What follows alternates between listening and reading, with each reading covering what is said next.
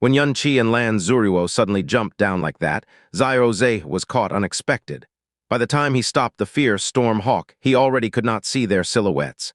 HMPH, they must be crazy. Even if it was me, I would be smashed into pulp if I jumped down from this height. But that brat was hit by the poison fire rod, so he is already doomed to die. The ground below seemed to be a vast area of wilderness. Within the calm atmosphere permeated a foreboding sense of danger. He was certain the two people who jumped down were doomed to die. However, Xianxia took everything from his sect's treasury, so he may have an item with enough spatial capacity to contain all those stolen items. Xianxia's life or death did not matter. What was more important was finding his sect's treasures. In the fastest speed possible, Xiaozhe plunged straight down. As soon as he dropped, he received a violent attack from a wild, true, profound beast. He struck out his palm to swiftly eliminate it, but he didn't expect that his attack would accidentally pierce a hornet's nest. A large group of true, profound beasts started to roar from all around, forcing him to have no other choice but to quickly flee in fear. The wilderness stretched for hundreds of miles. For more than 4 hours, Xiaozhe searched like a fly without its head. Yet he did not find the slightest trace of their presence even after continuously searching till the sky had turned completely dark. The profound beast population here was unexpectedly dense, and most of them had a ferociously violent temperament. Despite searching for only 4 hours, he had already suffered dozens of attacks. Included amongst them was even a low-level Earth Profound Realm Profound beast. Even though he managed to escape by relying on his fierce storm hawk, his entire body was still covered with a layer of cold sweat. This area's aggressive profound beasts were abnormally dense. Enough time had passed for these aggressive beasts to devour Xianxia's corpse till not a speck remained, which would make it impossible to find him. As he thought to hear, despite having a belly full of gloom, Xiaozhe had no choice but give up his search as he steered the fierce storm hawk towards the direction of New Moon City. For Xianxia to allow Lan Xueruo to hug him and jump down together was definitely not a choice made out of desperation. Instead, it was because if they didn't, they would have definitely died in the hands of Xiaozhe. But if they did jump, they would definitely survive, because there was Jasmine. "Are you mad?" Xianxia's actions gave Jasmine a big shock. As his body quickly plunged downwards, the other soft and warm body was firmly hugging him. However, he had no time to enjoy this kind of wonderful sensation. He raised his left hand, and 7 different kinds of medicinal herbs quickly appeared within the gentle grasp of his palm. Under his light grip, the 7 medicinal herbs turned into a single pill after being refined by the sky poison pearl. He then slapped the medicinal pill into his mouth with effort and forcefully swallowed it down. After that, he finally spoke to Jasmine in a hurry. "Jasmine, you mustn't try to save me, or else you'll die. For now, try to lend me a portion of your power, enough for me to use the profound floating technique." After killing the flame dragon, the powerful poison in Jasmine's body made her incapable of using her powers for 3 months. However, if a small portion of her power was lent to Xianxia without her personally releasing it, the rebound effects would definitely be decreased by quite a lot. However, profound floating technique. Don't you know that in order to use the profound floating technique, your strength needs to at least be at the sky profound realm? With your current body, how can it be possible for you to withstand this sky profound ability? If it goes wrong within a few moments of activation, your profound veins would immediately rupture. Don't forget, my current profound veins are the evil god's profound veins. I believe that they won't be destroyed so easily. Also, I don't need to use it for long. Just the few seconds right before we hit the ground is enough. Beside his ear, the sound of the wind was becoming more and more acute. The sight of the scenery beneath them also rapidly enlarged at a quicker rate. Lan Xueruo's eyes were tightly closed as her arms subconsciously tightened while holding on to Xianxia. This was not only for his protection, but more out of subconscious fear. His consciousness slackened, but Xianxia firmly kept his eyes wide open as he focused on the view beneath him. The assaulting wind pressure under his feet distinctively changed, which meant that he was already very close to the surface of the earth. Within a few breaths, they would fiercely smash into the ground. "Jasmine!" Following the shout he had yelled in his mind, an incomparably large power started to wildly fill into his profound veins. It was an enormous power which made him feel that he could control space, and even a force powerful enough to instantly burst his profound veins. Xianxia opened his eyes wide, and his eyes instantly sharpened. He started to release this profound power without reservation. A portion was sent against the airstream below, and the other portion was made to protect the area around his body. Suddenly, as though they were caught by something, the speed of his and Lan Xueruo's fall greatly decreased. It became more and more slow, more and more slow. But for these short breaths of time, even for the power of the sky profound realm, it was fundamentally impossible for it to completely negate such an excessive falling force. The moment right before smashing to the ground, their falling speed was still quite fast. Xianxia grasped the Lan Xueruo's arm without hesitation and forcibly pushed her tender body upwards. Lan Xueruo immediately opened her eyes and saw the slight smile that lingered at the corner of Xianxia's lips. However, that smile gradually faded into the distance before her eyes. At that moment, she felt as if her heart was severely impacted by something that was warm yet bitter. She opened her lips, but it was already too late to make a sound. Bang!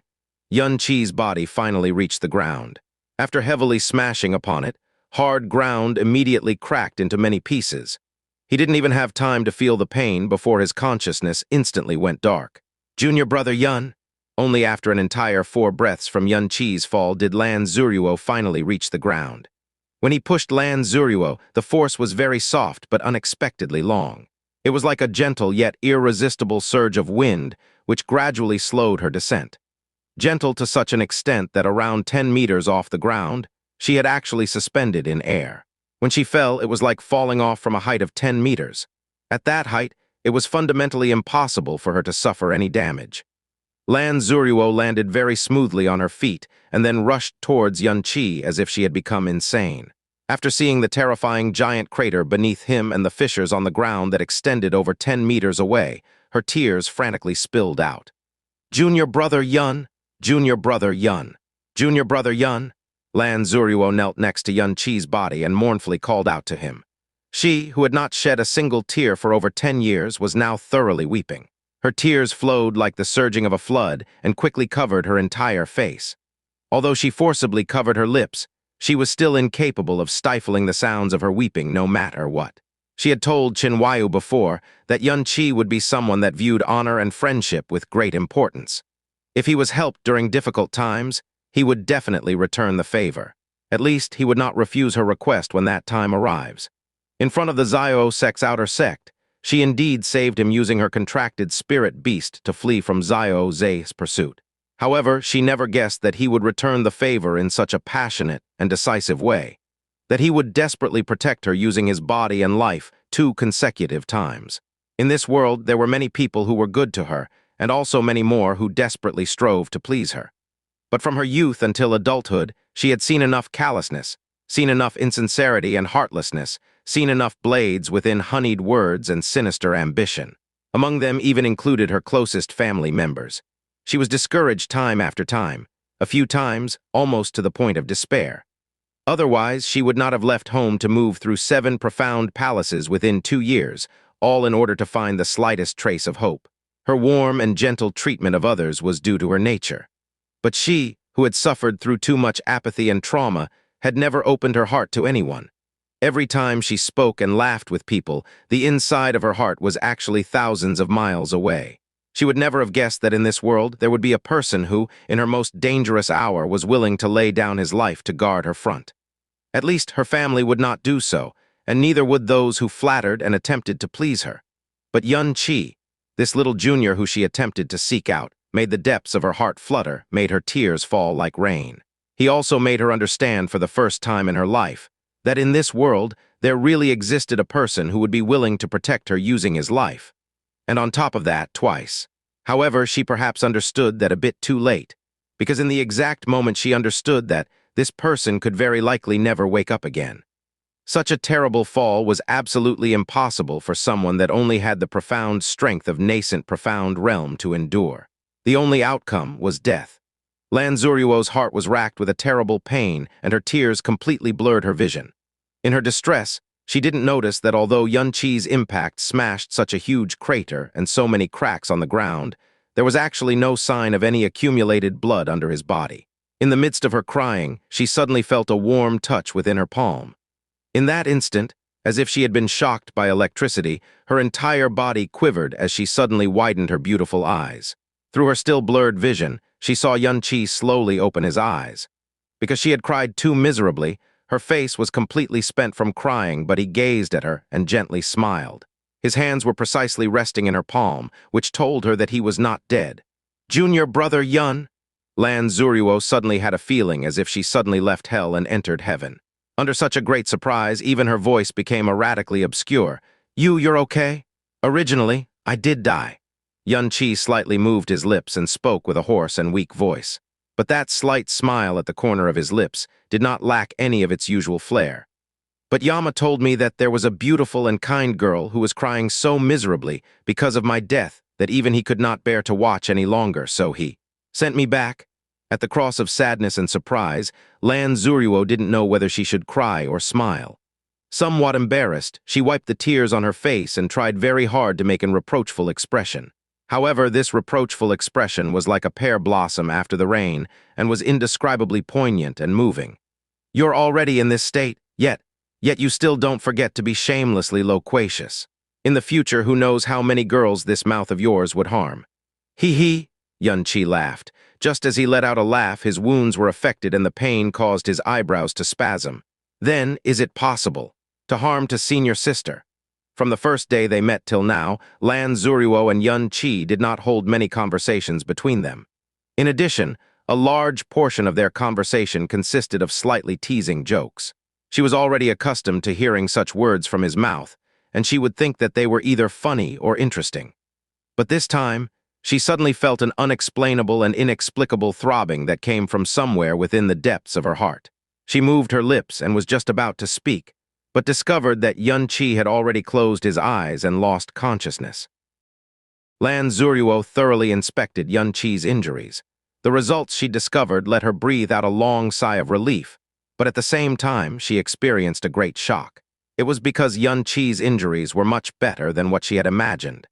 His shoulder suffered such a severe wound, yet it had already stopped bleeding and showed no signs of it worsening. Instead, it was mending together with an extremely shocking speed that was visually discernible with the naked eye. There were countless other wounds on his body, but they were all light injuries. His body was in a state of weakness, but it was also only weakness. There were no injuries to the essentials, and the internal injuries were also very insignificant. Even though he fell from such a high place, he still pushed her in the other direction with all his strength, which caused him to plummet even faster. To sustain injuries to such an extent was something completely unfathomable. As she lifted Yun-Chi up from the ground, she carried him to a nearby soft grass turf and laid him down. This was the first time she had held a man's body. She held him very carefully, accompanied by uncontrollably disordered heartbeats. Then she quietly guarded beside him and waited for him to wake up once more. This was a mountainous region. Innumerable hills that weren't too tall spread throughout the entire field of vision. Even though the area was gushing with greenery, it emitted a kind of extremely desolate air. From far away, drawn-out roars of profound beasts could be frequently heard. This also caused Lan Xueruo to stand guard by Yun-Chi's side, and not dare to be even half a step away from him, to prevent any profound beasts from approaching and harming Yun-Chi. After more than 1 hour had passed, the corner of her brow suddenly flickered as she looked toward her right. In her vision, 5 people were currently walking here, 3 adults and 2 children. These 3 men appeared to be around 30 or 40 years old, and they appeared to be fiendish-looking. They wore the same kind of light armor. The exposed muscles were dark and coarse. Clearly, they were people that frequently operated outside. The one who appeared to be the oldest had a large, tall frame with a ferocious-looking face, while a huge broadaxe rested on his shoulders. In contrast, the youngest-looking one had a skinny frame. His facial features resembled that of a monkey with a sharp, angled mouth, and he dragged a giant iron club that was over 1 meter long. The last one had a face resembling a horse and also carried a giant iron club.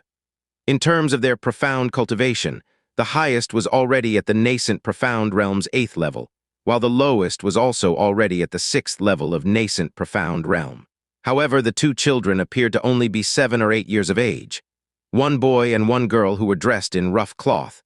What was eye-catching was a very shallow red mark present on their foreheads. Its shape was like a cluster of burning flames. Each of their arms were separately dragged by 1 person, who walked them forward step by step. Tear stains that hadn't dried up yet could clearly be seen on their faces. As soon as Lan Xueruo saw them, they also saw Lan Xueruo. Almost unanimously, the three men stopped their feet at the same time. Their eyes tightly locked onto Lan Xueruo and glinted like that of ferocious wolves. Quick, look quick, that girl over there. There was actually such a good-looking girl. SSSS. I've never seen a woman this beautiful in my entire life. The horse-faced man spoke while his drool uncontrollably flowed down in a continuous stream. The sharp-mouthed man was even more so unabashed. Both of his legs tightly clamped up together as his entire body trembled. She's virtually 100 times prettier than the goddesses in this daddy's dreams. My legs are even about to give in. If we capture her to be our captain's bride, the captain would definitely go crazy with happiness and may even grant us a vice-captain position. Are you seeking stupid? The broad-axe man smacked the sharp-mouthed man on the neck. He then heavily licked the corner of his own mouth as his eyes revealed an obscene glint. If we brought this girl back, Captain would definitely engage in activity every night. What would there be left for us? Tusk to meet such a beautiful girl in this place. That's simply a reward sent to us by the heavens. The sharp-mouthed man's eyes suddenly shone, and his two legs shivered even more intensely. He continuously nodded non-stop. Right, big bro is right. Then what are we waiting for? However, while this beautiful girl only looks to be 18 or 19, she actually has the cultivation of the nascent profound realm rank 8. The broad-axe man frowned a little. What, nascent profound realm rank 8? Both the sharp-mouthed man and horse-faced man were immensely shocked. To have such a strong cultivation at such a young age, she might actually be some great family's disciple, or may even be on the level of a genius. If we act and the family behind her back by chance finds out, Tusk, look at how unpromising you are. The broad-axe man glanced at him disdainfully. He then licked his lips and laughed obscenely. When have we, the Black Demon Mercenary Group, ever not lived a day on the blade's edge? And who have we ever been scared of? Don't even mention that she might be a disciple from some big family. Since she has met us, even if she's the current emperor's daughter, we'll still engage without reserve. Tut, to be able to enjoy such an otherworldly beautiful woman that can't even be imagined in one's dreams. It's worth it even if we die right after. The sharp-mouthed man and horse-faced man were both nodding like a chick pecking rice, and were excited to the extent that they almost forgot how to walk properly even though their voices were low. It was enough to be heard clearly by the two children they dragged along in their hands. Terrified and worried expressions revealed on their faces. The small boy held his breath, then suddenly loudly shouted out, "Big sister, quickly run! They're bad people, they want to harm you!" Ah! Sent onto the ground with a kick from the horse-faced man, the small boy let out a painful scream. The little girl hurriedly ran over to help him up, and then started to cry whilst hugging him. The little boy's voice, and the scene that came after, was completely seen and heard by Lan Xueruo. She slightly frowned and stood up from the ground. But now the broad-axe man and sharp-mouthed man had already approached and stood in front of her with faces that brimmed with indecent smiles. The sharp-mouthed man's eyes revealed an obscene light that couldn't be any more obvious. Rubbing of both his hands' fingers together, it was clear that he could not wait much longer. If not out of fear of the opponent's profound cultivation that was at the 8th level of nascent profound realm, he would have already swan-dived over. "Little sister, why are you here by yourself? Are you lost? Want this big brother to take you away from here?" Lan Xueruo had faced similar gazes and demeanors many times before. However, this was the first time someone had been so blatant about it, without making an effort to conceal it in the slightest. The reason was very obvious. It was because this was the wilderness. In addition, she was alone by herself. Deep disgust exhibited from between her eyebrows as she answered in an indifferent tone, "Release those two children, then scram." Even if the young boy had not screamed earlier, she still could tell with a glance that those two children were forcefully kidnapped by them. "Yo," the broad-axe man laughed. "Not only is this girl beautiful, she's pretty gutsy too. Us brothers here can properly refresh ourselves this time, hey. Big sister, quickly run, they're bad people, really strong bad people. Run." Ah, the little boy shouted at Lan Xueruo once more, but was again slapped onto the ground by the horse-faced man who viciously spoke. "Damn little brat, behave yourself. If it weren't for the fact that you still have a little bit of value, this daddy would have ripped you into pieces long ago. If you dare to shout again, you better believe that this daddy will rip your mouth off first." The boy and girl tightly hugged each other. Fear could be seen in their eyes as their entire body trembled from head to toe.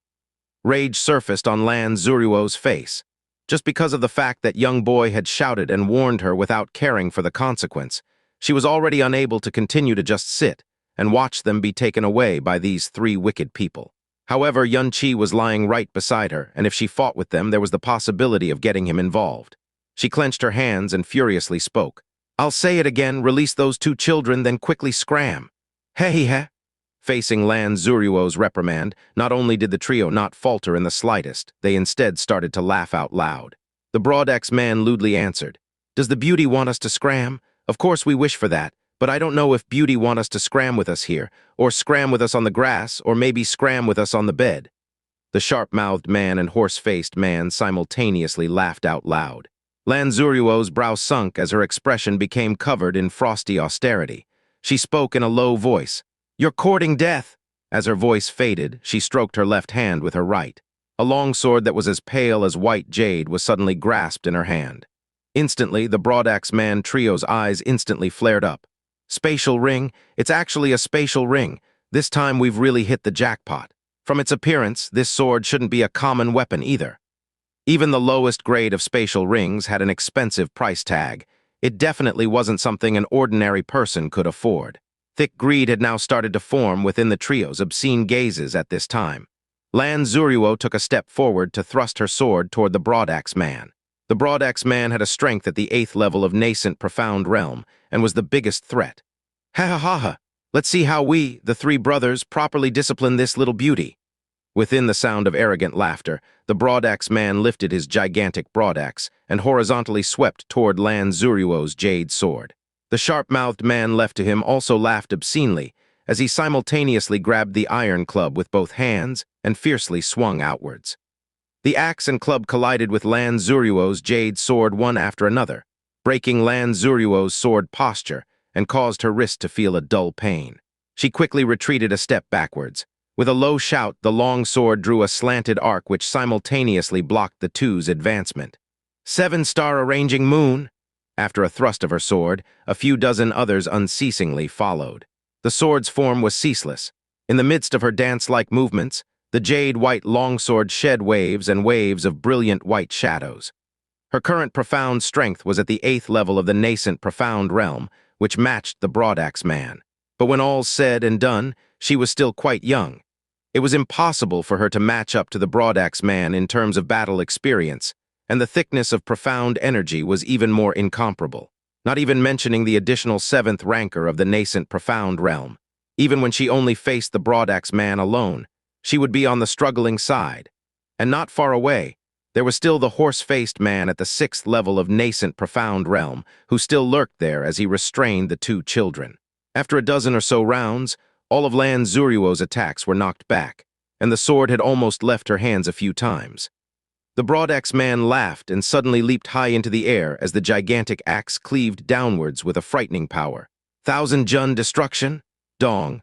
Lan Xueruo's sword posture had almost been blown apart in an instant. Her entire body quivered as she consecutively retreated 5 steps back. Her right arm faintly trembled as the longsword almost slipped out of her hand once more. "Hey, big bro is awesome." The sharp-mouthed man bootlickingly flattered and then smiled obscenely. "Little beauty, you should just obediently embrace us. If we keep on fighting and accidentally damage your beautiful body, tut-tut, that would simply be a waste." Lan Xueruo's chest heaved up and down, yet her expression was completely undisturbed. She extended her hand to grasp the gemstone beaded necklace she had always wore and lightly pulled it off. The moment the gemstone beaded necklace left her snow-white nape, the aura of her profound energy instantly surged. Unexpectedly, her charming eyes gradually revealed a saintly golden color. As she slowly lifted the jade sword in her hands, a distinct layer of golden light enveloped the snow-white body of the sword. In an instant, Lan Xueruo's composure underwent an enormous change. The smiles on the faces of the Broadaxe man and the sharp-mouthed man vanished instantaneously when they suddenly felt a suffocating pressure from the unrivaled beauty in front of them. "Boss, what's going on?" The sharp-mouthed man felt something wrong about the atmosphere. The words had barely left his lips when a blade of white gold light flashed from the side of his eye. Lan Xueruo's sword lifted up once more and thrust straight for his chest. A strike without any fanciful movements, yet its aura was clearly stronger than the previous one by several folds. The sharp-mouthed man was paralyzed momentarily due to the stifling strength of her aura, but after that, he swung his iron club and hurriedly parried her attack. With a resounding clash, the sharp-mouthed man's iron club was sent flying as the jade sword that was encased in golden light ruthlessly stabbed into his body. Due to the intense power of her strike, the white jade longsword bent for a split second to then immediately straighten once more. Subsequently, an explosion erupted. Its monstrous power had caused the sharp-mouthed man to fly into the air and roll a few dozen meters away. Had she used the sword's edge instead of the sword's body, the sharp-mouthed man would have undoubtedly been sliced through his middle. This scene caused the complexions on the broadaxe man and the horse-faced man to suddenly change color. Before they could utter a single sound, Lan Xueruo's beautiful silhouette was already rushing towards the broadaxe man. Her sword slanted to thrust straight towards his shoulder.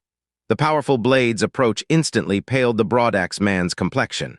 With nowhere to escape to, he mustered all of his body's profound energy at once. As he tightly clutched the broadaxe with both hands, he gave out a low roar and clashed against Lan Xueruo's longsword with a smash. Bang! Carrying an ear-piercing sound of colliding metal, the broad axe met the jade sword and caused the broadaxe man to sink to the ground. Under the suppression of such an enormous pressure, both his feet immediately sank into the mire beneath. Lan Xueruo's sword momentarily paused, but afterwards, her sword exploded once more to then ruthlessly swept onto the broadaxe man's chest. With a crash, the broadaxe man's body rolled a few dozen meters away like a rolling gourd, and the axe in his hand had also been flung away. After spinning many rounds in the air, it came to land at the feet of the horse-faced man, causing him to tremble in fright as he backed away in panic.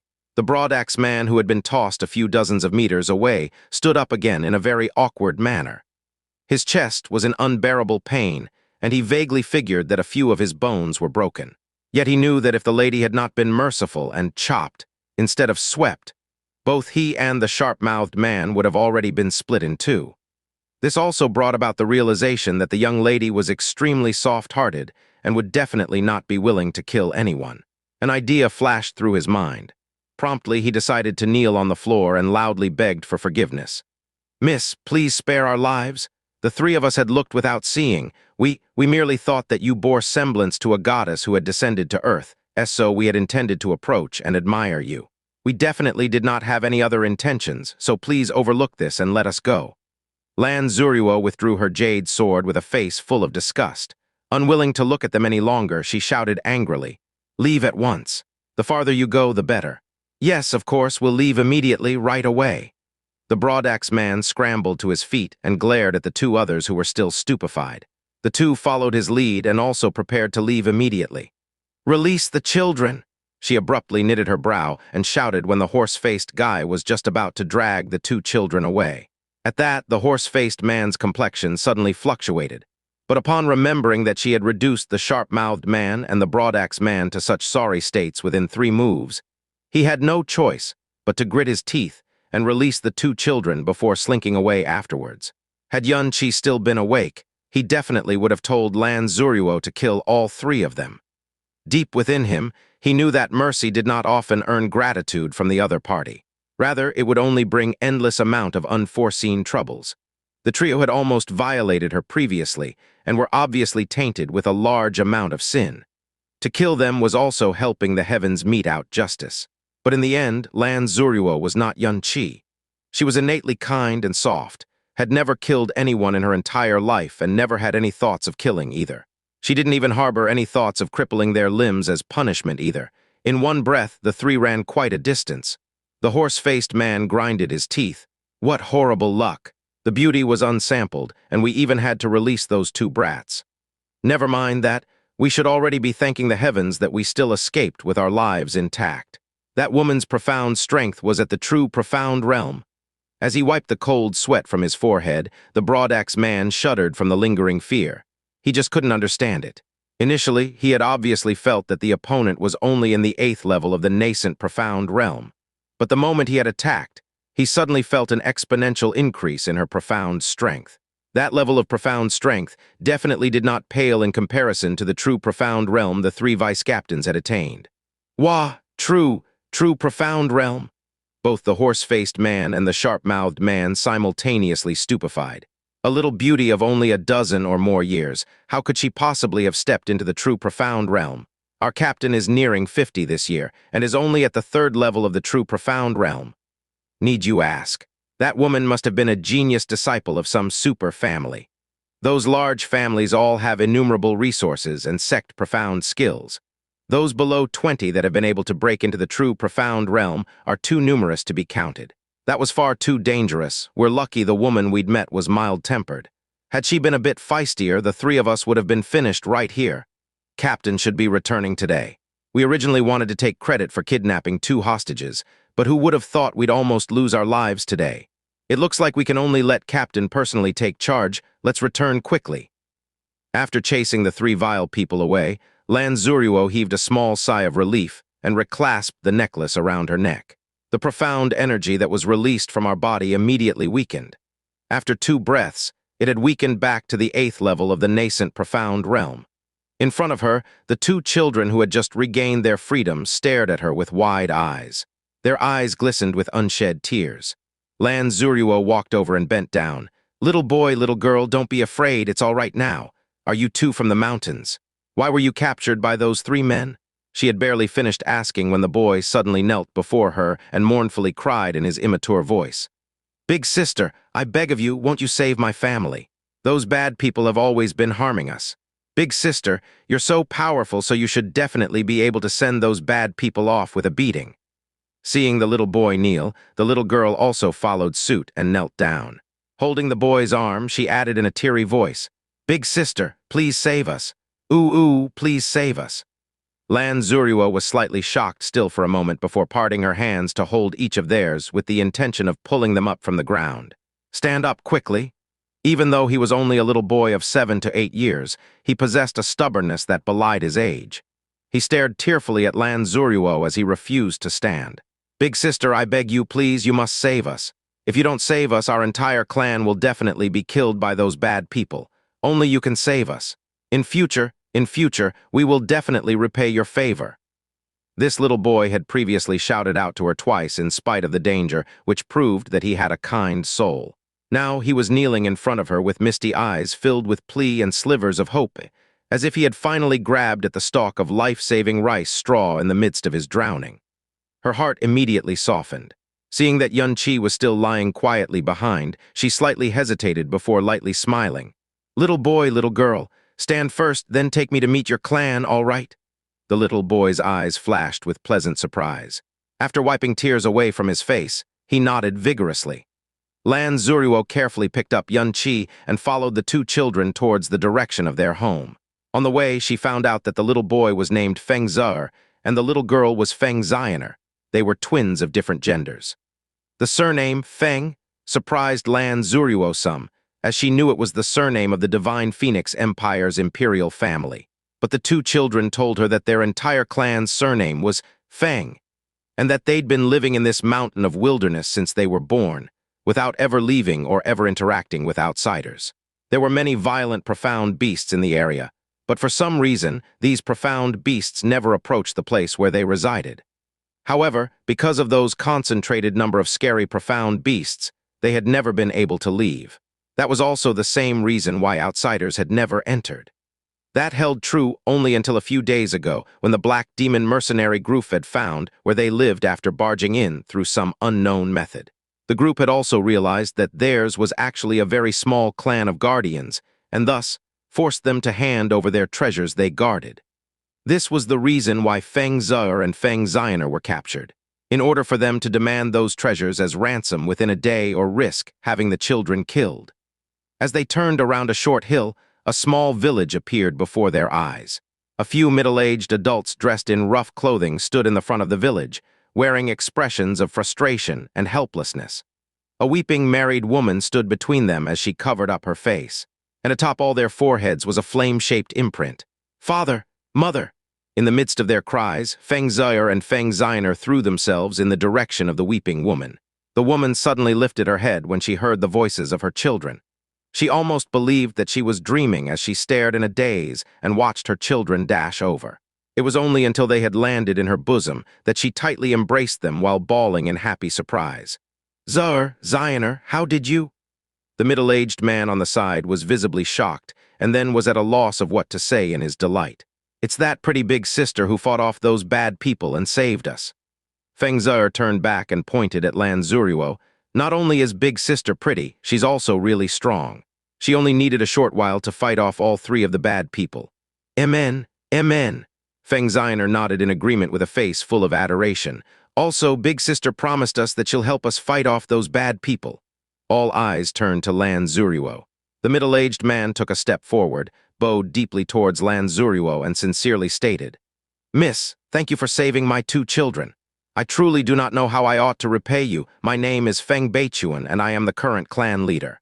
This is my wife Feng Keiyan. It's no problem at all. I just happened to pass by and it required little effort. Lan Xueruo said politely. The man in front of her was 34 years old. His appearance and the clothes he wore were humble, and the space between his brows revealed a faint touch of elegance and calm. The flame imprint upon his forehead appeared to be especially clear, but as the leader of the clan, his profound strength was only at the 10th level of the elementary profound realm. With respect to his age, this degree of profound strength was indeed too low.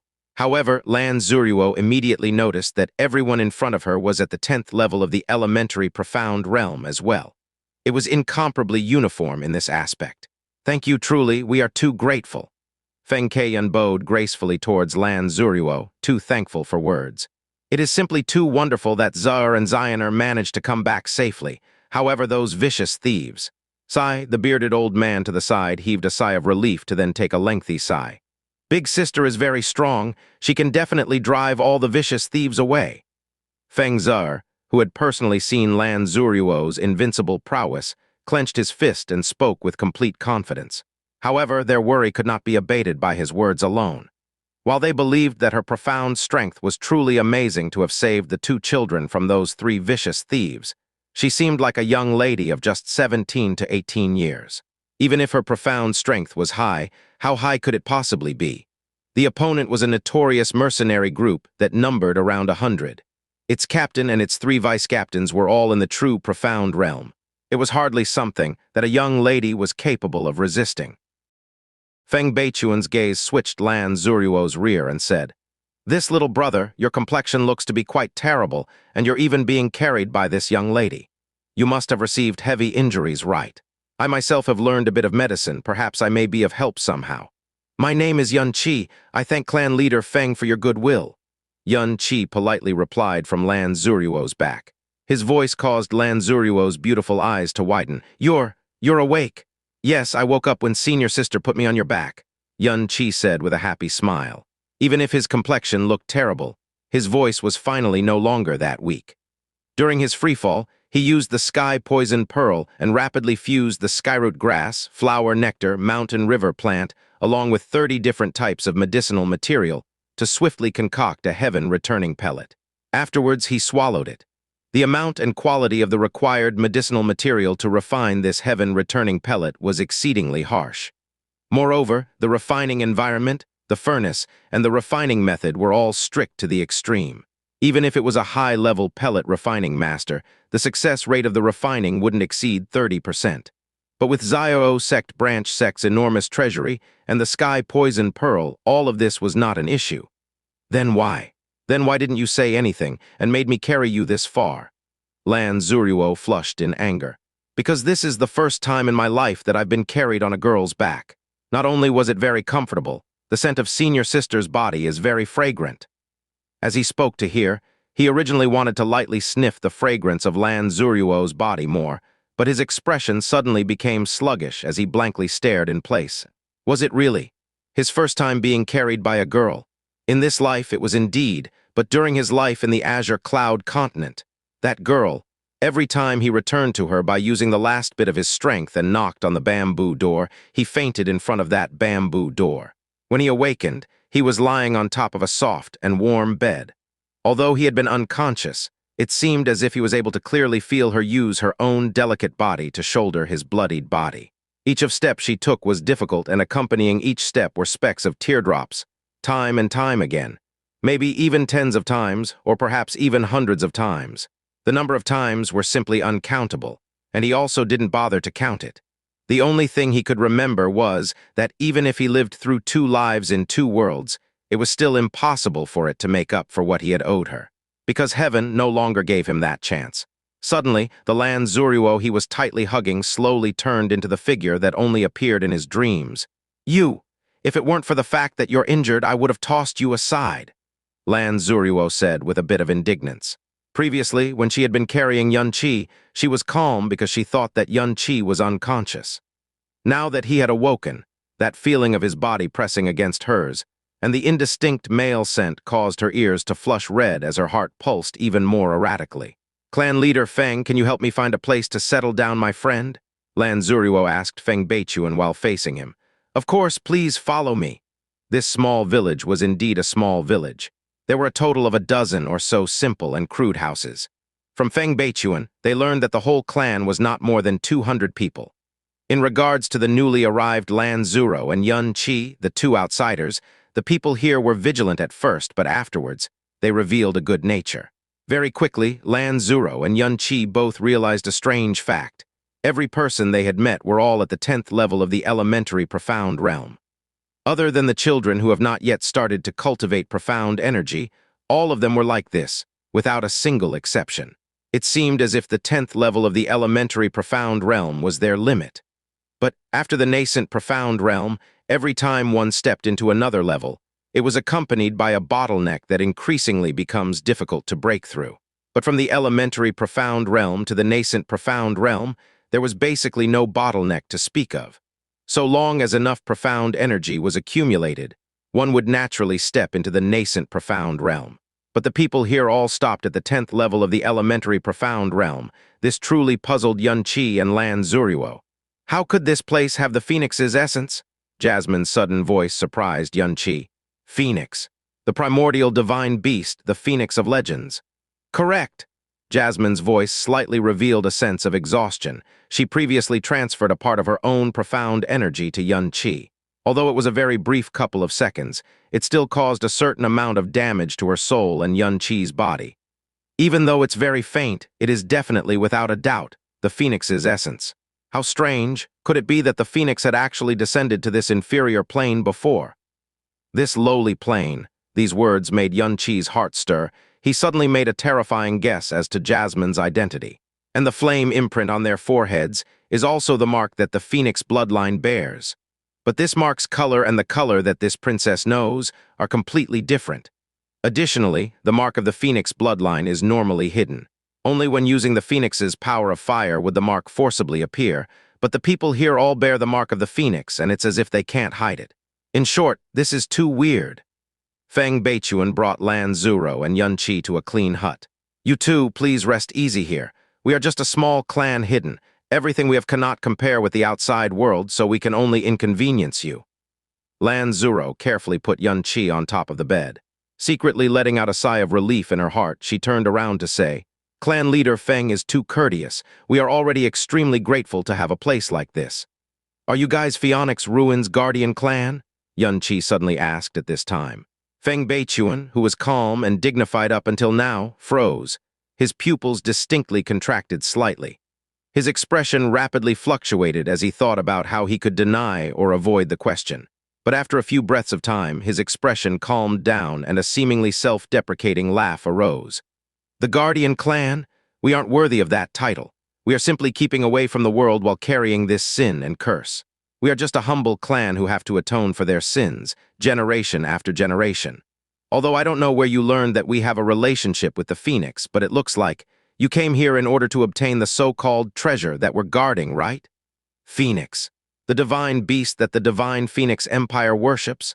As the flabbergasted Lan Xueruo looked at Xianxia and Feng Beichuan, her brain momentarily stopped working. "No, you misunderstood." Xianxia took a breath.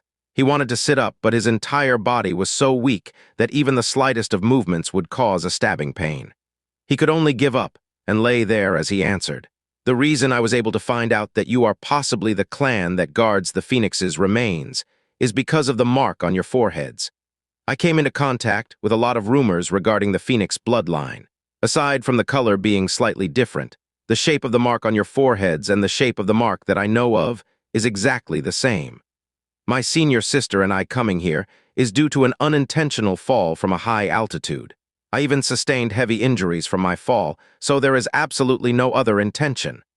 The injuries on Yun Qi's body wholeheartedly convinced Feng Beichuan. After all, no one would be crazy enough to come after their treasure with such heavy injuries.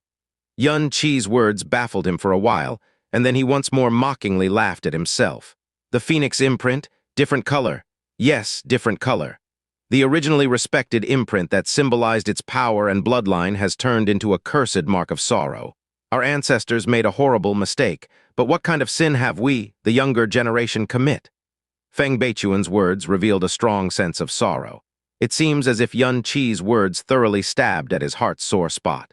A cursed mark? Yun Qi's heart pounded. The blood mark, how could it turn into a cursed mark? Wait, maybe the reason their profound cultivation was limited to the 10th level of the elementary profound realm was because of this cursed mark Feng Beichuan spoke of.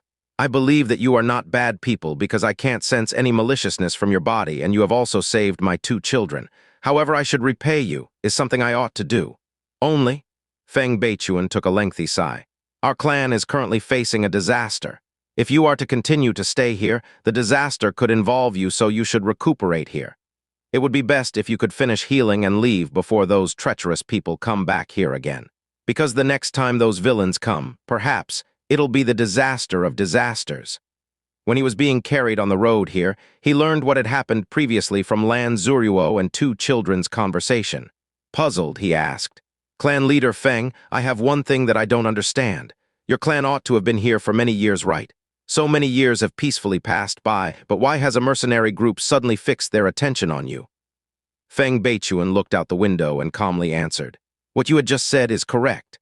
Our clan has already existed for many years and was even prosperous for a period of time.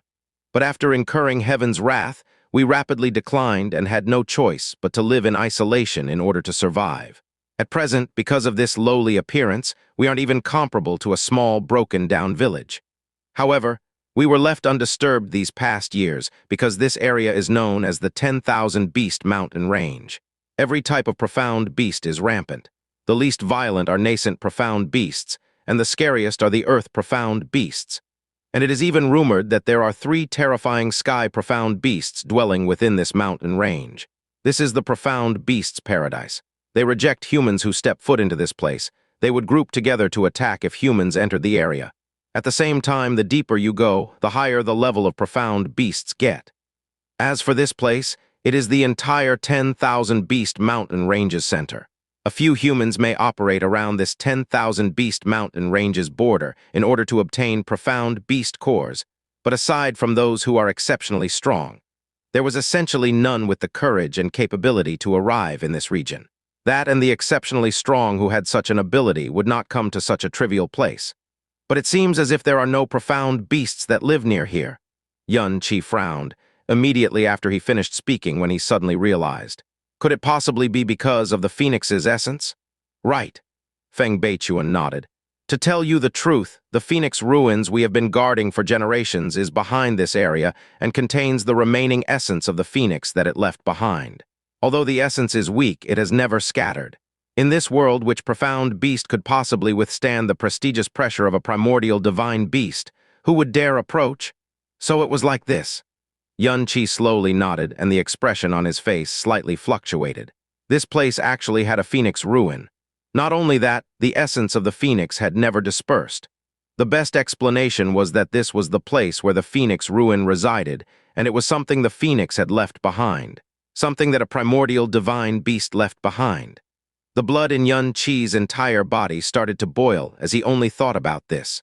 One could imagine how large of a sensation would occur if word of a Phoenix ruin being here were to spread. Since this is the case, then how did those vicious people who wished to seize the thing you're guarding enter? Questioned Yun Qi. It was absolutely impossible for a normal mercenary group to have the strength to face spirit-profound beasts, and even more so Earthrealm profound beasts. Forget about 100 people, even if the scale was 10 times larger. Encountering an Earthrealm profound beast would definitely result in a complete wipeout.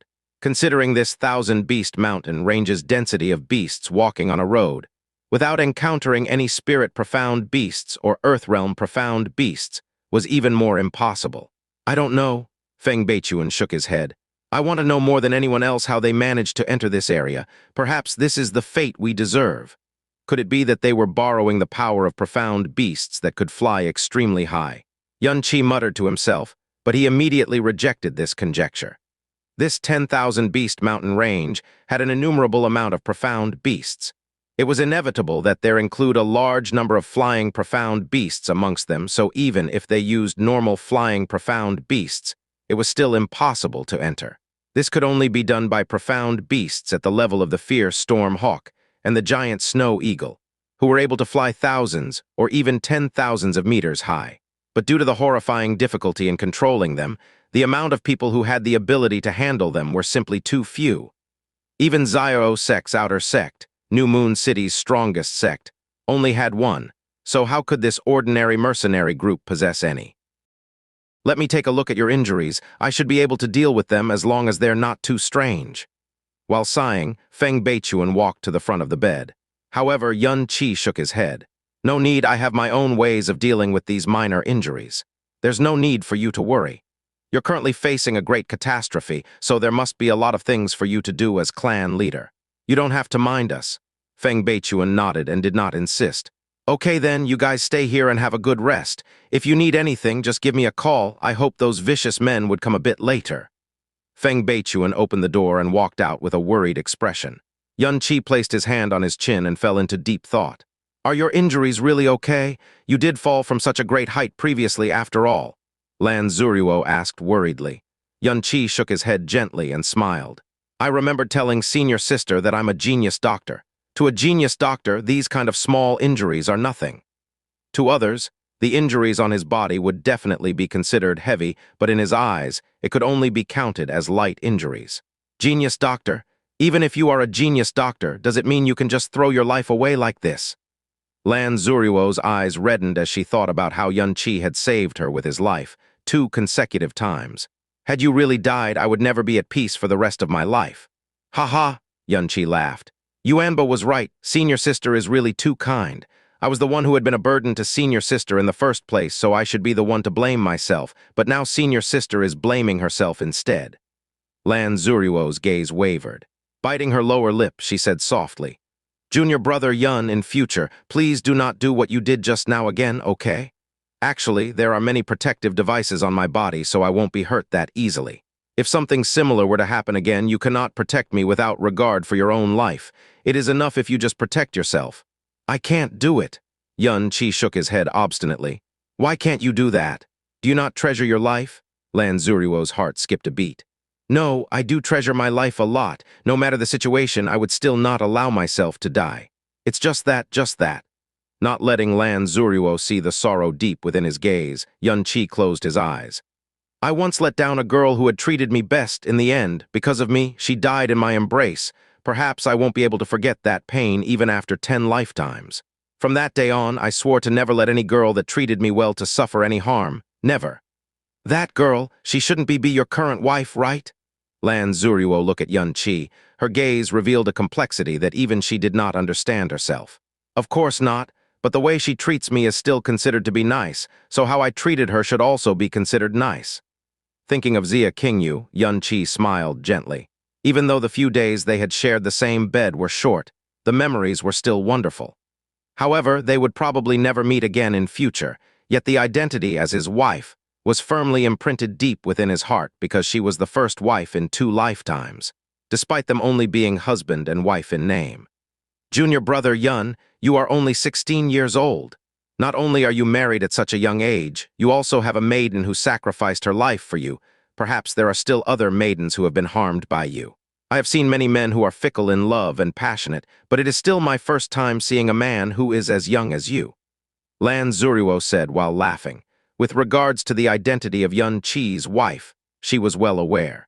That was because she had sent someone to New Moon City to investigate Yun Qi's entire background. The fact of his wife Xia Qingyu being a disciple of Frozen Cloud Asgard was well known by everyone in Floating Cloud City. This also let the Xia family she was a part of to indistinctively become a giant figure in floating cloud city that no one dared to provoke. After all, within the four major sects, Frozen Cloud Asgard had the least disciples, but they were well known to protect their own. Xianxia smiled, but declined to comment as he asked in reply, "Then does senior sister have someone she likes?" "Me? Of course not, as if senior sister is like you, womanizing everywhere at such a young age." Lan Xueruo pursed her lips and laughed. "Phew, how lucky that you don't have one, else I would have died from sadness." Xianxia heaved a small sigh of relief, and even his expression loosened up quite a bit. "You little brat, I didn't wrong you when I said you were fickle about love." Lan Xueruo stuck up her nose to give a face of rebuke. After that, she raised her attractive face as her expression wore a slightly wishful longing. "The one your senior sister wants to marry in the future will certainly be the unrivaled hero that is able to conquer the world. A fickle-minded brat like you is not my cup of tea at all. Besides, you're already married." Xianxia, "Have a good rest. Little Snow is too tired from the previous flight. It has exhausted all its strength and may have to go into slumber for quite some time. We can leave as soon as it awakens. As for the people here, I have already promised the two little fellows that I will help them within the limits of my power." After speaking with Xianxia for a while, she could clearly feel that he was straining himself, and thus, she didn't continue to disturb him. After walking out, she gently closed the door. "Interested in the thing they're guarding?" Jasmine suddenly asked once Lan Xueruo had left. "Of course," Xianxia replied with his eyes closed. "Since the essence of the Phoenix is here, there's a great possibility that it is something that the Phoenix had left behind. The Phoenix, a primordial divine beast. Even if it's a feather, it will also be of the divine profound grade. Now that outsiders have found out about this place, even if they don't obtain what they're protecting, there is still a high possibility that they would spread news about this place. When that time comes, who knows whose hands it would land into? HMPH, how can a mere mortal dabble in something that belongs to a primordial divine beast?" Jasmine coldly snorted in disdain and then spoke no longer, as if she was giving a kind warning to Xianxia. In the midst of silence, Xianxia checked the injuries on his body before immersing his consciousness into the sky-poisoned pearl to find a dozen or more herbs. After fusing them for a while, he obtained a lump of pitch-black gelatinous substance. He evenly rubbed it on top of his left shoulder before closing his eyes and falling fast asleep. When Xianxia woke up again, it was already the afternoon of the second day. He was woken by the chaotic noises that came from outside. "If you're smart, then quickly undo the seal at the back mountain. You are the guardian family here, you would surely have a way to undo it. Don't make us force you to do it," came a boorish and violent voice which carried an extremely vicious and threatening menace. "That seal has always been there, and we honestly have no idea what it is, much less the way to undo it. We are but a small clan that lives here in seclusion. If we did indeed have some sort of treasure, why would our clan be reduced to such a pitiful state?" That was Feng Beichuan's voice. "Ha, do you think we're 3-year-olds? Who would believe your lies? Today our captain and vice-captain have both came personally. If you continue to play dumb, see if we'll wipe out your entire clan." These voices, could they be? Xianxia instantly sat up from his bed. Although his left shoulder was still hurting and not as flexible when he moved it, it was much better compared to yesterday. Most of the small injuries on his body were almost half-healed, and his body was no longer as weak as it was yesterday. At least he had no problem walking normally now. Just as he wanted to get down the bed, the room's door was pushed open, and Lan Xueruo hurriedly rushed in. Seeing that Xianxia was already awake, she anxiously said, "Not good, junior brother Yun, the Black Demon Mercenaries group actually came today. They've brought more than 100 men and completely barricaded the village entrance." "Why are they so fast?" Xianxia frowned. Clan leader Feng and the rest were also caught unprepared, but now the entire clan is taking precaution. Lan Xueruo's expression was filled with anxiety. At that moment, another wave of loud roar came from outside. "Is the little beauty from yesterday here? No treasure, that's fine too. Just hand out that little beauty first. Let us uncles enjoy ourselves first, and perhaps we'll even forget about the treasure, ha ha ha." A wave of laughter was heard from a distance. Xianxia's eyebrows locked in a frown. He suddenly understood why this Black Demon mercenary group had come over to attack so quickly. It was obvious that they, too, were uncertain if this place had any so-called treasure here. From the profound strength of the people here, anyone with who was sane would deduce that even if there was any sort of treasure, it wouldn't be that good anyway. But yesterday Lan Xueruo had fought 3 people from this mercenary group, and Lan Xueruo's beauty was so great that it shocked them into thinking that she was a celestial being. The reason why they rushed here was not for some kind of treasure, but rather Lan Xueruo. They were afraid that she would have left if they had come a bit later. This group of wicked people? Lan Xueruo nibbled her lips as her face flushed with anger. Junior brother Yun, you're still injured, so you should stay here and rest. Do not go out no matter what. I'll go teach them a lesson. If Lan Xueruo had immediately killed those 3 people yesterday, it wouldn't have resulted in such an impatient attack. But Yun Qi was unable to blame Lan Xueruo. After all, she was still a girl, and her heart was originally soft. He pulled Lan Xueruo back and asked with concentrated eyebrows, "What are the cultivation levels of the people in this mercenary group?" "There appears to be a requirement to enter. Every one of them are all above the elementary profound realm. The one with the lowest profound strength is at the first level of the nascent profound realm. There are more than 80 between the first and 5th level, and more than 30 of them are above the 5th level of nascent profound realm. Also, 4 more, who should be their captain and vice-captain, should have reached the true profound realm." Lan Xueruo replied as she creased her eyebrows. With such a lineup, it was basically impossible for Feng Beichuan and the others who were only at the 10th level of elementary profound to hold them back. True profound realm? Yun Qi sucked in a slight breath as the hand that held onto Lan Xueruo tightened. "No, you cannot go. You heard what they had yelled earlier. The motive for their visit is most likely for you. Let's not talk about over 100 people of the nascent profound realm. Just those true profound realm captains alone are not people we could handle. They have already barricaded the village's exit, so we won't be able to escape even if we wanted to. Furthermore, perhaps I can still deal with them with enough effort." As Lan Xueruo said that, she stretched out her hands and removed the pearl necklace on her neck.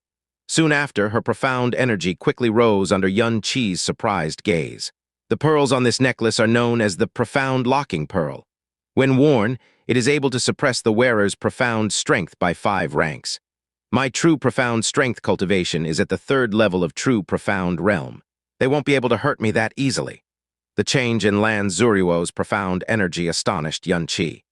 18 years old, at the 3rd level of true profound realm, this was a completely different and astonishing realm from Xiao Luocheng, who had been the #1 genius of New Moon City. He asked in amazement, "Senior sister, why did you?" "I chose to do it because I didn't want to attract too much attention. Anyways, you stay here and I'll think of an idea to bring you out of here." Even though Lan Xueruo had finished and was about to leave, she was pulled back again by Yun Qi. Even if senior sister has the strength of the true profound realm, the opponent has 4 people in the true profound realm. While I cannot say it for sure, their average level could also be higher than yours. If there isn't a way to get out of this, I will go out with you. The narrow valley path sandwiched between the walls of 2 mountains became the only gateway to this little village that was aloof from worldly affairs. Yet at this moment, this one and only gateway was firmly obstructed by a group of people emanating a wild, wolf-like aura. Each and every one of them sent a fierce and bantering look at the crowd that was overwhelmed with fear in front of them. I have already said many times, we are nothing but a normal little village. There is no so-called treasure, much less the person you are looking for. Feng Beichuan clenched his fist tightly as he tried to not let his anger erupt. Any single wicked person in front of them would be superior to anyone from their tribe. This was a group of villains that was simply impossible for them to oppose. A normal little village. Ha ha ha ha, would a normal little village be located in the heart of this 10,000 beast mountain range? Would it be guarding such a strange seal? In my eyes, you guys are clearly a wiltering guardian family. Following a wave of crazed laughter, a fierce-looking middle-aged man wearing a black cap walked out from the Black Demon mercenary group. The 3 men following behind him all had malicious smiles on their faces and gave out a profound aura strong enough to make Feng Beichuan pale. He looked askance at Feng Beichuan and sneered. "This daddy is the head here, Captain Black Demon of the Black Demon mercenary group. We don't have the slightest interest in massacring the rubbish, so I shall give you one last chance. All you need to do is hand over the treasure and the beauty, and I will swear on my title as captain that we will leave without touching a single person here. However, if you still fail to appreciate my kindness..." Black Demon swung the wolf-fanged mace in his hand and laughed maliciously. "We don't mind killing another 100 more people." Low cries of dismay resounded. Everyone who was behind Feng Beichuan had faces full of anger and fear. Some small children cowered in their mother's embrace while trembling and cried out loud out of fear. Some of the elderlies were trembling out of anger as they continuously raged.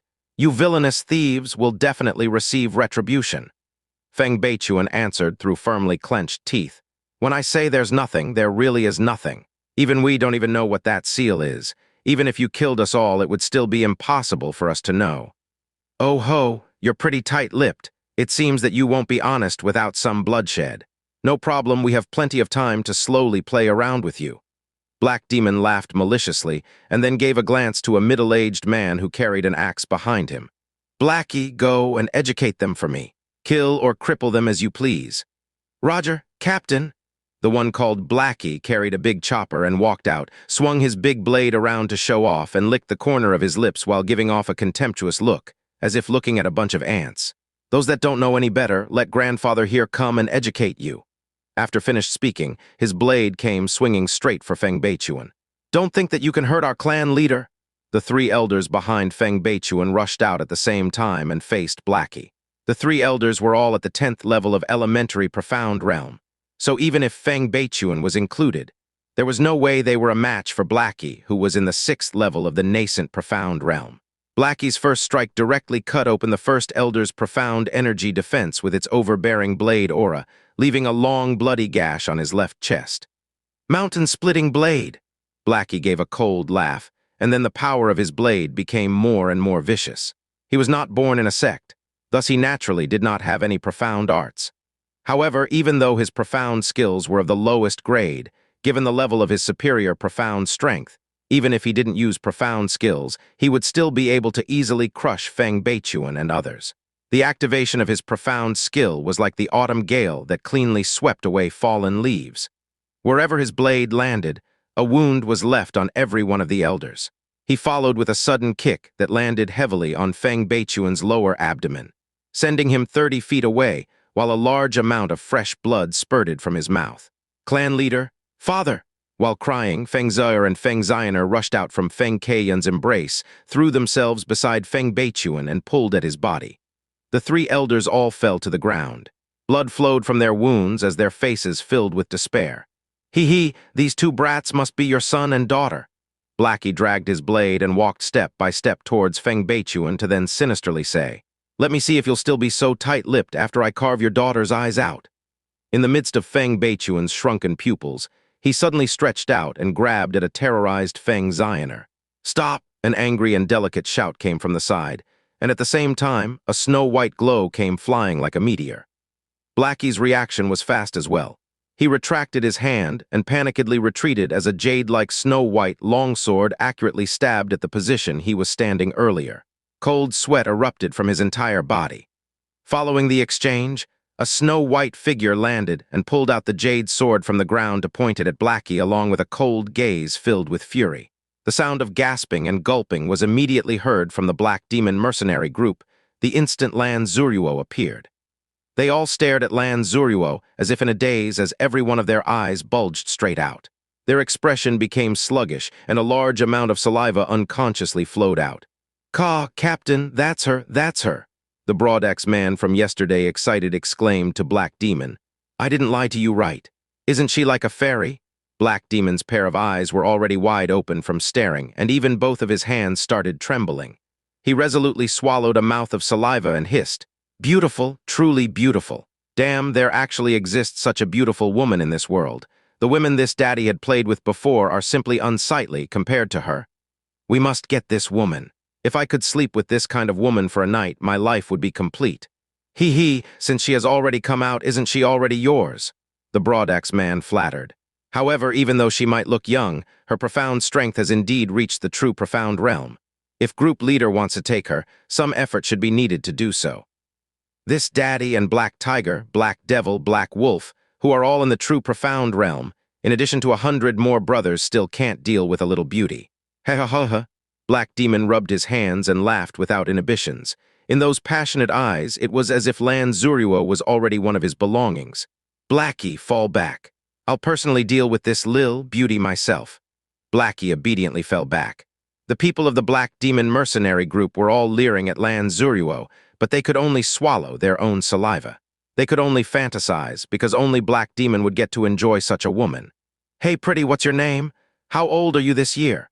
Black Demon lecherously asked, while carrying his wolf-fanged mace and revealing a mouth of disgusting, huge yellow teeth. The profound strength aura emitted from Black Demon's body made Lan Xueruo tighten her eyebrows. Third level of the true profound realm, he was on the same level as her. She took a silent breath. Her expression remained indifferent as she coldly shouted, "You guys are a mercenary group. You merely do jobs after taking commissions from people. You are not a bandit group.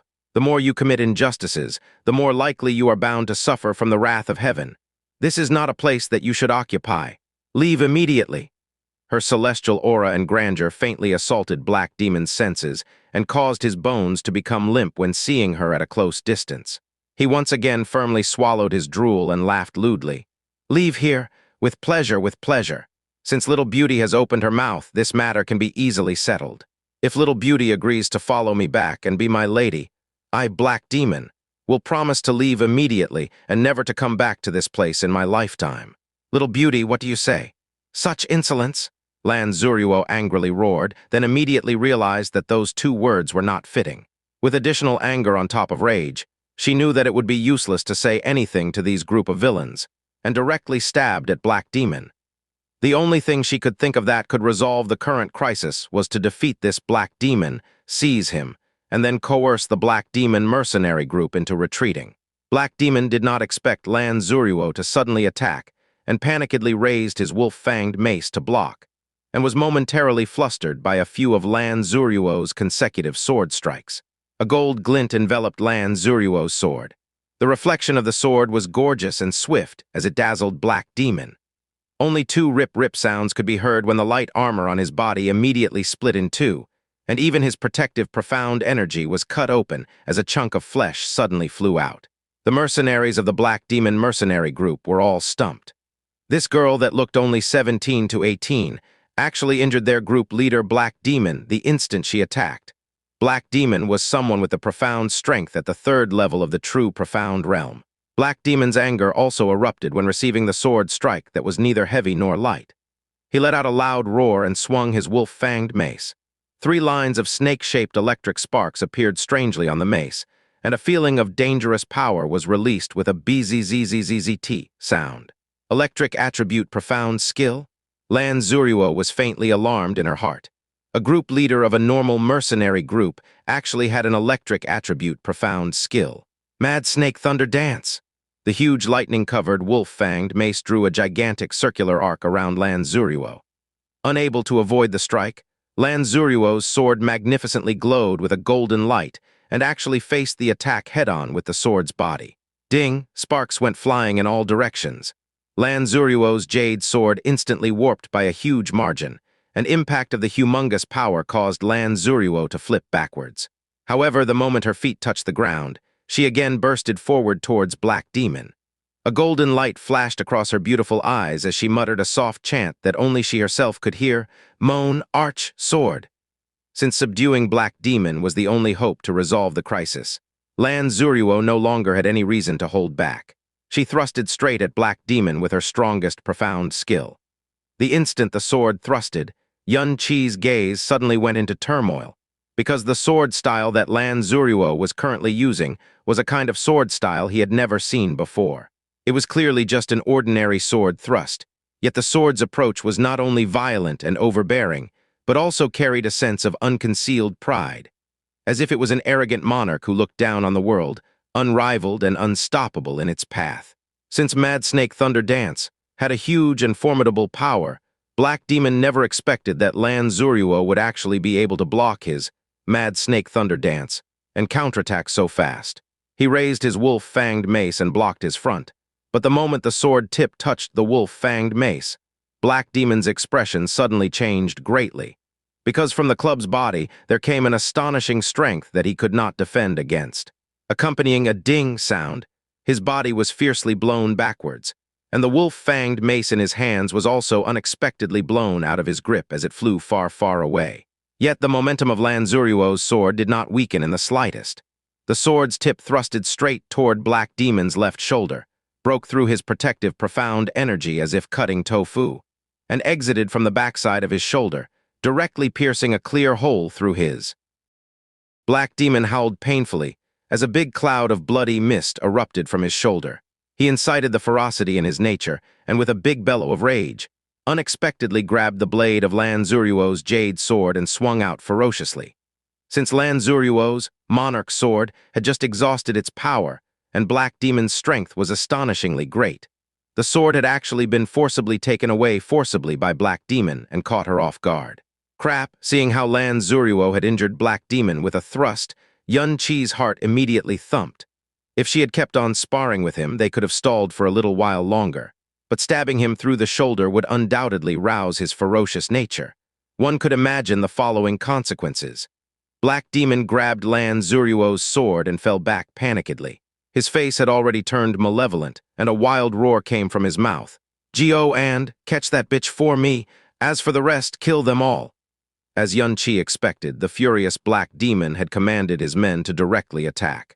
Momentarily, the Black Demon mercenary group that had been waiting for quite a while grabbed their weapons and rushed up while roaring. The three vice-captains started attacking Lan Xueruo as well. If they were to rush up here, who knows how many here would be killed or injured. Xianxia did not dare to hesitate.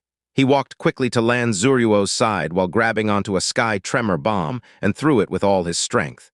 Boom! As the sky tremor bomb landed, it released a huge boom, as if thunder had descended to Earth. The explosion blasted away the dozen or more Black Demon mercenaries who had rushed at the frontmost lines, and they laid on the floor whilst whimpering in pain. 6 of them had both of their legs blown away. 3 of them had the flesh of their entire body turned into paste, while the rest suffered from different degrees of damage. The Black Demon mercenary group that had just begun to rush in paused momentarily. All of their expressions became lifeless as they stared at the big hole that had been blasted open.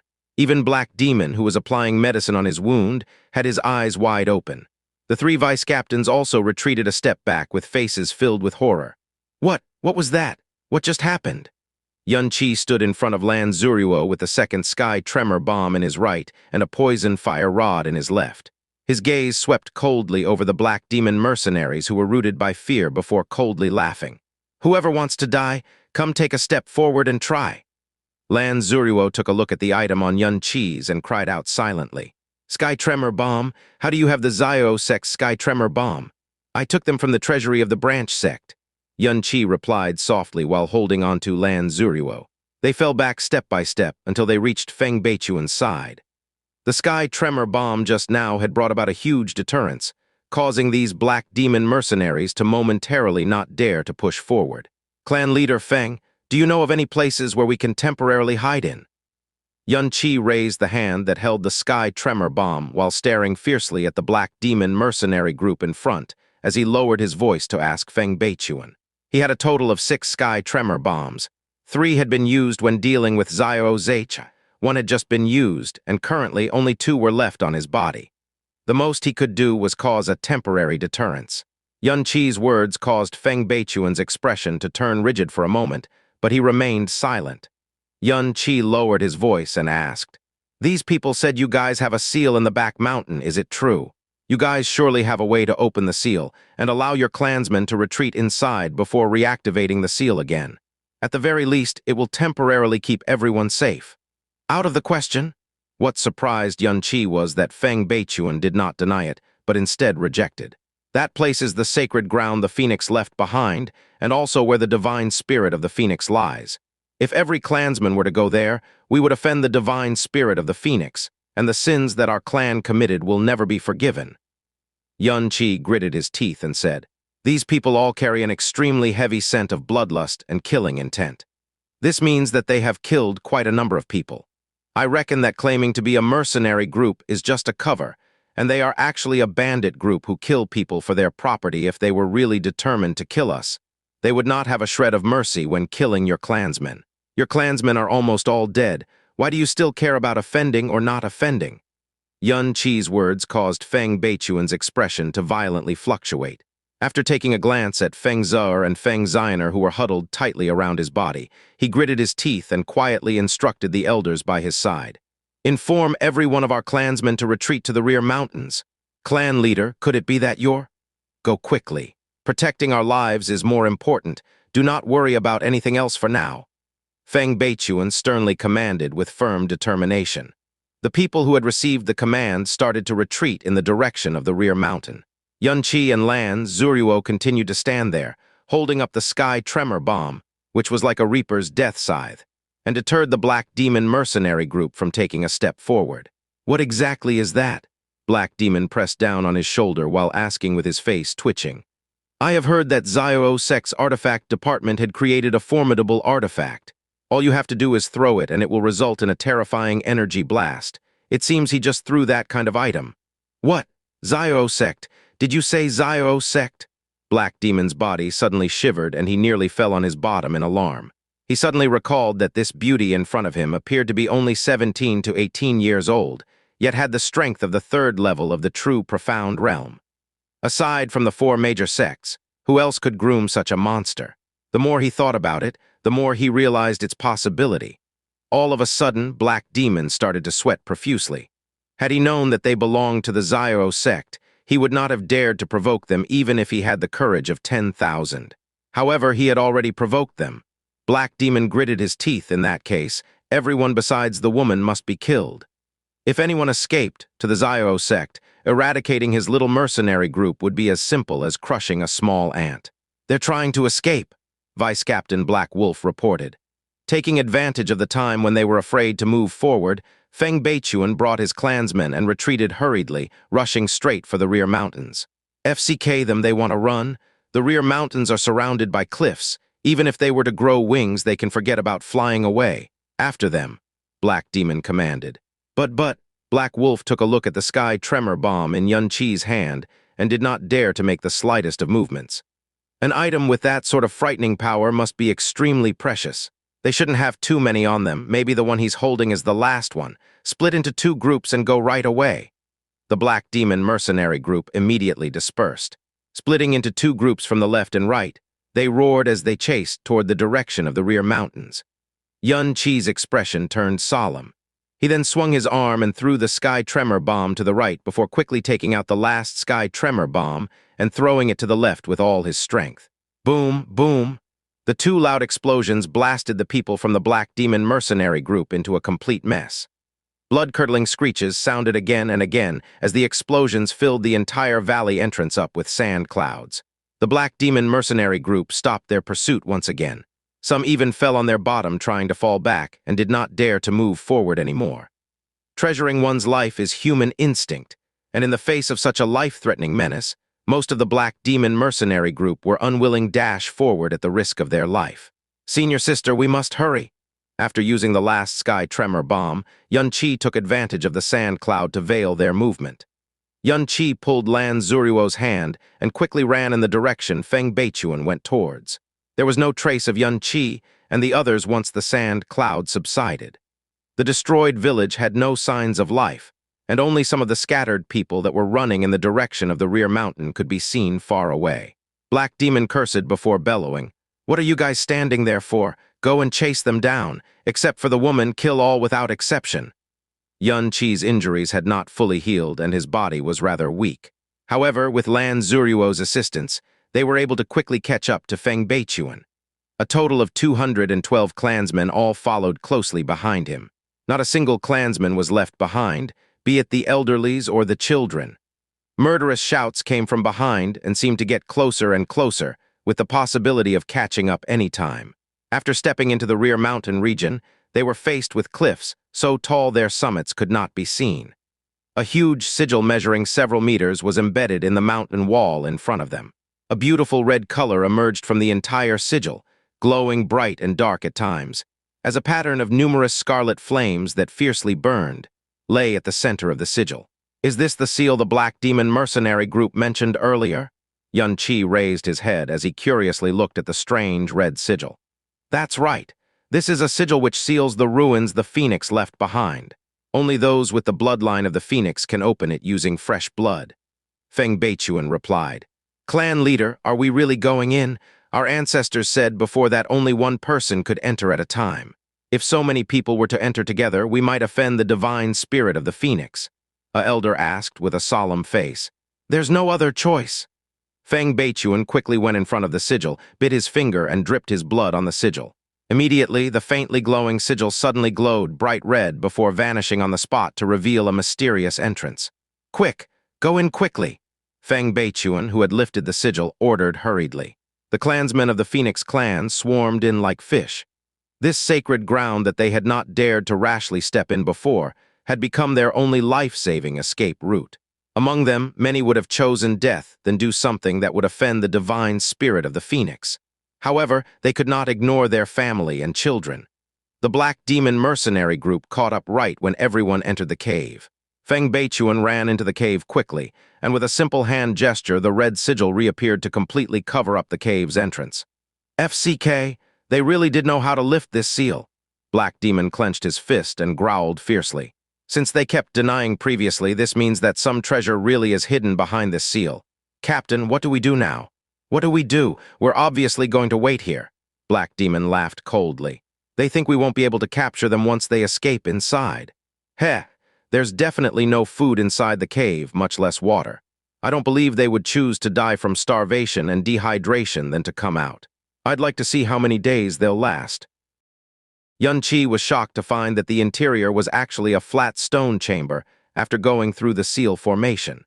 The stone chamber was unnaturally spacious and measured at least 100 meters long and wide. Not to mention just 200 people, it could easily fit even 10 times of that. Both sides of the stone chamber had very long stone stairs, and it seemed as if there was another floor above. There was a long walkway to the front of the stone chamber, which was approximately a few dozen meters in length. At the end of the hall, there was a gently rotating red-colored seal formation that was identical to the seal outside. The seal entrance could cut off sight, but it wasn't soundproof. The howls of the Black Demon mercenaries outside continuously floated in. Blow up this formation? This was Black Demon's voice, following which a series of light crashing sounds were carried in from outside, and a sound like the squealing of a dying pig suddenly rang out. Fire, my hand's on fire. Get back, all of you get back, damn it. With such a strange seal formation, some sort of heavenly treasure must be hidden within. All of you, take shifts and keep watch here. I refuse to believe that they won't ever come out. Even though they had reached a safe sanctuary, the shadow of fear still loomed upon everyone in the Phoenix clan, and chatter that came from outside threw them into even greater despair. Xianxia furrowed his eyebrows and said to Lan Xueruo after a long while of contemplating, Senior sister, how much longer until your giant snow eagle awakens?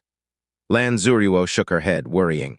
I have no idea either. What little snow has exhausted this time is not merely strength, but also its vitality. She might need a long while before she will wake, maybe a week, maybe a month, or perhaps even longer.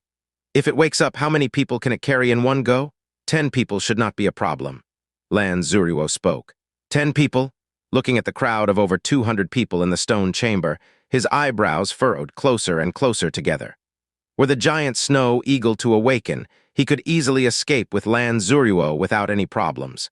But he believed, with Lan Xueruo's temperament and disposition, she would definitely not leave these people to fend for themselves, even though she was not responsible in the slightest for their survival. In the end, we had hide out here. Hopefully, we won't offend the Phoenix's divine spirit. Feng Beichuan stood at the entrance of the hole with face filled with gloom and frustration, as well as grief and helplessness. At least your lives are temporarily saved. The Phoenixes are divine spirits. They can't possibly fault you for something like this. Xianxia said as he walked to Feng Beichuan's side. I hope this is so. Feng Beichuan heaved another sigh. For all these years, our clan had always known our place and kept to ourselves. With all caution, we've never dared to do anything that might anger the Phoenix's spirit, as we've been simply too afraid to. Who would have thought that we'd still end up doing so today? And even so, this can only be our temporary haven. You've heard the voices of those villains as well. They are obviously going to keep constant watch at the entrance of the cave. There is neither food nor a water source here. We won't be able to keep at this for long. This is especially true for the children and the elderly. Sigh. If it's food and water, I actually have some here.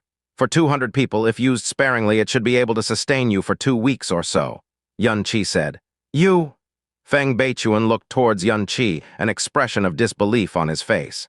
Xianxia clearly appeared neat and tidy and had nothing on him, How could he possibly have enough food and water to sustain 200 people for more than 10 days? Yun Qi didn't bother to waste time explaining. With a touch of his left hand, he placed 6 cyan-colored spatial rings into Feng Beichuan's hands. These spatial rings were also taken from Xiao Sect's treasury as well. They were filled with water and all sorts of food. Evidently, the treasury had not only been regarded by the Xiao branch sect as a storage area for valuable items, but also as a shelter in case of emergencies. The security measures in front of the treasury were immensely difficult to breach. Therefore, if an accident were to occur, they could escape to the treasury as the food and water specially stored there would be enough to last them for a while, enough to tide them over the disaster. After inspecting the spatial rings for a while, his face revealed an expression of happiness and surprise. At this time, Yun Qi's voice came from beside him. "Clan leader Feng, there are some issues I don't quite understand. Your clan is one of the Phoenix's bloodline, and the Phoenix is a primordial divine beast. Those of the Phoenix's bloodline are far more noble and powerful than those of mortal blood. But why have you been unable to break through even the elementary profound realm? I remember you mentioning a curse once. Could it be that this is related to that curse?" Feng Beichuan was shocked and didn't speak for a long while. "I have been too presumptuous. This should be your clan's secret. I shouldn't probe too far," Yun Qi said immediately upon seeing Feng Beichuan fall into silence. "No." Feng Beichuan shook his head and laughed self-deprecatingly. "What sort of clan secret does this count as? It is only the punishment and retribution we have to suffer." "Punishment? Retribution?" Yun Qi was surprised. Feng Beichuan closed his eyes lightly and spoke as his expression turned somber. "The Phoenix is a primordial divine beast. It had descended upon the profound sky continent long ago before in order to leave its fire in the profound sky continent, and has hence left many trial grounds. Those who went through the trial could inherit its bloodline, and this bloodline was something that could be inherited by their future generations. Hence, the clan of the Phoenix was born. According to the recounting of our ancestors, the Phoenix had left 2 trial grounds in the profound sky continent. One of them was at the faraway Divine Phoenix Empire, and the other was right here. The only difference was that the one in the Divine Phoenix Empire was known by all, and has formed the incomparably powerful Divine Phoenix Sect, whereas this ground in the Blue Wind Empire had gone unnoticed by all and was unintentionally discovered by our ancestors. No one would have thought that this desolate and dangerous 10,000 Beast Mountain actually had a ruin left by a primordial divine beast of the primordial era. So what you're saying is that this is only one of those trial grounds, and isn't any sort of treasure, contrary to the beliefs of those villainous thieves outside."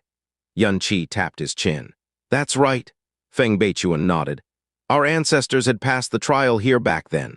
At that time, the Divine Phoenix Sect in the Divine Phoenix Empire had already become Divine Phoenix Empire's protector sect, and their influence reached the heavens. Even the Empire's name was changed to Divine Phoenix. The trial ground there had also become the Divine Phoenix Sect's restricted area of the highest level, where only the disciples of the highest grade were granted entry. Even more so, their Phoenix bloodline has become their greatest pride and honor. If they were to catch wind of the fact that the Phoenix bloodline had appeared in another place, what we'd be courting might be ruin and destruction instead of brotherly bonding." Yun Qi secretly nodded, concurring with him. The Divine Phoenix Empire had originally been named the Grand Usura Kingdom. However, after the Divine Phoenix Sect rose to power and provided support for the new imperial family, even the name of the empire had been changed to Divine Phoenix Empire. Therefore, the Phoenix bloodline had become the sole symbolism of the Divine Phoenix Empire's glory. If they had really found out about the existence of another Phoenix bloodline, they would definitely take any measures necessary to get rid of it. After passing the trial, our ancestors began to pass on the Phoenix bloodline, generation after generation. By the time it had reached the 12th generation, they had already flourished into a sect of great prowess, but had never openly titled themselves as a clan of the Phoenix, and they had continually hidden the mark of the Phoenix on their foreheads in front of others.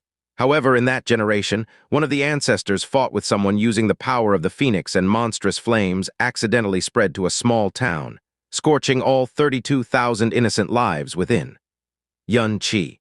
A monstrous crime of this extent incited the fury of the Phoenix's spirit at the trial ground, and a cruel punishment has befallen us.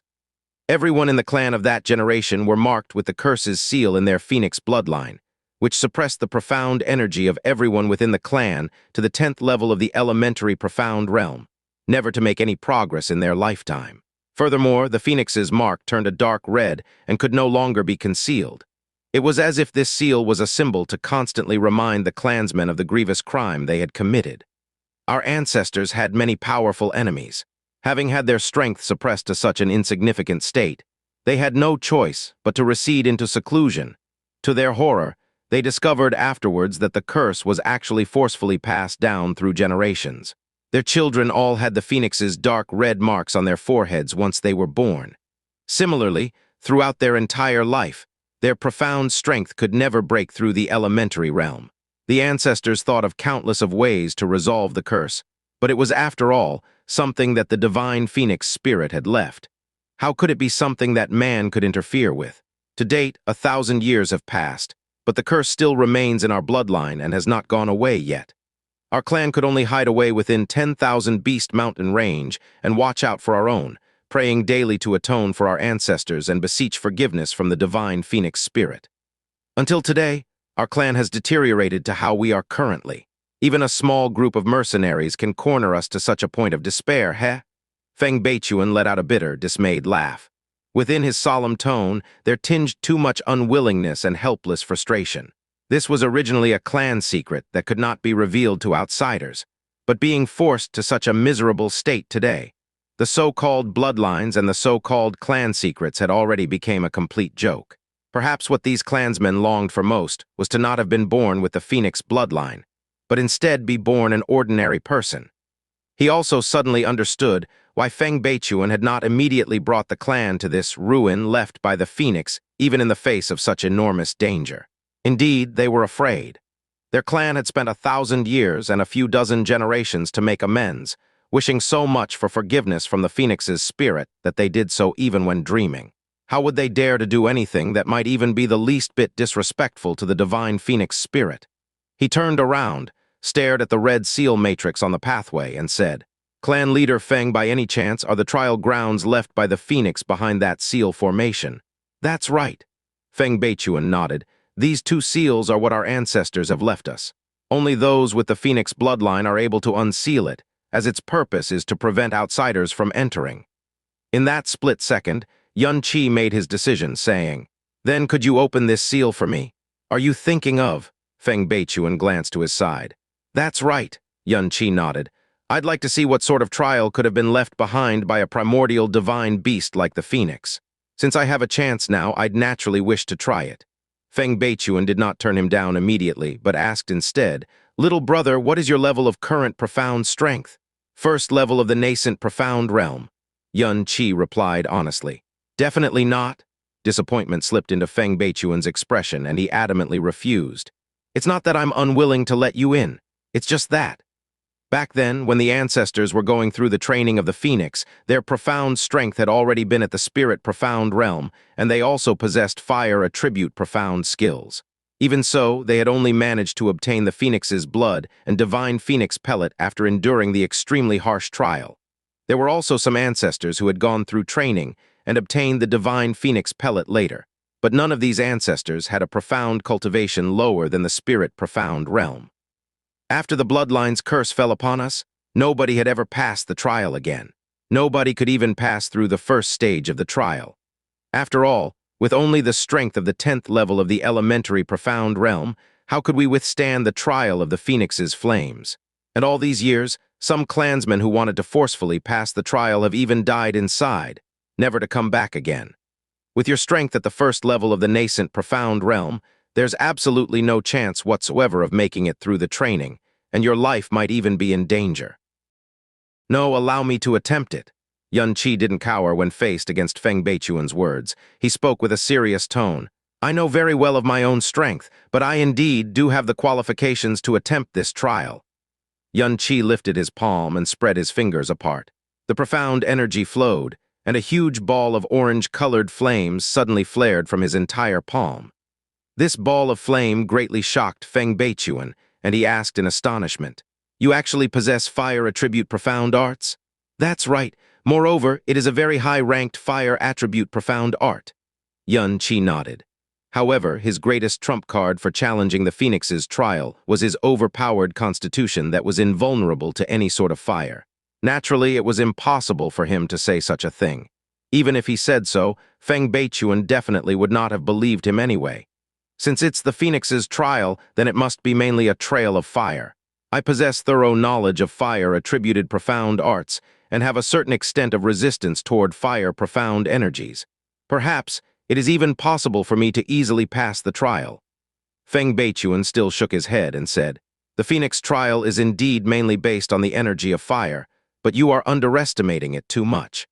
How could an ordinary person's fire energy rival that of the Divine Phoenix Beast's holy flames? 10 years ago, I had also attempted the Phoenix trial before.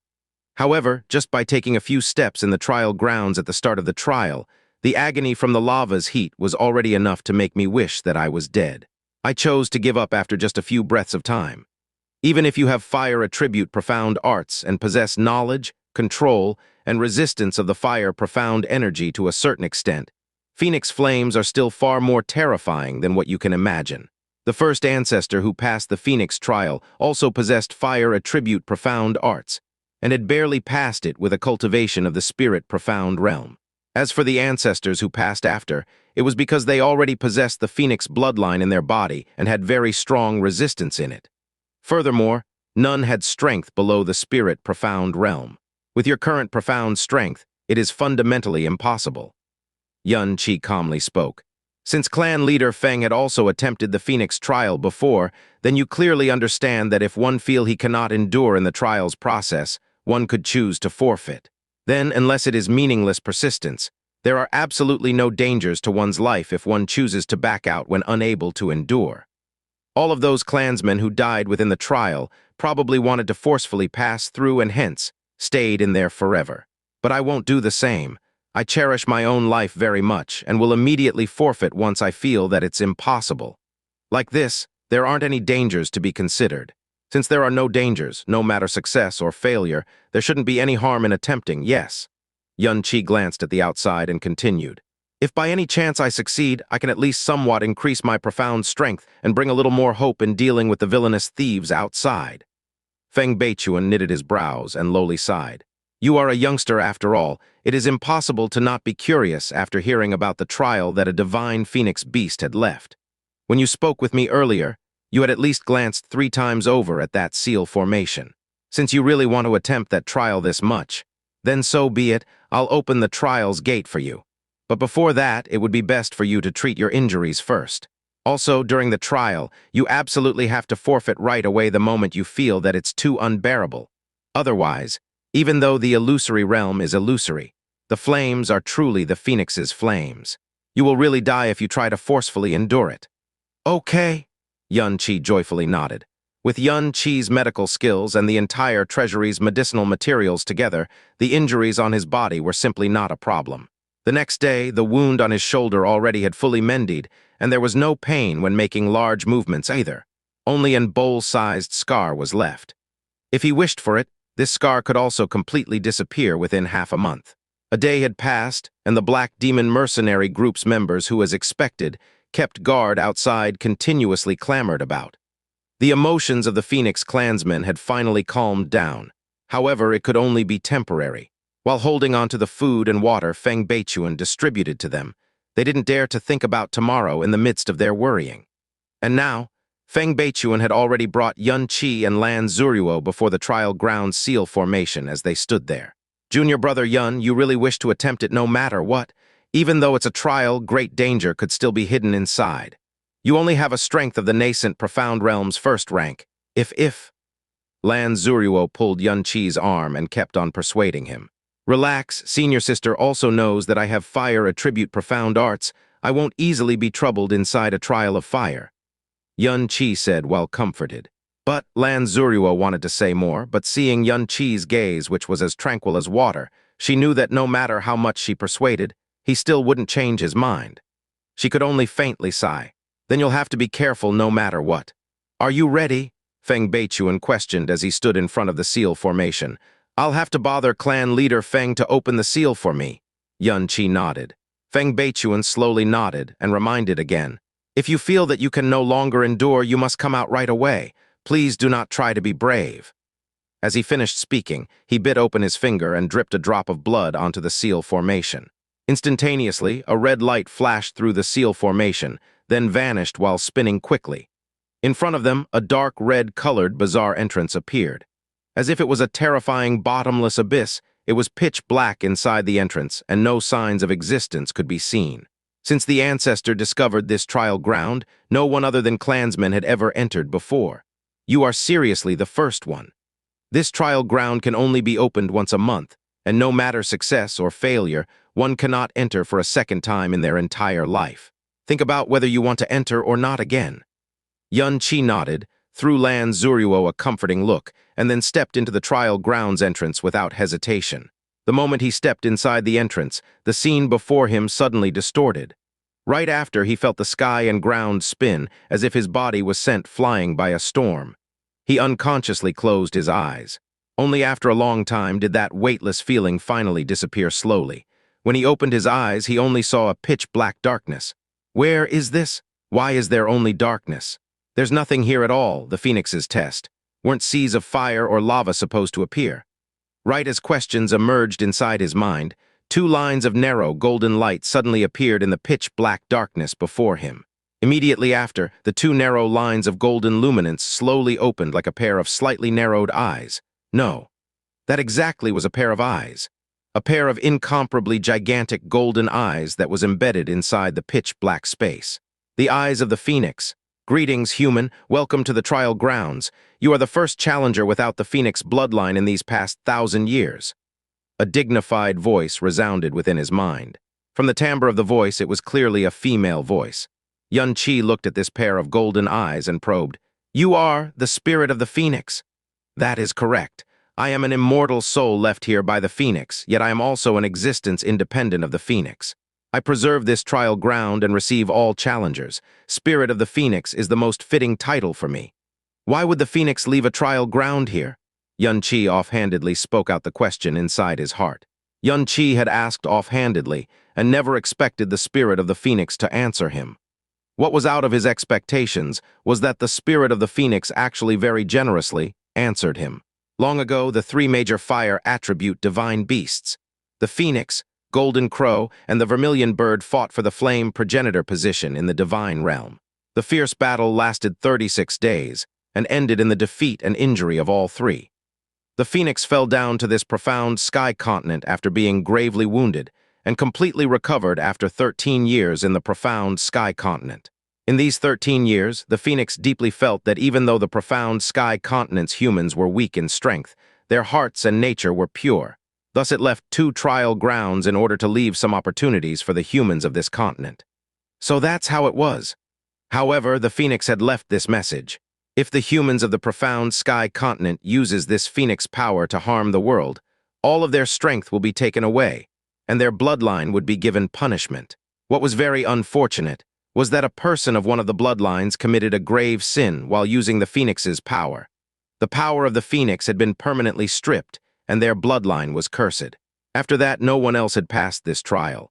As the first person without the Phoenix bloodline in these 1,000 years, I hope that you can break this 1,000 years of silence. Then, are you ready? Yes, I can start anytime. Xianxia took in a long breath. His entire face held a calm expression.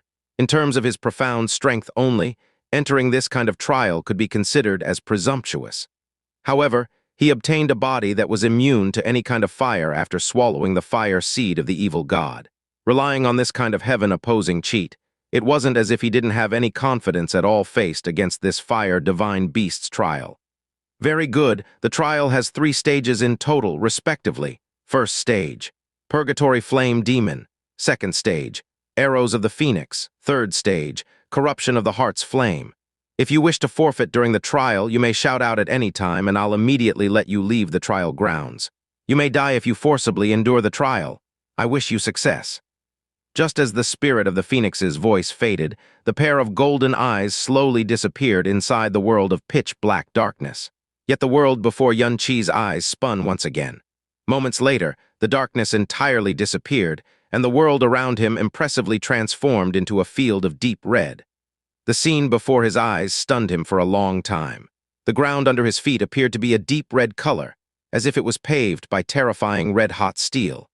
The ground was uneven, disorderly boulders were scattered around, and mountains of varying heights were layered one after another. Even the mountain's surface was crimson, as if it could spew out flames which could reach the heavens at any time. Looking upwards, the sky was also a field of deep red. Stalks of ember were distributed across every direction on the fire-red-colored ground.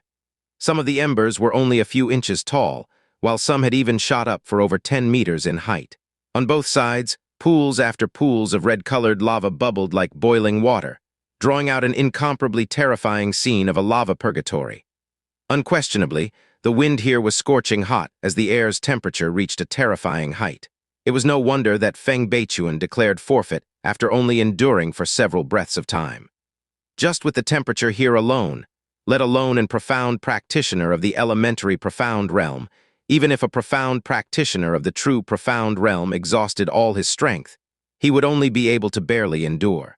But the temperature here to Yun Qi could only be described with one word: comfortable. Comfortable to the extent that it was the same as leisurely soaking inside warm water. Yun Qi felt like he had stepped into the purgatory. Unbeknownst to him, the sounds of churning magma next to him were actually the ferocious growls of the purgatory demon. Purgatory demon. The Phoenix's spirit had mentioned previously that the first stage was the purgatory flame demon. Yet only volcanoes and magma existed, and there wasn't even the slightest hint of life within his line of sight. Yun Qi trudged slowly ahead. Only within the flames of hell could Yun Qi truly understand exactly how amazing his ability to withstand fire was. Others could barely hold out in this environment with their profound strength, but he simply didn't feel any sort of discomfort. Unaffected by the high temperature or the flames, it wouldn't be unfair in the slightest to say that this was a power which could rebel against the heavens. It was at his 10th step when he suddenly stopped in his tracks and looked left towards a deep pool of lava. The red lava emanated a shockingly high temperature. The lava churned violently, rose higher and higher, and grew fiercer by the moment. Suddenly, the pool overflowed, and a large chunk of lava savagely broke loose with a deafening sound. A gigantic body covered in flames rose high from the lava and landed in front of Yun Qi with an ear-shattering boom.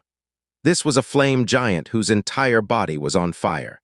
It was a whole 33 meters tall, had a body that was burning entirely in red-hot flames, and had 2 ferocious eyes on either side of its head.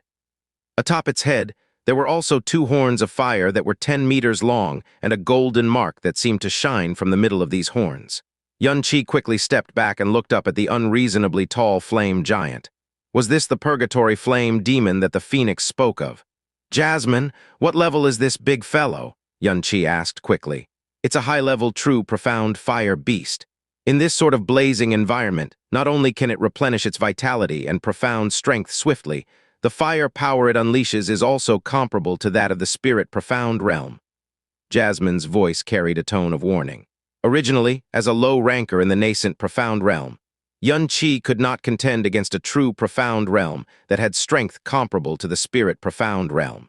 However, if it was purely a fire beast, then this might not necessarily be the case. The purgatory flame demon gave a loud roar as its eyes locked onto Yun Qi. Beneath its eyes was a gigantic mouth which hurled out a dozen supersized fireballs as it screeched and flew towards him. Yun Qi stood where he was, unmoving, allowing the fireballs to land on him. Poof, poof, poof, poof. The fireballs exploded successively as they came into contact with Yun Qi's body. The flame's force was violently released, but after it touched Yun Qi's body, they became like stones that sank to the bottom of the sea and burned out without a sound without causing the slightest bit of harm to Yun Qi. Within the explosive flashes of fire, Yun Qi rushed towards the purgatory flame demon and appeared in front of it within a split second. However, facing the purgatory flame demon, which was around 100 feet, his body seemed far too minuscule, and he could barely be considered to have reached the bottom of its foot. With a low growl, he activated Evil Soul and ruthlessly smashed condensed profound energy above its calf. Bam! This heavy strike was similar to hitting a heavy ancient bronze bell, and the recoil caused great pain to the bones of Yun Qi's hands. However, the calf that had just been struck by the purgatory flame demon was barely affected, and only the flame there was snuffed out momentarily to then reignite a moment later. What a tough body, Yun Qi secretly gasped. After all, this purgatory flame demon was a high-level, true, profound beast. Even with evil soul activated, his strongest all-out attack was fundamentally unable to cause it much harm. If this was to continue, even if the purgatory flame demon's attacks might have no effect on him, his attacks wouldn't cause it any harm either. Since the palm couldn't injure it then, Xianxia stroked his left hand and took out Xiaozuo Sect Branch Sect's most precious treasure, the unrivaled earth-profound artifact, the Tiger Soul Sword. Concentrating his profound energy, he stabbed ruthlessly at the purgatory flame demon. While he did not truly comprehend the concept of an earth-profound artifact, he knew that the level above an earth-profound artifact was a sky-profound artifact, and throughout Blue Wind Empire, the number of sky-profound artifacts totaled to no more than 10. One could only imagine how precious and rare an earth-profound artifact, which was only one tier lower than a sky-profound artifact, must be. With this earth-profound artifact in hand, even if one didn't apply any profound energy, even if the person wielding it was only a normal person, it could directly split open the defense of a spirit-profound realm practitioner. Re-ip in the split second the Tiger Soul Sword slashed onto the body of the purgatory flame demon, Xianxia heard a tiger's vague growl. A vast area of flames where the purgatory flame demon had been struck were instantaneously extinguished for a moment to reveal its pitch-black body. A large chunk of flesh had also been directly chopped by the Tiger Soul Sword. Mixed with the flames, it flew far into the distance. ROARRRRR. The pain that the purgatory flame demon had eaten violently enraged its temper, and it took a step towards Xianxia. Meanwhile, a sky full of flames rained densely with a wave of its claws, blanketing the area within a 100-foot radius. Originally, a true profound beast shouldn't have the capability of such a large area of effect fire attack. But the purgatory flame demon's firepower had been multiplied many times due to the fiery environment. To Xianxia, this rain of fire was of no consequence. But the heavy step that the purgatory flame demon took was something Xianxia could not easily endure. As a result, he was sent flying and landed 100 feet away. However, the purgatory flame demon's lack of agility was fully displayed to Xianxia. Without waiting for his body to stabilize, he rushed back towards the rain of fire and meteorites. He increased his speed to the maximum, continually left afterimages with Star God's broken shadow. Real and false shadows interlaced, causing confusion at the purgatory flame demon's feet as Xianxia landed hit after hit on its calf. The purgatory flame demon became increasingly violent after being injured again and again. It released its flames in a frenzy, and the persistent force of the flames turned the surrounding area into an ocean of fire. Every step Xianxia took into a meter-tall blaze was as if he was treading on level ground without the slightest trace of injury. The purgatory flame demon had a large, bulky frame, so it moved slowly, and every time it attacked with its limbs, Xianxia dodged with ease. Every time he turned illusory, he would slash at the purgatory flame demon's calf to carve off a large chunk of flesh. RIP. With another ruthless blow, the sword pierced deep into the soul of the purgatory flame demon's foot. The purgatory flame demon let out an enraged, ear-splitting roar as the flames above its right fist suddenly surged before smashing at the ground. A dangerous atmosphere came from above, and Xianxia looked upwards. Immediately after, he backed away 10 places with Star God's broken shadow without any further thought. Boom! The purgatory flame demons blazing descended and triggered a series of gigantic explosions. The noise was not inferior to the explosion of the sky tremor bombs. Although Xianxia evaded it, he was still hit by the impact of the aftermath. The suffocating pressure made him take several steps backwards, and he stepped into the pool of lava behind him. The edge of the pool of lava was very shallow and barely reached Xianxia's calves. He did not rush up again, but held the Tiger Soul Sword and stood in the lava as he knitted his brow. He suddenly realized that despite slashing more than 30 wounds on the purgatory flame demon's body with his sword, they had completely vanished. This princess had already told you that it possessed extremely powerful recuperative abilities in this blazing environment. Not only are its flames unquenchable, even its normal injuries will heal within a short period of time. At most, it needs 5 to 6 breaths' time to recover from the injuries you've caused. Even if you continue to proceed in this way for 100 years, it is still fundamentally impossible to cause it any substantial harm. Jasmine spoke coldly, but after she finished speaking, she paused for quite a while and then suddenly shouted, "I've got it! Attack the gold mark on its head! That's the location of its weak point!" Gold mark? Xianxia lifted his head and saw the blinding golden dot between the middle of its horns. Its profound aura is the weakest at that area, so that should be its weak point. Try attacking it there. Xianxia tilted his head, but still stood in place for a long time without doing anything.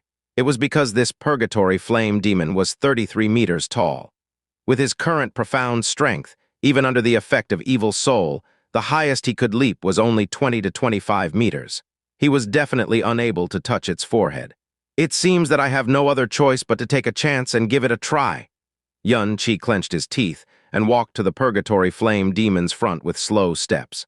After contending with it for a long time, another sense of danger came from above his head. The purgatory flame demon had already raised its right fist and fiercely smashed toward Xianxia's position. This was the moment that Xianxia had been waiting for. With one star god's broken shadow, he moved to a distance of approximately 10 paces back in an instant and dodged the center of the purgatory flame demon's blazing fist assault. Immediately after, he took a deep breath just a moment before the fist landed and jumped with all his might, directly reaching a height of more than 20 meters. Boom! There was a loud crash below. Even in midair, he could still feel the shocking wave of energy from beneath his feet. As the purgatory flame demon smashed its fist onto the ground, its body bent down and its forehead dropped to a height of around 18 meters high, which was diagonally beneath Xianxia. While in midair, unless one had reached the sky-profound realm and could use their profound energy to become airborne, it was impossible to find leverage for oneself in midair. Let alone move in midair, even the direction one would fall was difficult to control. However, this was not the case for Xianxia. His body swayed and activated the star god's broken shadow to suddenly shift around 7 meters sideways in midair, precisely moving directly above the purgatory flame demon's head. His body fell straight down as he also tightly clutched the tiger soul sword in his hands. Falling moon. Sinking. Star HAAH. The tiger soul sword suddenly released an intense light as an incomparably loud and clear tiger's growl resounded throughout this purgatory. Amidst the tiger's roar and Xianxia's battle cry, the tiger soul sword pointed precisely at the spot of light on the purgatory flame demon's forehead while carrying the power of falling moon sinking star and pierced in as if slicing tofu. The meter-long sword's body completely plunged in, and even the hilt followed in right after under the extremely berserking power of the strike. Xianxia fell onto the ground and quickly shut his evil soul profound gate as he gasped for breath. Yet the purgatory flame demon's body was already frozen in place. A moment later, it suddenly let out an incomparably anguished roar of despair. Its gigantic frame slowly fell forward and crashed onto the floor with an explosively loud sound. The flames on its body extinguished quickly, until all that was left were a few small embers that revealed its large black body. Soon after, even its body began to disintegrate and everything dissipated as if made of vapor. On the red floor, only the tiger soul sword that had killed it in one strike was left. Suck! Success! Xianxia picked up the tiger soul sword and heaved a long sigh, and at this time the scenery before him suddenly distorted.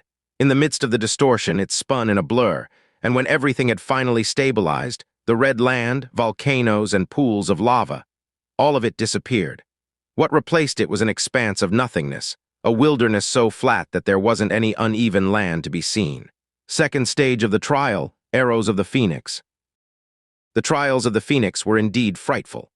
This first trial, had Xianxia not been invulnerable to fire, would have caused him to die to the purgatory flame demon's flames who knows how many times. For this second trial, one could tell without thinking that it would undoubtedly be much more terrifying than the first. The boundless, barren plain without a single blade of grass, along with the scorching wind, brought with them a desolation and loneliness that made people sullen. At this time, a sudden extremely loud and clear cry of a phoenix came from the sky. Following this, the originally dark sky abruptly became a blazing red, as if it was burned red from heavenly fire. Xianxia looked up and was surprised to see the scarlet-colored sky covered with innumerable amounts of red dots. Following this, the phoenix cry resounded again, and the smear of red dots aimed at his location and suddenly started to swiftly fall like meteors. In front of his eyes, these dots drew increasingly closer and became increasingly larger. Finally, the silhouette of a phoenix clearly appeared within Xianxia's line of sight. It was a body covered in scarlet fire, a small-sized phoenix about 6 foot long. The speed of its descent was extremely fast, as if it was a swift and sharp arrow in flight. Poof! The blazing phoenix violently crashed into Xianxi's body. It instantly exploded, creating a huge fireball and covered the sky with a rain of fire. If it had been someone else, they would have already failed the second trial, because these terrifying phoenix flames would have been enough to immediately scorch a person of the spirit profound realm to a gravely injured state.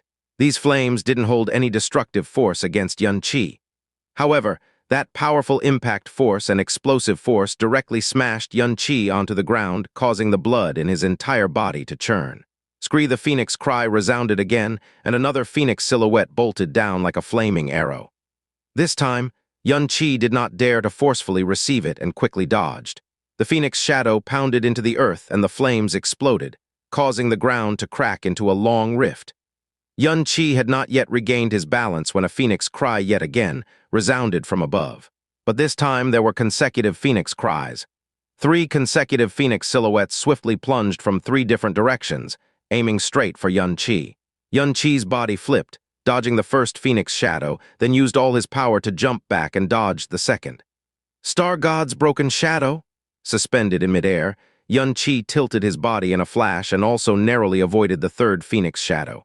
Boom, boom, boom. 3 phoenix silhouettes exploded in succession, whirling up flames that were 10 meters high. However, even clearer phoenix cries followed. Xianxi lifted his head and saw that this time there were actually 7 phoenix silhouettes falling towards him at the same time. Damn it, this is not how it's supposed to be played. Xianxi's brow twisted as he secretly cursed in his heart. After Xianxi entered the entrance of the trials, the originally seal formation reappeared once more, but Lan Xueruo had not left yet, and instead stood in place. She had heard from Feng Beichuan about the frightful trials. According to Feng Beichuan, with Xianxi's power, even with a fire attribute profound art, it would still be impossible to stay inside for more than 10 breaths of time. But 10 breaths passed, 20 breaths passed, 30 breaths passed, half an hour passed, Xianxi still had not come out. It was impossible for Lan Xueruo to stay calm. The expression on her face became more and more anxious. After waiting for a quarter of an hour, she could no longer remain calm. Towards Feng Beichuan, she pressingly asked, "Feng clan leader, why has he not come out yet? Didn't you say it would be at most 10 breaths before he came out?" Feng Beichuan's heart had long since become uneasy. Listening to Lan Xueruo, he could only comfort her. Perhaps the trials are varied for each person, so it's difficult to say the exact amount of time it will take. Rest assured, little brother Xianxi is not the kind of person who does not know his limits. If it reaches the point where he cannot endure any longer, he will immediately come out. Lan Xueruo did not reply. She suppressed the anxious feelings within her heart and continued to wait. Scree, scree, scree, scree, numerous phoenix cries chaotically overlapped. The sharp cries seemed almost like they would tear the sky open. From the initial cry to a group of 3, to a group of 7, to a group of 15. At the moment, the entire sky was filled with phoenix cries and phoenix silhouettes, just like a meteor shower that was horrifying beyond compare. Xianxi used the star god's broken shadow to swiftly move through the meteor shower and maneuvered about. His star god's broken shadow was currently only at the first stage, but even though the profound movement skill that came from Jasmine was at the lowest level, it still contained an extremely shocking power, and allowed him move around like an illusion among the phoenix arrow formation while leaving behind countless afterimages that didn't even have enough time to dissipate. However, these phoenix silhouettes eventually became far too concentrated. It was impossible for him to avoid every single one of them. After a dozen or so waves, he had already been hit 7 or 8 times. The power of the phoenix silhouette impact was simply incomparable to the flames it carried. However, to Xianxi, who was only at the nascent profound realm, it was a major threat. Every time he was hit by a phoenix silhouette, his protective profound aura would weaken slightly. Coupled with the frequent usage of Star God's broken shadow, the consumption of his energy was immense. Boom, boom, boom, boom, boom. Wave after wave of phoenix shadows exploded next to him. The originally flat ground had become riddled with holes and pits. It was impossible to find a single area still intact within sight. Once again, if he was not invulnerable to fire, he would have long ago died several hundreds of times already. The fire seed of the evil god was undoubtedly a huge cheat for him within this phoenix trial. Boom. In the last wave, several hundreds of phoenix silhouettes descended from the sky. Their bodies emitted the radiance of blazing fire, illuminating the sky in red. The instant they fell, the vast earth erupted with fire, and the churning ground was burned into pitch-black charred earth. At the same moment, Xianxia was struck with 7 phoenix silhouettes. His entire body's protective profound aura completely shattered in an instant. Fortunately, the impact ended there. Besides a wave of pain in his chest, he did not receive many injuries. Phew! Did it finally end? Standing amongst the flames that still burned, Xianxia raised his head and looked towards the sky as he let out a long sigh of relief. The phoenix cries had completely stopped, and there were finally no signs of the phoenix silhouettes in the sky above. At this moment, he started to admire the ancestor Feng Beichuan had mentioned. With the body of a common human and the cultivation of the spirit profound realm, he was actually able to pass that incomparably terrifying phoenix formation he had just experienced earlier. He was definitely a shockingly talented super genius. The flames nearby gradually burned out, and the second trial had also finally ended. Rather than say that Xianxia passed, it would be better to say that he used his special physique to forcefully endure through it. At this moment, the scene in front of his eyes started to distort to become more and more obscure. Xianxia was just about to start observing the scenery of the third trial when he realized that everything in front of his eyes had already become pitch black. Following this, a pair of golden eyes opened within the pitch-black world. The phoenix spirit's voice resounded within his mind. "That surprised me. You actually possess a special physique that is unafraid of flames. If I am not mistaken, the primordial evil god's aura resides inside your body." "That is correct," Xianxia nodded. In regards to the phoenix spirit being able to discern the evil god's aura within the depths of his heart, he was not surprised. After all, the phoenix and the evil god were both part of the primordial god race. The evil god does not align with any of the elements, for he is actually the nemesis of all the elements. But no one can compare to the evil god in terms of familiarity and capability in wielding the elements. If you somehow manage to completely inherit the evil god's powers, then not only fire, even water, wind, thunder, earth, domain, dimension, spirit, would all be subdued by you and would never be able to bring you harm. Xianxia. You passed the previous 2 stages not because you had sufficient strength, but because of your special physique. Although this is cheating, passing is passing, I have no right to deny that. However, this third trial, corruption of the heart's flame, is a trial of the heart that's unrelated to flames. The advantages of your body are thus nullified, and this third trial is also the hardest trial to pass. In these countless years, the amount of challengers who have passed the first 2 trials amount to 329, but the ones who passed the third trial only amount to 7 people. 7? Xianxia was immediately stunned. Although he passed the first 2 trials quite easily with his cheating condition, he had clearly witnessed the frightfulness of the 2 trials at the same time. Those who were able to pass the 2 trials while being in the spirit profound realm were undoubtedly all unmatched geniuses. As for those in the true profound realm, there wasn't even the possibility of passing. And it was precisely within these extraordinary geniuses that only 2 out of 100 of them were capable of passing the third trial. This third trial, how frightful could it be? However, you don't need to be too nervous. The third trial is a trial of the heart. It does not involve fighting, but instead involves the choices within your heart. If you are firm enough towards the pursuit for power, then even if you possess weak, profound power, there is a chance you can easily pass. On the other hand, if you do not possess enough determination, then passing your life in the mundane world can also be an option. After all, power is not everything in life. Are you prepared? Trial of the heart.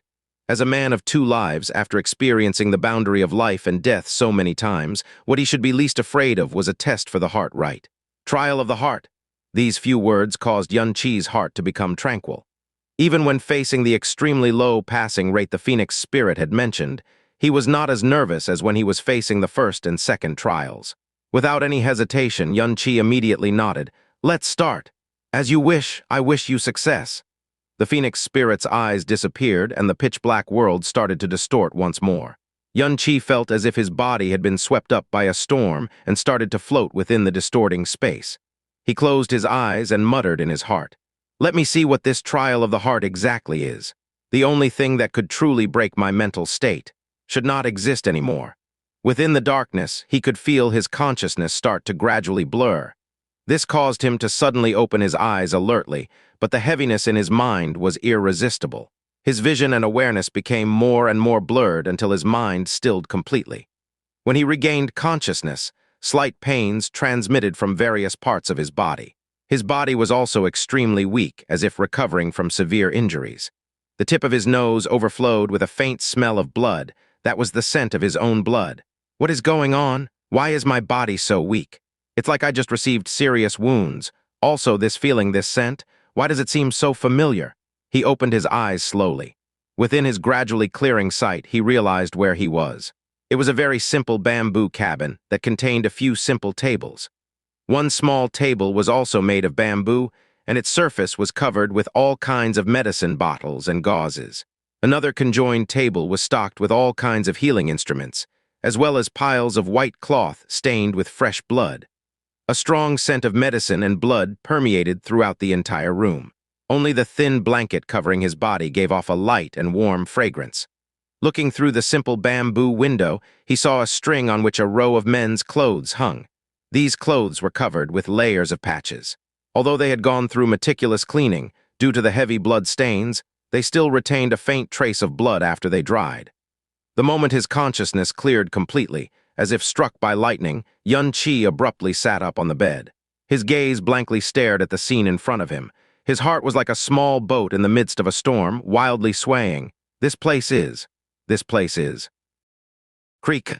The cabin's bamboo door was pushed open cautiously, and a lady of fragile stature walked in carrying a bamboo pot of washed laundry.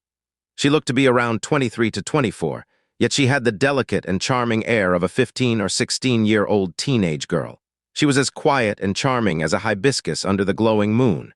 She was garbed in rough gray garments, but they were unable to tamp down her star-like and eye-catching beautiful disposition. It was as if they were rain on a mountainside. Her eyes were especially so. They were clearer than the purest of crystals, beautiful enough to make the rest of the world lose their color in comparison. Clearly seeing where he was, Xianxia had already anticipated her appearance.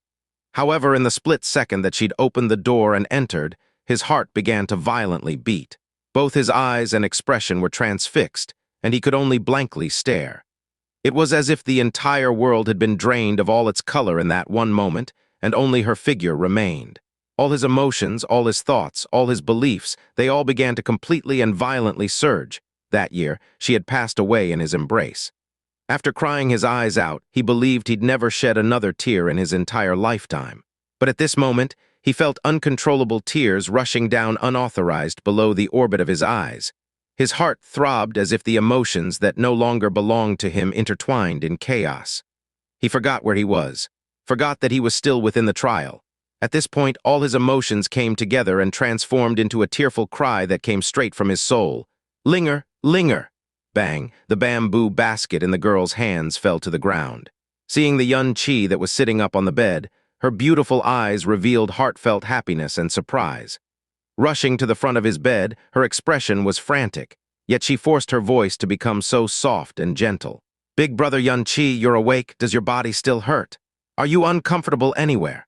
With the girl's face mere inches from his, the girlish air that belonged solely to her heavy impacted Xianxia's soul. Her eyes were brimmed happiness, worry, anxiety, a deeply hidden sorrow and longing. It was the same as from his memories, as well as the countless times she'd appeared in his dreams. Only he never dared to think that it was possible for him to one day look into this beautiful pair of eyes again. He gradually grew dazed from staring. His lip wouldn't stop trembling, yet he couldn't utter a single word. At this moment, all of his thoughts had completely disintegrated. The only thing that remained was this figure before his eyes who was imprinted so deep into his soul that not even death was able to make him forget. Without caring for anything else, he threw open his still bandaged arms and with a surprised, "Ah!" from Linger, embraced her tightly. So tightly that it was as if he was afraid she'd leave him if he relaxed even a little bit. Big brother Xianxia. Linger's body froze for quite a while before she hugged him back, leaned her entire body into his chest and whispered softly, "Linger, Linger, Linger." Xianxia knew how unseemly he was at the moment. His heart was in a complete state of chaos. Over his own cries, he could clearly hear the sound of weeping and feel the tears that could not stop sliding down his face. After that painful loss back then, this was a situation that could only appear in his dreams. The warmth in his heart was almost enough to make it stop beating. It made him feel like even if he were to die right now, he would still be completely content. If possible, he wanted to embrace her forever and never let go ever again, no matter how enormous of a price he had to pay for it. All those years, he had gotten accustomed to her presence, used to treating her as his own safe harbor. Every time he was bloodied and dying, he would desperately climb to the front of this small house that she had built with her own 2 hands. Every time he needed warmth, he wouldn't be able to help but to come here. Every time he frenzied and went mad, he would also always come here to find peace.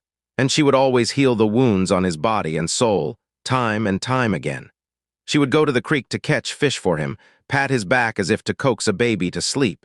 He was too vigilant and would wake up every half a quarter of an hour each and every time he slept. Only with her here would he finally be able to sleep until noontime of the second day. She was his only source of warmth then. However, his eyes had been blinded by hatred. He had placed revenge as the only objective in his life, and it had become a habit only until the day he had lost her. Did he truly understand that this girl had long become more important than his life, than his revenge? Time and time again, she would ask of him not to seek revenge any longer with tears in her eyes. It was her only request in the midst of all her selfless sacrificing and giving, but he had never listened. Even until the last moments of her life, she still asked him not to avenge his master nor her. It wasn't because the ones who killed her were her own family, but because she wished so much for him to stop living a life of endless revenge and hatred. No matter how much pain he suffered or how much he regretted, what had been lost would never return again. If he could, he was willing to give everything he had in exchange, even if it were his own life and soul. Linger, linger, linger. He held Linger tight in his embrace. Again and again, with every cry, he wished he would never have to wake from this dream. The blessed feeling of regaining what he had once lost was so warm that it was unable to describe with any spoken words. "Big brother Yunqi." Linger's whisper came from beside his ear, with a light and haziness that seemed almost like a dream. "Don't think about revenge anymore, okay? Your master's soul in heaven also definitely wouldn't wish to see you like this. No matter what it is, I can promise you that as long as you promise you won't pursue revenge any longer, the 2 of us can stay in this bamboo forest. You'll accompany me and you forever, a lifetime. I'll be your most gentle wife and never leave you, okay?"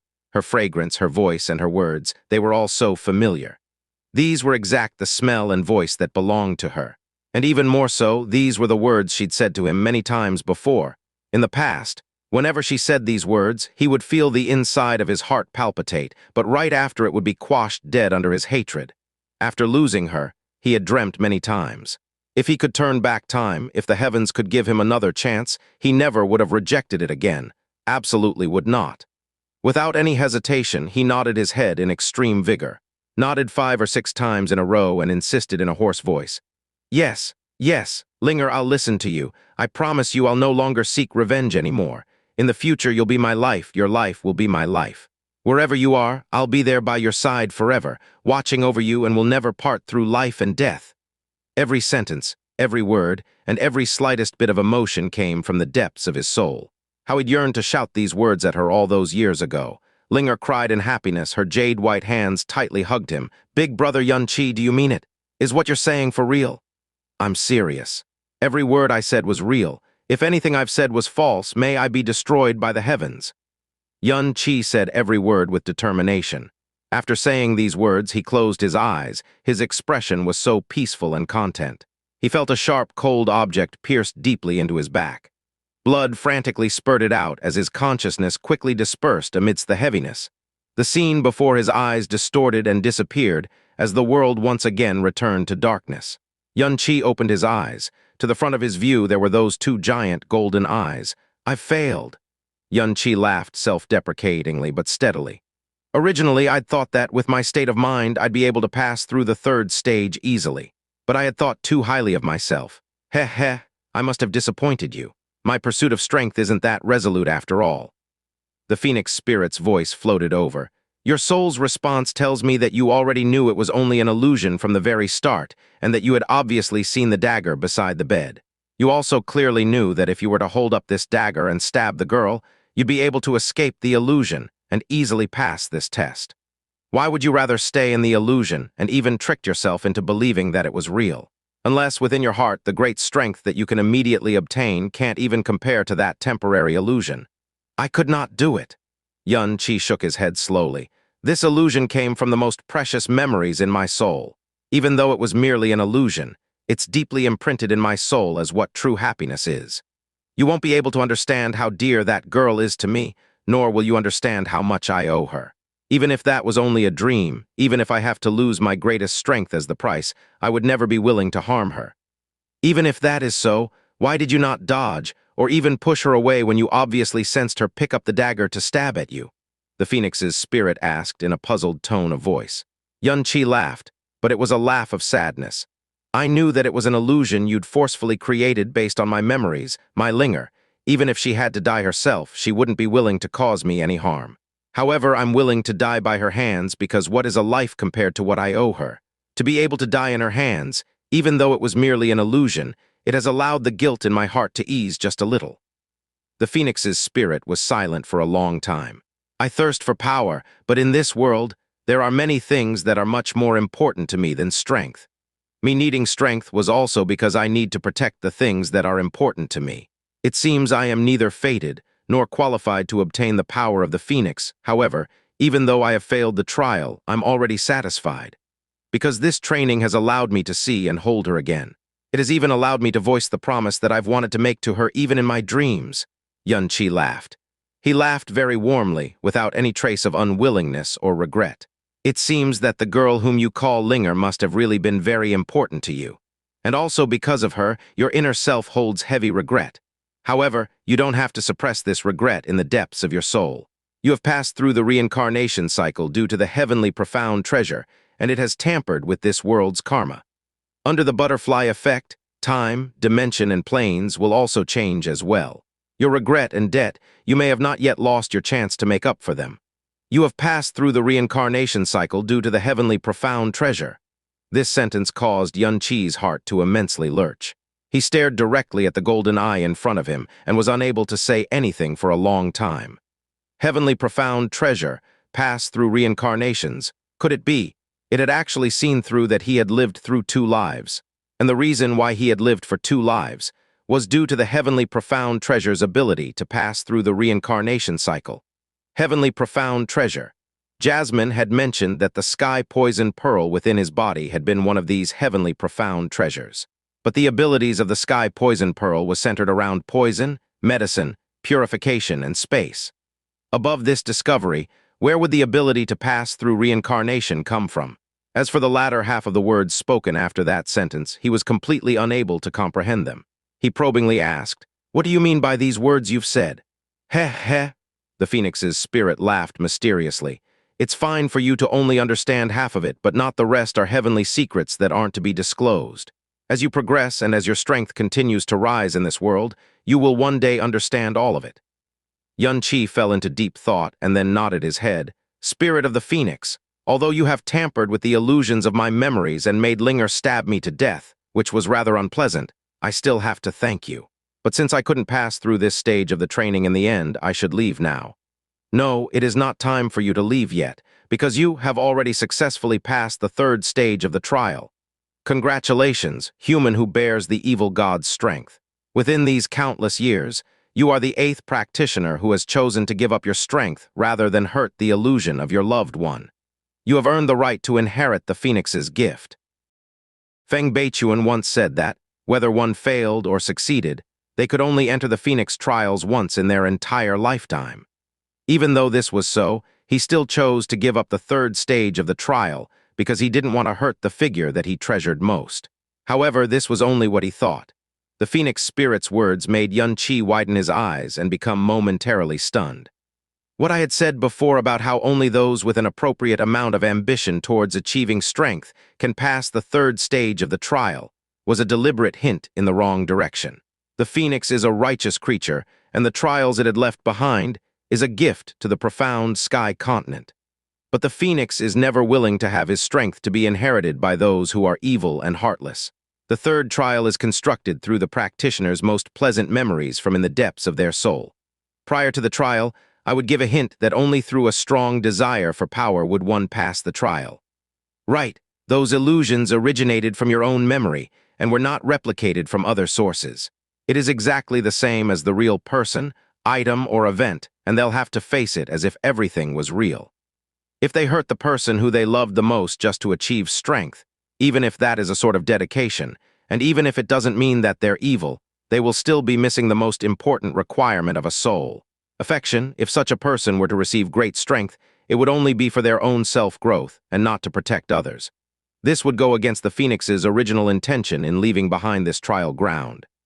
Of the 7 people who had previously passed the 3rd test, some of them faced their own wives, some faced their masters, their benefactors, parents, and even their kids.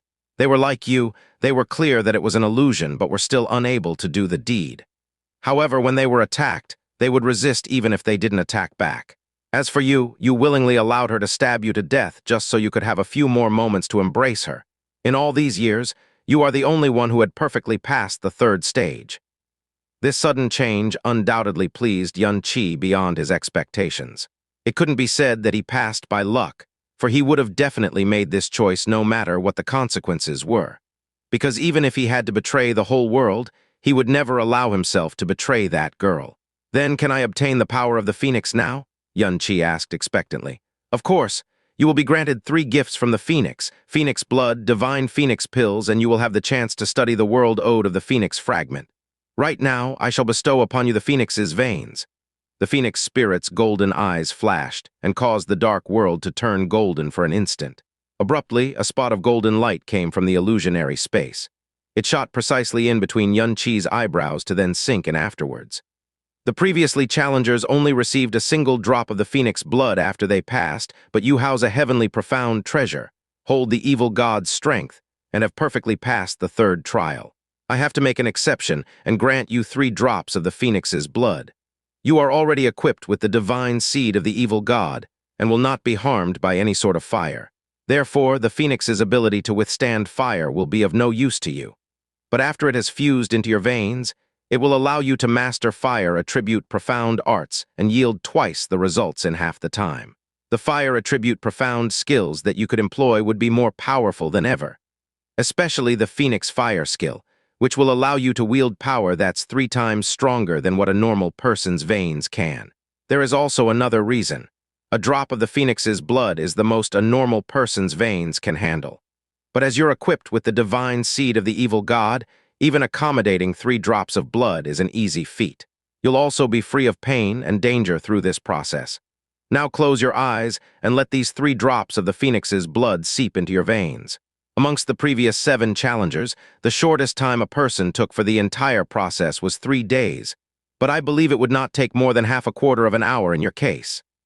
The voice of the Phoenix spirit reverberated within his heart, but Xianxia was already too busy to reply.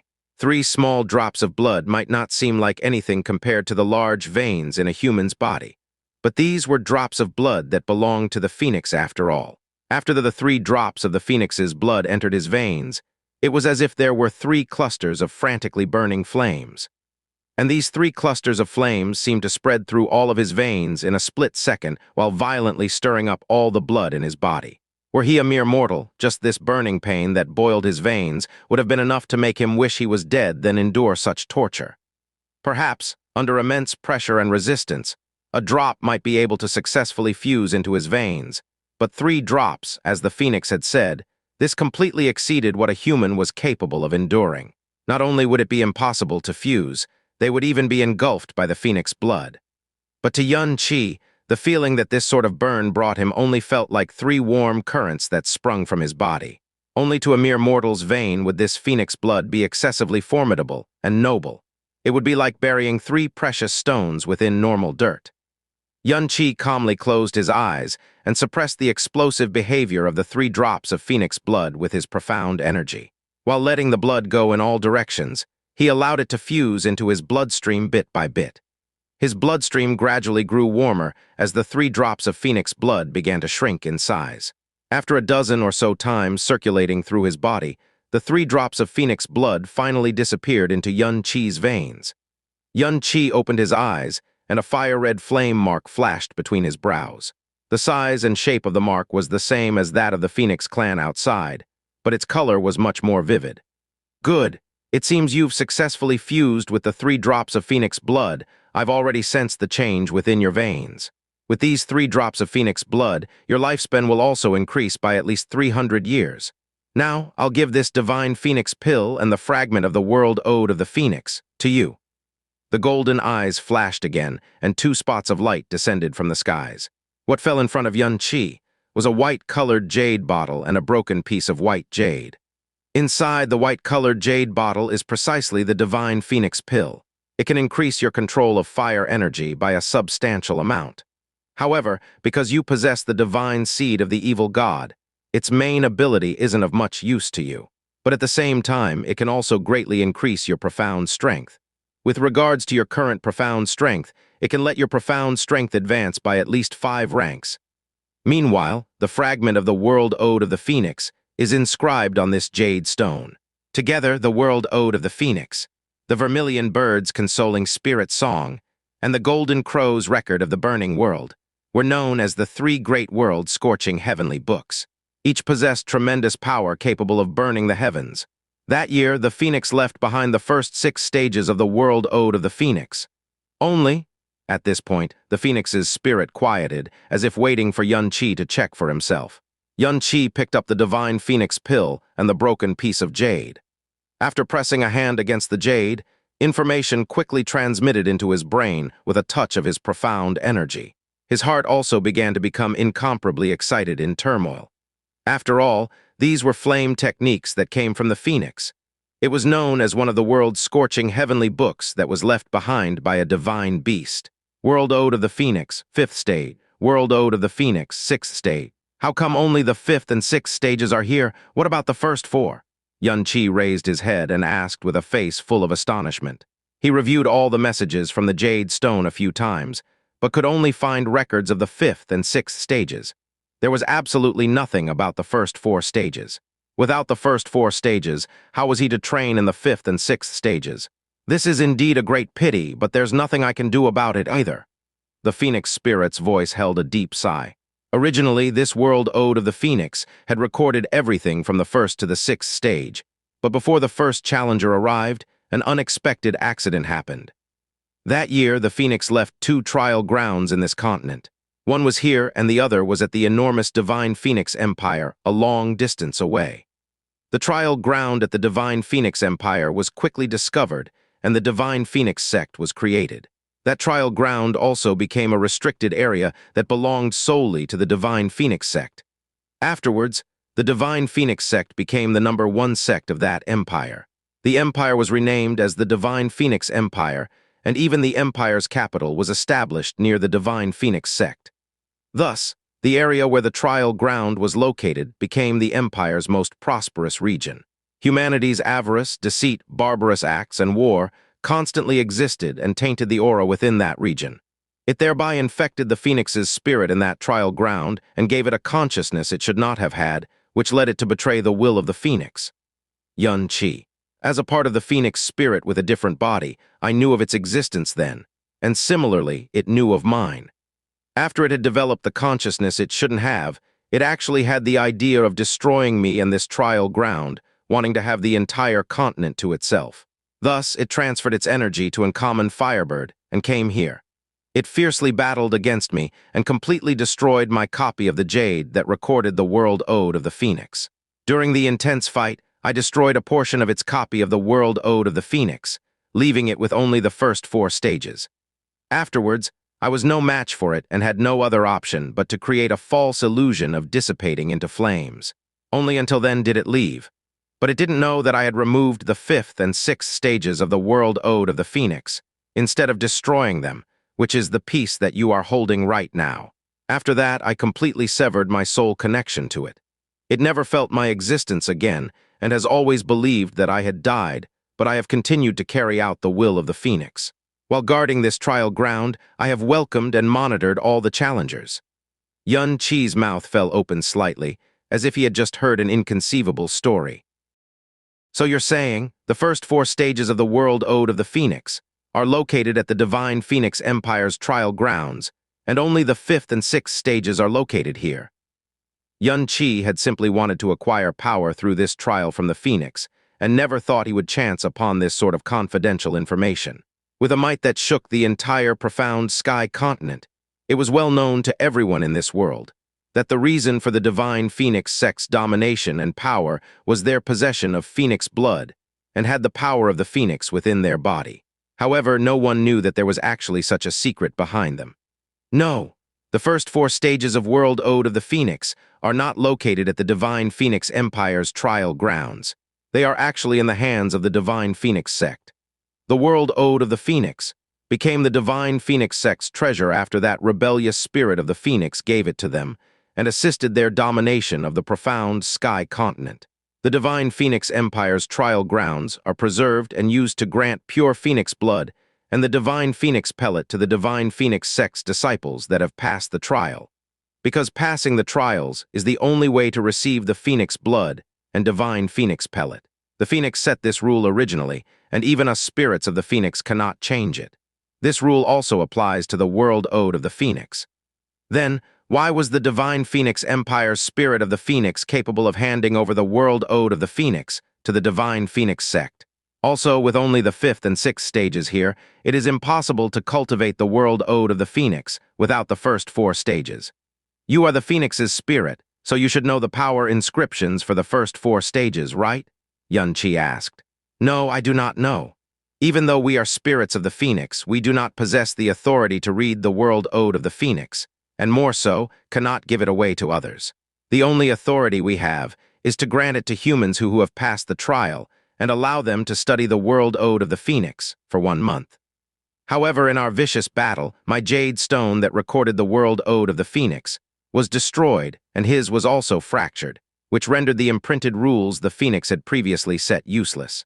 Thus, he gained that chunk of broken jade stone, which was also the complete authority over the first 4 stages. The bottom half landed in my hands, and I could also freely administer it. However, I will never go against the will of the Phoenix. As for the first 4 stages, I don't have the slightest knowledge of them, so your wish to obtain the first 4 stages from here is completely impossible. So that's how it is. Xianxia's heart was crestfallen. The inscriptions of the World Ode of the Phoenix had fractured.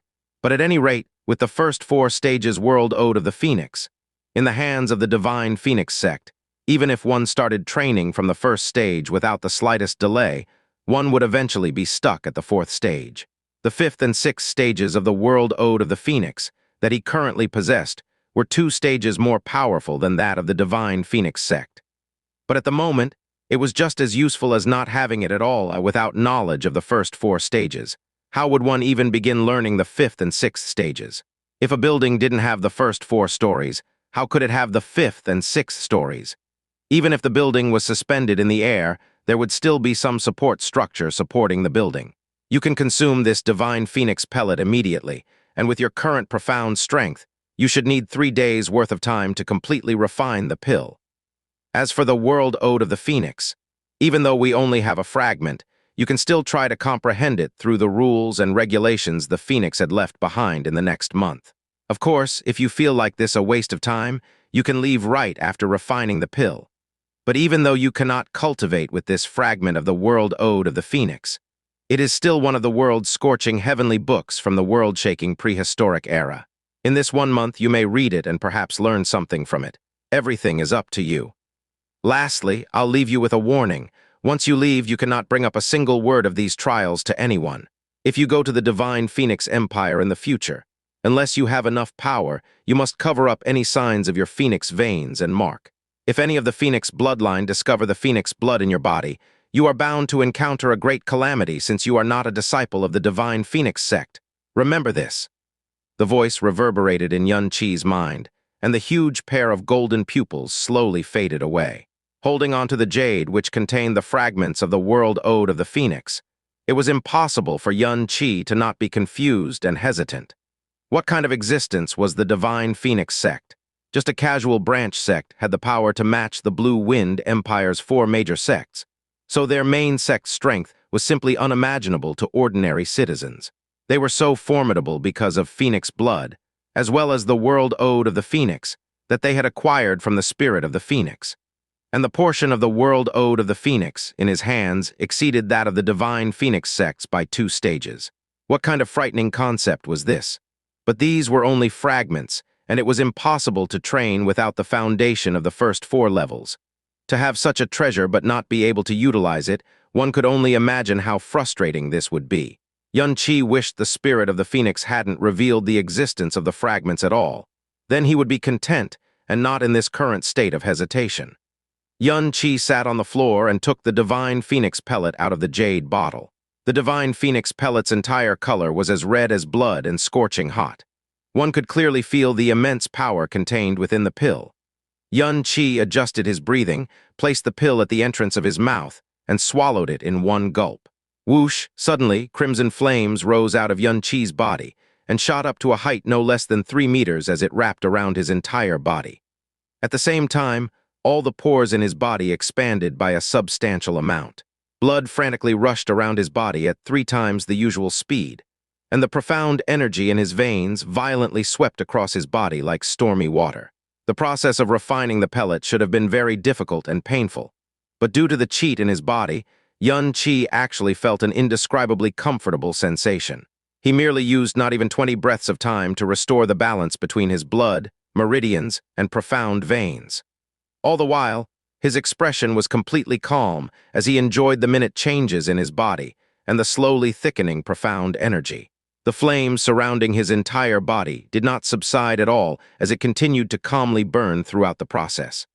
The purpose of the flames was to physically remold the body of the pill taker, increasing their fire resistance and their affinity with the fire element. But in Xianxia's case, the fire was unnecessary.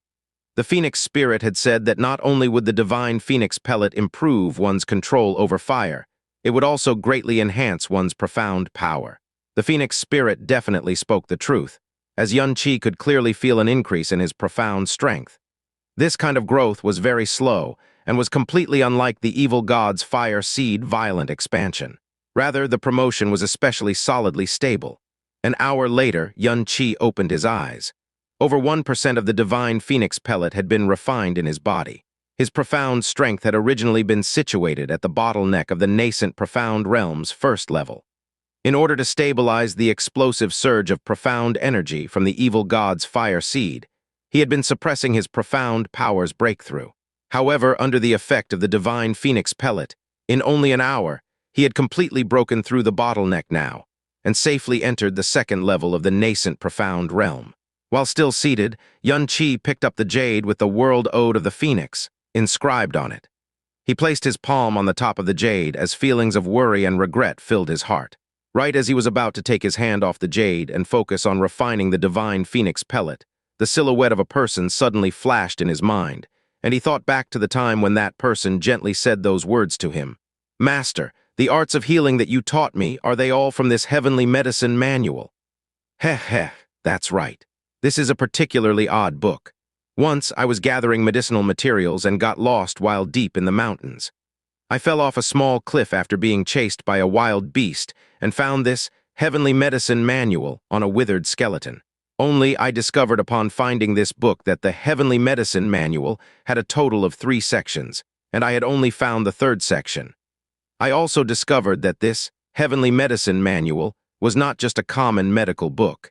Its medical knowledge was supposed to be one of a whole, and it was fundamentally impossible to comprehend the 3rd section without the first 2 sections. Later, Master found the first 2 sections, right? No. Even though I spent a considerable amount of time searching, I did not find the previous sections. But Master was not content leaving it at that, so I stopped searching and tried to decipher the 3rd section of Heavenly Medicine Manual by force. Combined with my entire lifetime's worth of reading, knowledge, and experience, I pieced it together bit by bit, and in 10 years' time I wrote out the 2 sections myself. However, the 2 sections that Master wrote are definitely not the same as the original sections, but through my own comprehension and writing, compared to simply reading another's book, perhaps what I had gained was much greater. Wow, Master, you really are too powerful.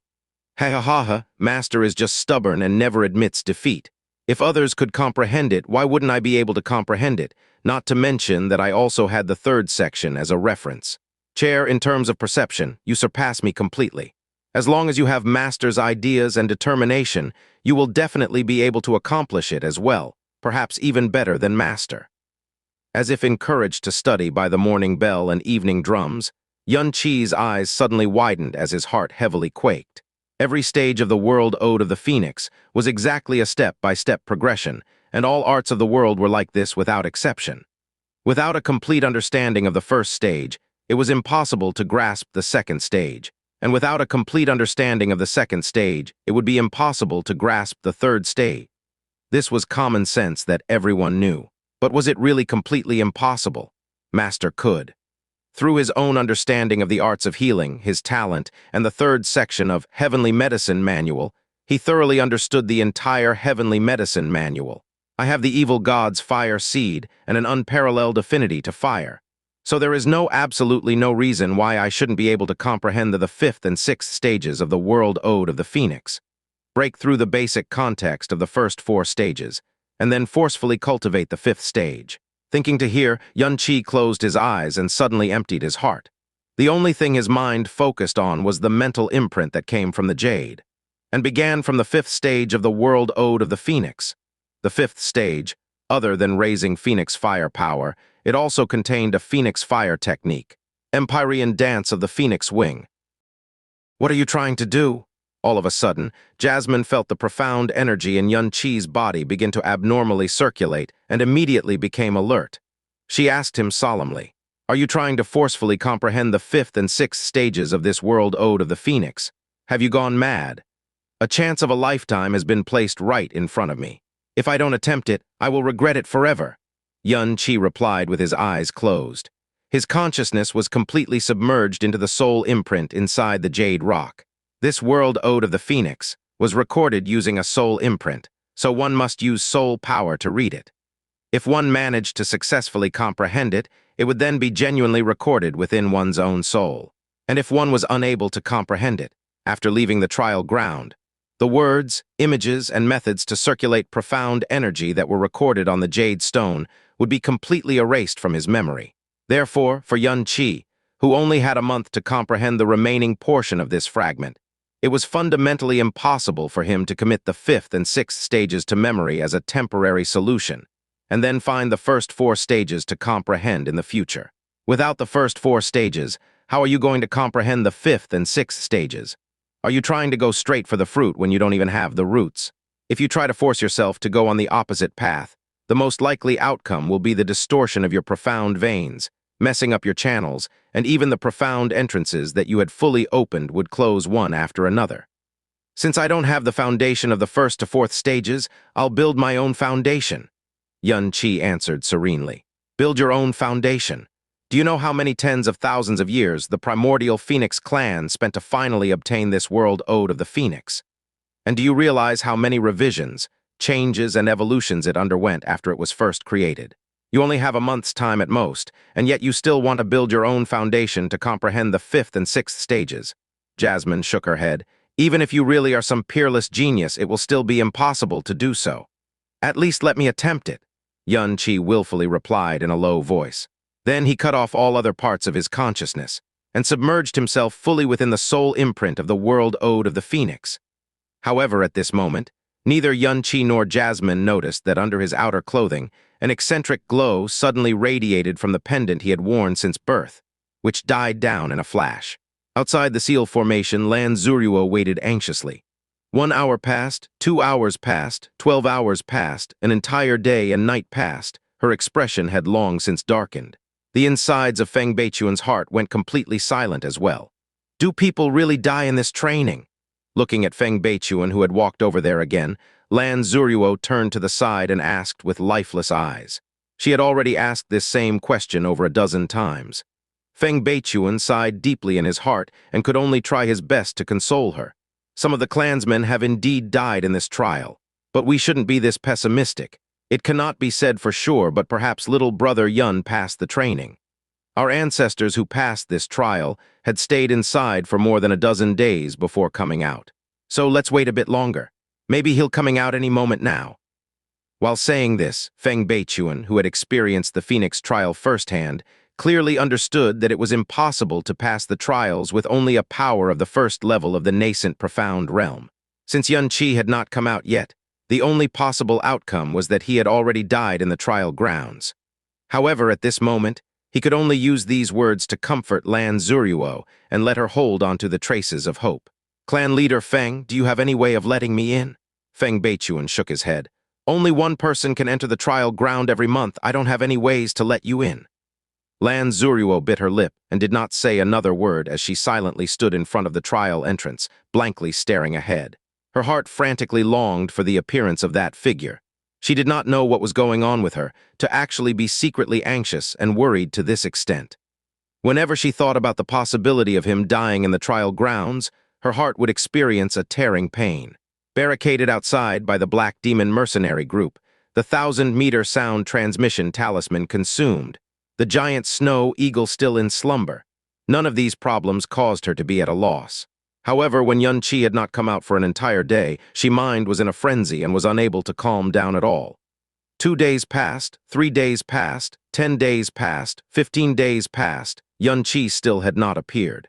So Lan Xueruo was unable to hold on to any more delusions, and had no choice but to painfully accept the fact that Yun-Chi had already died in the trial ground and would never come out.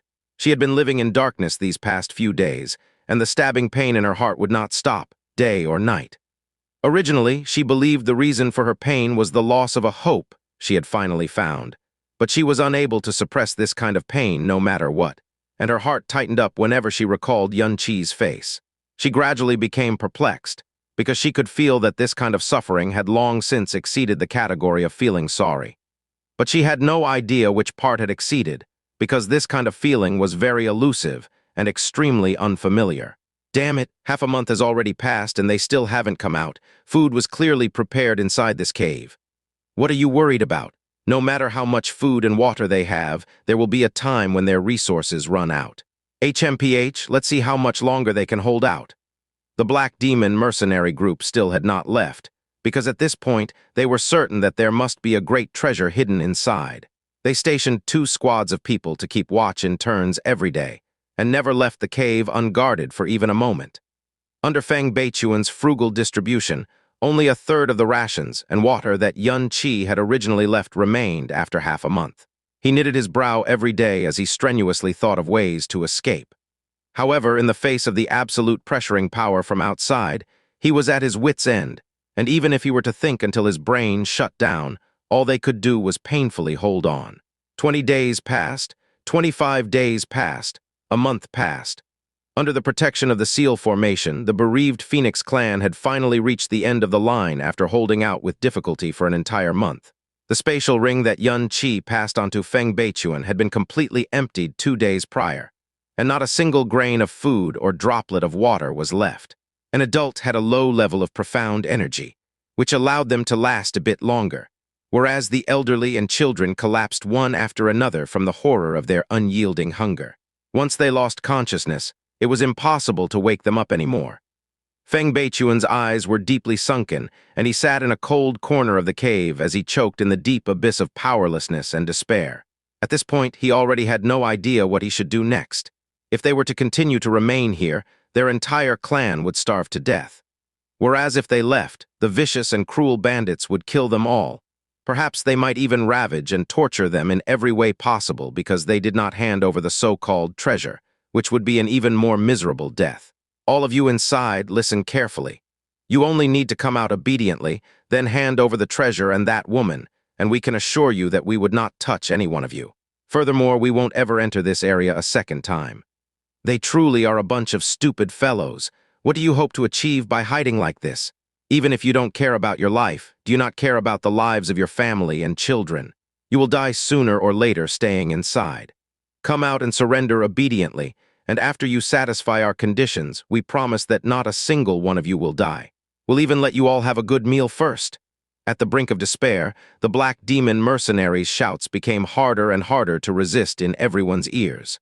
At this moment, an elderly man tottered up and said, "Clan leader, what they say is also true. Sooner or later, we will all starve to death in here.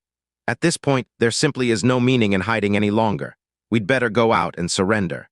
Perhaps they will do as they say and would not harm us." "Out of the question." Feng Beichuan actually shook his head and dimly replied, "You should have felt it previously as well. All of them carried varying degrees of hostility towards us on their bodies. This is a gang of vicious and cruel bandits that have no regard for human lives.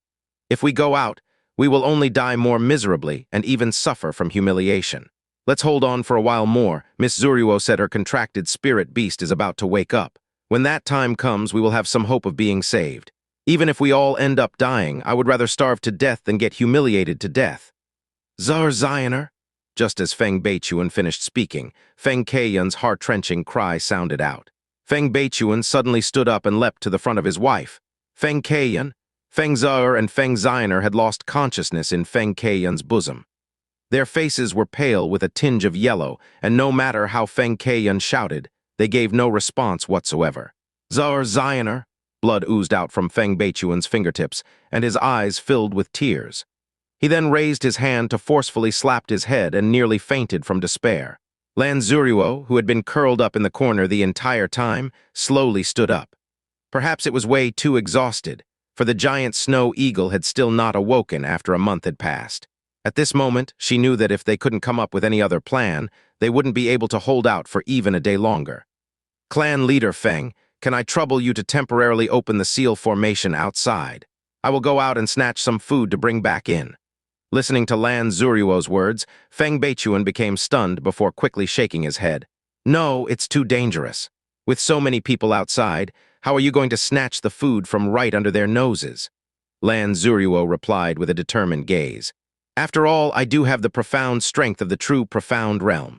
As long as the few true profound realm leaders of theirs are not present, it is unlikely to be dangerous for me. Right now, all these children are already unable to hold out. If I still don't go and obtain some food, they might. Feng Beichuan's lips trembled. Looking at Feng Zhe and Feng Zayner, who had lost consciousness, he finally nodded his head and said bitterly, Miss Lan, then you must be careful. All of us big men here are helpless, yet we can only trouble a girl like you to risk your life for us. It really is. No need to put it that way, clan leader Feng. I believe that if clan leader Feng had enough power, you would definitely be the first one to go out. Immediately deactivate the seal formation, then immediately activate it again after I've exited. Once I get the food, I will signal you through voice to deactivate the seal formation again. Even though her plan was accompanied by extremely high risk, it seemed to be the only plausible temporary solution to relieve them of their current crisis. Feng Beichuan stood at the cave entrance, bit open his mouth, dripped his blood on the seal, and said with concern, You must be careful.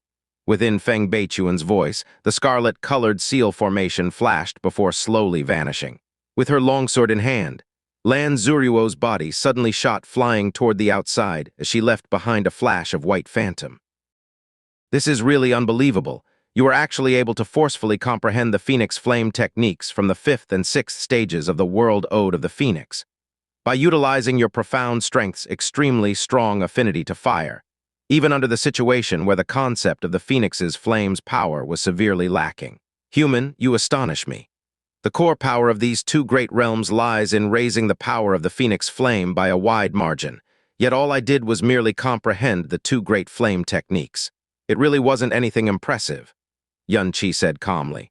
No, the flame techniques of the two huge realms, Empyrean Dance of the Phoenix Wing and the Star-Scorching Demon Lotus, are closely related to the concepts of the flame's energy and are together as one. To thoroughly understand these two great flame techniques under these circumstances, I believe that even if the Phoenix was here in the mortal world, he would certainly be immensely astonished as well. Admittedly, this is related to the fact that you possess the fire seed of the evil god and have an extremely strong affinity to fire. However, even if the evil god was here instead, it would basically be impossible for him to do this in the short span of 1 month. Your astonishing comprehensive ability is sufficient to be crowned as the best in the present world. This is the evaluation that the Phoenix spirit had towards Xianxia. Being the spirit of a divine beast superior to the mortal world, it had never expected that it would give such an evaluation to a human one day. The jade that recorded the World Ode of the Phoenix slowly vanished in Xianxia's hand, and the Phoenix spirit's voice sounded again. Your time in this trial ground is reaching its end, and it's time for me to send you out. However, before I do so, I should perhaps give you a special present. Inside the pitch-black world, a golden light suddenly came flying and touched Xianxia on his forehead. Instantly, the scarlet phoenix imprint on his forehead appeared. But the color had turned into a pure golden color from the previous scarlet color, just like a cluster of burning, golden-colored flames. This is, Feeling the phoenix's imprint of his forehead change color, Yun Qi subconsciously touched his forehead and asked puzzledly, "This is a special power that I can only use once in my lifetime, but I never thought the day where I used it would actually come. However, as the one who carries the power of the evil god, your future is destined to be extraordinary, and bestowing this power upon you is more than suitable. As to what kind of power this is, when the time of you using it comes, you will naturally know. Now then, let me send you out. Your friend and that one Phoenix clan that had been cursed by me are currently facing a great crisis, and only you can save them now. Now go." As the Phoenix spirit's voice faded, the pair of huge golden eyes disappeared within the darkness, and the space in front of Yun Qi's eyes immediately distorted. When the seal formation had been temporarily opened, Lan Xueruo rushed out with her fastest speed, and understood the situation outside clearly with one glance. With her jade sword out, she rushed directly at the frontmost black demon mercenary. The seal behind her also quickly reactivated immediately after she exited the cave. Captain Black Demon was not around, and the three others with the power of the true profound realm, Black Tiger, Black Devil, and Black Wolf, didn't seem to be around either. This was undoubtedly the best situation for Lan Xueruo. With her profound strength of the third rank of the true profound realm, it was fundamentally impossible for these nascent profound realm villains to stop her. "That chick came out, quick! Quickly go inform the captain." Seeing Lan Xueruo suddenly rush out, the closest squad was also caught unprepared. Before they even had the chance to act and stop her, all of the weapons in their hands were flicked away by Lan Xueruo. With Lan Xueruo's strength, she could have easily killed the few of them with one strike of her sword. However, in her heart, there had never been the thought of killing people. The tent that stored the food was directly in front of her, and Lan Xueruo located it instantly with a single glance. Brandishing her jade sword, her graceful body swiftly drove forward like a butterfly fluttering through the flowers, and broke through the barricade of a dozen and more people. She reached the tent in less than a few breaths of time before quickly removing the spatial ring that was on her left hand. However, at this moment, two blasts of dangerous gales suddenly came from both sides. Vice Captain Black Tiger and Black Wolf simultaneously jumped out from the back of the tent while laughing sinisterly. Two wolf-fanged maces swung toward Lan Xueruo from both sides and forced her to rapidly retreat. Behind her, Vice Captain Black Devil also hopped out from who knows where. The three of them readied their wolf-fanged maces, encircled Lan Xueruo, and laughed with incomparable obscenity. "I knew you would do something like this. Tusk Tusk, we've indeed waited a long time for you." Black Wolf licked the corner of his lip and looked at Lan Xueruo with a gaze filled with obscenity. "This woman is actually beautiful to such an extent that she's actually worth dying for." Seeing Lan Xueruo up close for the first time, Black Tiger's saliva had already started to uncontrollably flow out. "What are you spouting rubbish for? Let's capture her first. This beauty may indeed be young, but her profound strength is no weaker than the captain's. You should more or less be a little careful." Amidst a low shout, three wolf-fanged maces swung towards Lan Xueruo from three different angles. Lan Xueruo revealed a bitter smile. It had already been 4 days since she had drank anything. Even though her profound strength appeared to be unaffected, in actuality, under the long period of hunger, anxiousness, and sorrow, her body had become utterly weak and unstable. Because of this, she could barely bring out half of her profound strength, even to the point of being unable to detect where these three had been hiding. Under normal circumstances, she would be still able to handle these three first rankers of true profound realm by herself, but in her current condition, it was almost impossible for her to escape, much less defeat them. Waving her jade sword and releasing her profound energy, she blew back the attacks from all three with a single strike of the sword. However, in doing so, she nearly lost her balance from the recoil. Biting her jade teeth, the golden glow in her eyes slightly wavered as she consolidated all of her profound energy.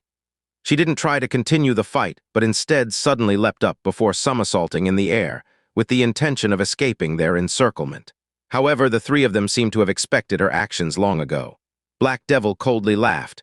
"Want to run? Hee, since you have come out, don't think that you can just go back in heaven-rumbling strike." Black Devil jumped right after and ruthlessly swung his mace toward the airborne Lan Xueruo. Lan Xueruo used her sword to block the attack, only to stumble as she landed. At this moment, a wild and loud laughter came from behind her back. "Ha ha ha ha! Excellent! How excellent! I have indeed not waited in vain for this past month. The beauty has delivered herself to the doorstep, ha ha ha ha!"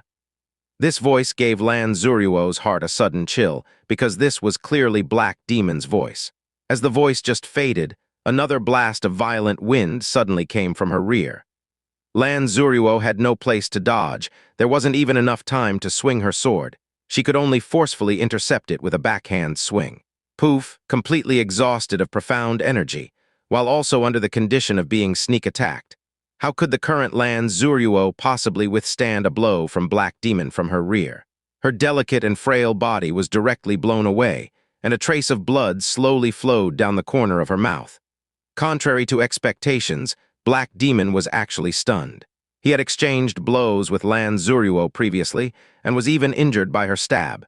In his heart, he was still more or less fearful of her, which was why he had chosen such a despicable sneak attack. However, he did not expect that this blow would actually result in such an impressive outcome. While looking at Lan Xueruo, who was slowly wiping off the blood at the corner of her mouth, Black Demon drew closer step by step and laughed while grinning hideously. "Hee, little beauty, you can't escape this time anymore. Obediently follow me back and be my wife. I promise that you will be able to live and eat well. When that time comes, wouldn't releasing everyone inside just be a matter of a word for you?" Lan Xueruo stood up from the ground. Her beautiful eyes were cold as ice, yet her heart was instead overwhelmed with grief. Never would I have thought that my noble body would actually be forced into an almost despairing state by a bunch of substandard villains. She did not say a word. After placing her jade sword in front of her body, she prepared for the final life-and-death struggle. Tusk, what a tough nut to crack. Black Demon squeezed his chin with his fingers, smiling more and more dangerously as he moved closer and closer to Lan Xueruo. "It seems that you won't be obedient unless I knock you out. When the time comes, and you wake up to find yourself stripped naked, let's see if you can still act so tough." All of the surrounding Black Demon mercenaries let out a wave of obscene laughter. Black Demon also took a big step forward and horizontally swung the wolf's fanged club towards Lan Xueruo. Clang, clang, clang. Lan Xueruo gritted her jade teeth and blocked Black Demon's attacks with all her strength. The first block, she retreated a big step back, and for the second block, her right arm felt a wave of numbness, nearly causing her to fall down. As for the third block, she was directly thrown onto the ground, and the jade sword in her hand was also blown far, far away. "Hey. Black Demon threw the wolf-fanged mace behind him and rubbed his hands together as he walked towards the fallen Lan Xueruo. In the midst of his lewd laughter, he grabbed at her with one hand. It was at this moment that a loud, ear-piercing phoenix cry suddenly resounded near their ears, and made their ears ring for a moment. Black Demon's entire body also completely froze and stopped his movement. Before he was even able to react, he saw a huge flaming figure suddenly breaking through the seal of the cave. It rushed directly at them while carrying a scorching heat wave. That flaming figure was like a miniature phoenix spreading its wings and dancing in the breeze. "Wait a minute, faux phoenix." Everyone's eyes instantly stared wide open with mouths agape.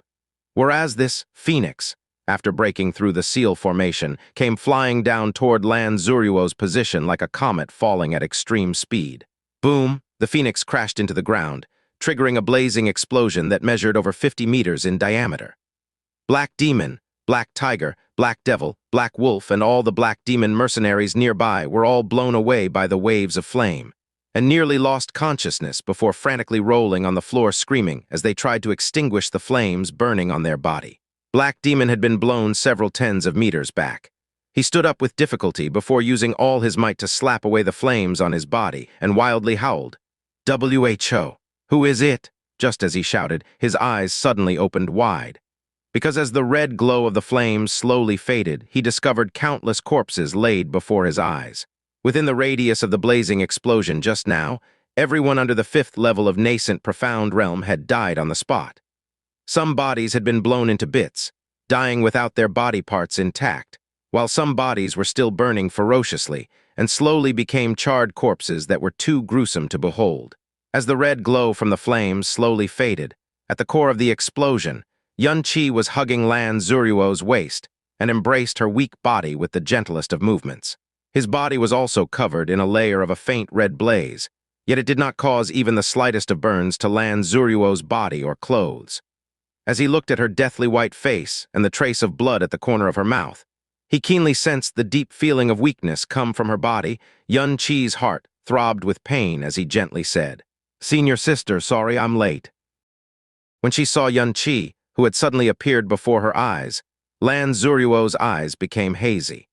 She stared blankly at Yun Qi for quite a while before finally believing that all of this was not an illusion and she was not dreaming. The corners of her lips raised in a warm curve. Her gaze trembled with astonishment, happiness, comfort, and traces of tender sentiments that even she did not perceive. Junior brother Yun, you are still alive, very good, she gently smiled. Even though this was her first time getting tightly embraced by a man, there was not even a trace of rejection in her heart. Instead, her mental state, which had been stretched taut, had completely relaxed. Knowing that Yun Qi was still alive, all of the anxiety, fear, and pain on her body was entirely replaced by happiness. Being embraced by Yun Qi like this, she felt a kind of contentment and ease that she had never felt before. I did tell senior sister before that I'm a person who treasures my life the most, so how could I die so easily? Come, swallow this down. Yun Qi took out a heaven-returning pellet and gently placed it into Lan Xueruo's mouth. Lan Xueruo swallowed without hesitation and revealed a look of deep astonishment, because the moment the pellet entered her mouth, she felt a warm current flowing through her entire body. All of her injuries stopped hurting and began to heal at an extremely fast speed. Heaven-returning pellet, a medicine that was able to quickly heal in a short period of time, used the most valuable ingredients, required extremely precise refinement techniques, and at the same time required a very long refining process. When the pill entered her mouth, Lan Xueruo realized with astonishment that it was the healing panacea, the heaven-returning pellet. Furthermore, it was a medium-grade heaven-returning pellet, which was only inferior to the high-grade heaven-returning pellet. Even if such a heaven-returning pellet was possessed by one of those top-notch sects, it would still be considered an extremely precious first-rate medicinal pellet. Yun Qi gave a slight smile and softly spoke as he helped Lan Xueruo up. Senior sister, rest well for a while. Leave these villains to me. On the other side, Black Demon was scared witless after the previous explosion instantly killed 13 Black Demon mercenaries.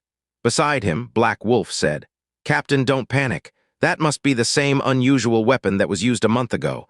Moreover, there should only be one such weapon left, otherwise he wouldn't wait till now to use it.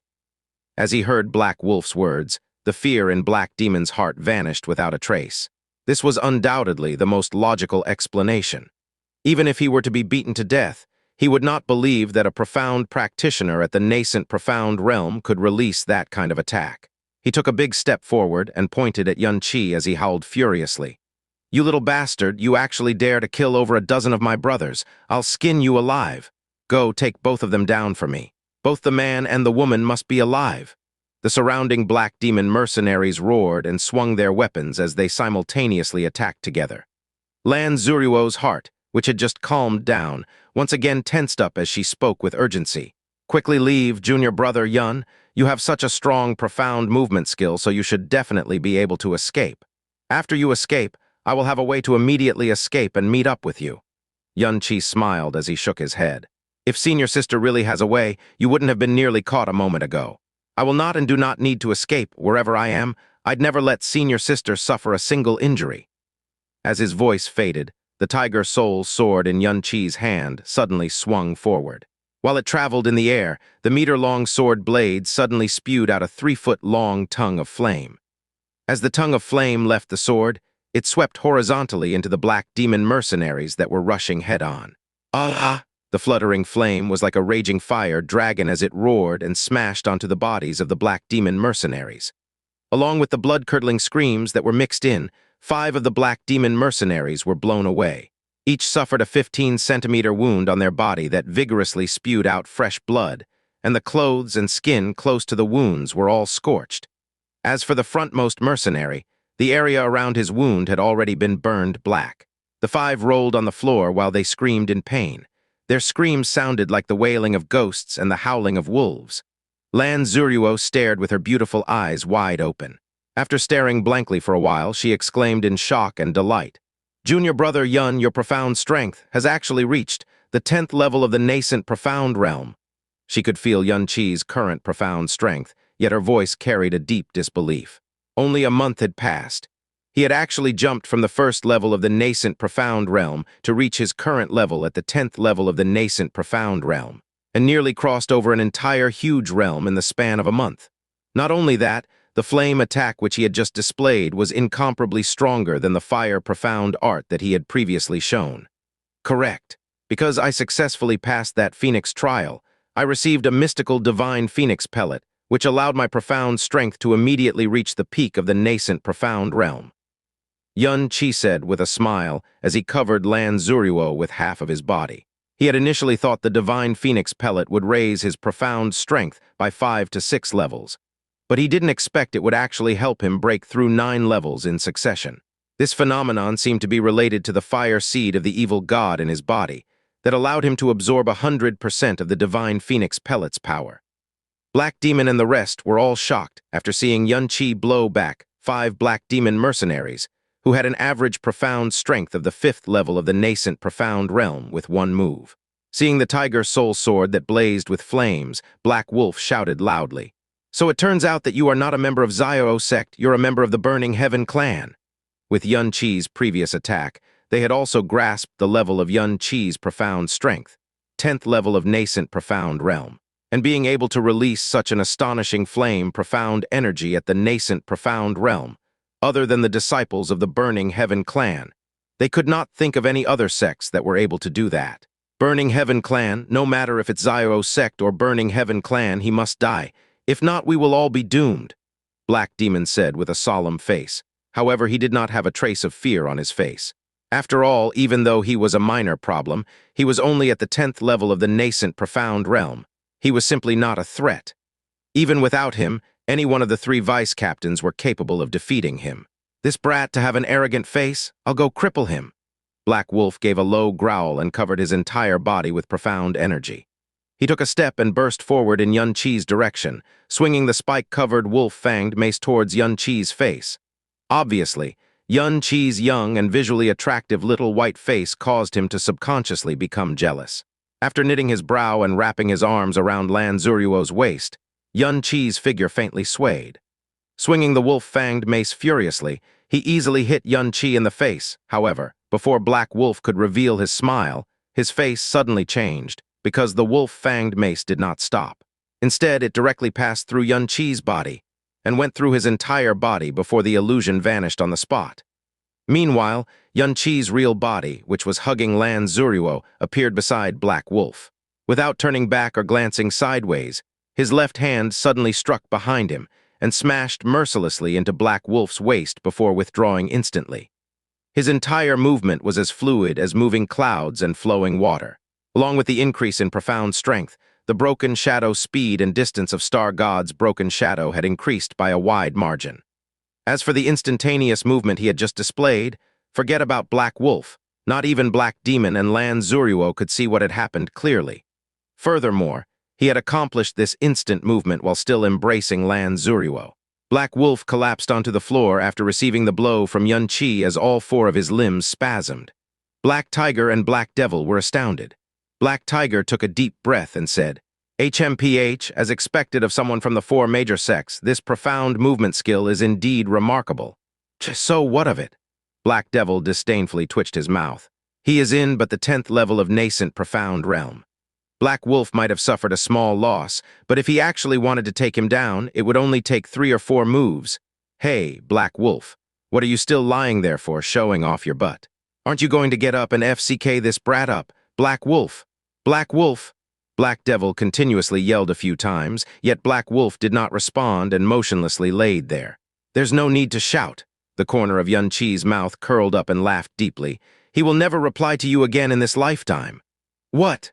Black Tiger and Black Devil's expressions sunk and rushed over at the same time, turning Black Wolf over with a kick. Immediately, both of their expressions greatly changed. Black Wolf's entire face had already turned ashen. His corner of his mouth foamed with blood mixed with froth, and his eyes opened extremely wide. Both his eyeballs substantially bulged out, yet they had long lost their focus and spirit, leaving behind only a field of deathly gray. Dead. He actually died. Impossible, impossible. How could he die just like that? All he took was a single strike from this brat? This is impossible. Looking at Black Wolf's condition, Black Devil turned pale from fright, completely unable to believe his own eyes. a profound practitioner of the first level of true profound realm who took a single blow from a profound practitioner of the 10th level of nascent profound realm. How could he have just died like this? The difference between them was not just one level, but also the divide of an entire realm. Even Lan Xueruo opened her beautiful eyes wide and became baffled. However, thinking back to the time when he had crippled Xiao Luocheng, who was at the 10th level of nascent profound realm, while he was only at the first level of nascent profound realm, she immediately felt much more natural. A blow from a 10th ranker of the nascent profound realm would naturally be impossible to directly kill a true profound realm practitioner just like that. However, even though Yun Qi's profound strength rank was at the 10th level of the nascent profound realm, under the effect of evil soul, the power of his profound strength was far greater than this. In addition to the fact that he had killed a countless number of people, he was extremely familiar with the structure of the human body and thoroughly understood where all the major vital spots of the human body were located. He could kill with one hit without the slightest margin for error. You actually killed our third brother. I will dismember your corpse into 1,000 pieces. Black Devil and Black Tiger went into a violent rage at the same time, emitting anger and murderous intent from their body. Both of them rushed towards Yun Qi at the same time.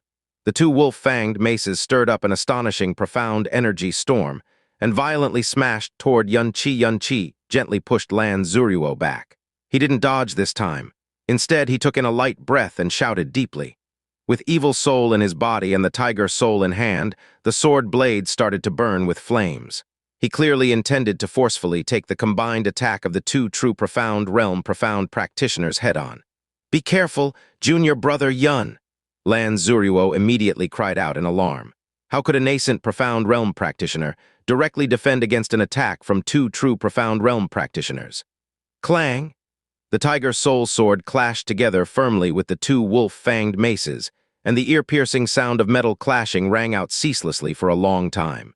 In that split second, the corners of Black Devil and Black Tiger's mouth revealed a sneer. If their opponent had used that mysterious profound movement skill just now, they might have had a bit of a headache. However, since the opponent recklessly tried to intercept their attack head-on, they were confident that the only outcome would be the immediate injuring, or even crushing, of both his arms from the shock. However, their sneer only lasted a moment before becoming completely frozen. This was because what had traveled up from their arms was actually an unbelievably strong recoil, which momentarily caused their arms great pain and ruptured the skin between their thumb and index finger. Both of Yun Qi's arms also sunk for a moment. But right after, the phoenix imprint on his forehead shone faintly as he let out a deep shout. The tiger soul sword, which paused for a moment from being suppressed by the two wolf-fanged maces, suddenly released an ear-shattering tiger roar. It swept through the two wolf-fanged maces while carrying scorching hot flames towards Black Devil and Black Tiger pupils dilated to the extreme. SSSSSSS? The two wolf-fanged maces were cleanly cut apart. Yun Qi's Star God's broken shadow was also activated in that instant. Carrying a stroke of blazing light, he pierced through both of their bodies like a bolt of lightning and appeared 5 steps behind them. Black Tiger and Black Devil's expressions froze as their pupils widened. Under the death-like silence, their heads neatly dropped off from their neck and tumbled onto the dry ground. Old Devil, Old Tiger! Seeing both Black Devil and Black Tiger get beheaded instantaneously, all of Black Demon's courage dissipated, and he nearly vomited blood on the spot. All of the Black Demon mercenaries were even more rooted in place, and did not dare to believe that the 3 powerful vice-captains with the power of the true profound realm would actually die instantly at the hands of a 16-year-old youngster. Heh, there's no need to be so sorrowful. You will all meet again shortly. Yun Qi leaned his body to the side and smiled coldly towards Black Demon. He suddenly raised the tiger soul sword, and a meter-long tongue of flame swept towards Black Demon from far away. You bastard! I want you to pay with your blood. I'm going to dismember you into 1,000 pieces. Black Demon's anger skyrocketed. With a swing of his wolf-fanged mace, he dispersed Yun Qi's tongue of flame before jumping high into the air to smash towards Yun Qi with a jump attack. Yun Qi also jumped. Both his hands tightly gripped the tiger soul sword and clashed with Black Demon in midair. Clang! Sparks flew in all directions. Both their bodies quivered violently at the same time before getting blown backwards. When Yun Qi landed, his body only slightly swayed, but he stood firm right after. When Black Demon landed, he retreated 5 or 6 steps in succession before he was able to stabilize his stance. A finger-deep hole impressively appeared on the iron wolf-fanged mace in his hand. After meeting Xianxia face-to-face and exchanging blows, Black Demon finally understood why Black Devil, Black Tiger, and Black Wolf had been easily executed by Xianxia one after another. It was because even he was at disadvantageous position from this clash of pure profound energy. Black Demon's eyeballs went into a violent turmoil. His face was full of disbelief. Impossible. Definitely impossible. He clearly only has the profound strength of the nascent profound realm's 10th level, whereas I am in the 3rd level of the true profound realm. How could the intensity of his profound energy be stronger than mine? This is impossible, absolutely impossible. However, even if he was unwilling to believe it, the truth was right in front of his eyes. The opponent's level of profound strength was clearly inferior to him, yet the intensity of his profound energy was nevertheless far superior than his. In addition, the opponent's weapon held a big advantage as well. After all, his wolf-fanged mace was a true profound artifact and was also instilled with his profound energy during battle. For his opponent to actually create such a huge hole with only one strike, it was extremely likely that the mace would be split in half if it were to withstand a few more blows. It seems you are also no more than this, Xianxia said sarcastically as he raised his hand to stroke the back of the tiger's soul sword. Brat, don't be too cocky this quick. This daddy merely went easy on you just now. You are a trash, nascent, profound realm practitioner. How can you be the opponent of me, Black Demon, HAAH? Storm Strike. Black Demon had mingled in the outside world for several decades, but because he didn't belong to any sect, Black Demon naturally could not learn any high-grade profound skills. However, he had learned quite a few of those low-grade profound skills which one could buy anywhere. He closed in on Xianxia and suddenly spun rapidly, stirring up a formidable profound energy storm while swinging his wolf-fanged mace clang, clang, clang, clang. Xianxia fell back slightly and quickly used the Tiger Soul Sword to block off all of Black Demon's attacks. Every time the Tiger Soul Sword clashed with the wolf-fanged mace, it generated a crisp clanging sound and filled the sky with sparks. After over 30 successive blows, Xianxia flew backwards and fell back over a dozen steps. Black Demon's attacks also stopped at this moment, and he roared madly while pointing at Xianxia. What are you guys standing there for? Go and kill him for me. Whoever kills him will be the vice captain. The Black Demon mercenaries were still in a state of stupor after the deaths of all 3 vice captains and could not completely react. But hearing Black Demon's loud roar at this moment was as if they were awakening from a dream. They suddenly rushed out and besieged Xianxia from all sides. Senior sister, protect yourself carefully.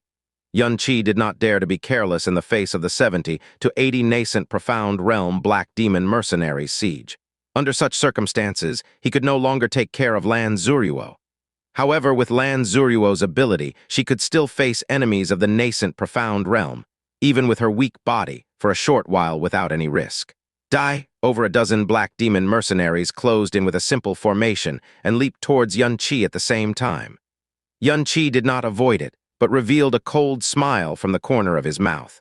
While he received their attacks with one sweep, a gigantic tongue of flame came fluttering out, causing the Tiger Soul Sword to seemingly grow over 2 meters long. Puff, puff, puff, puff, puff. As the tongue of flame hit the first person, the impact broke his neck before continuing to sweep towards the second, third, and fourth without any decrease in power when facing so many enemies. It was considered a taboo to attack everyone unless one had an absolutely overwhelming power, because the power of the attack would substantially scatter. One should instead focus their power in one direction to lessen the pressure on oneself. However, what Xianxia chose to do was sweep horizontally with his fire profound energy. In the face of all these nascent profound enemies, his profound strength was not considered overwhelming, but his weapon was a earth-profound artifact that could easily cut through the profound energy defense of the nascent profound realm. The flames that he released were the flames of the Phoenix, which was under the control of the power of the evil god.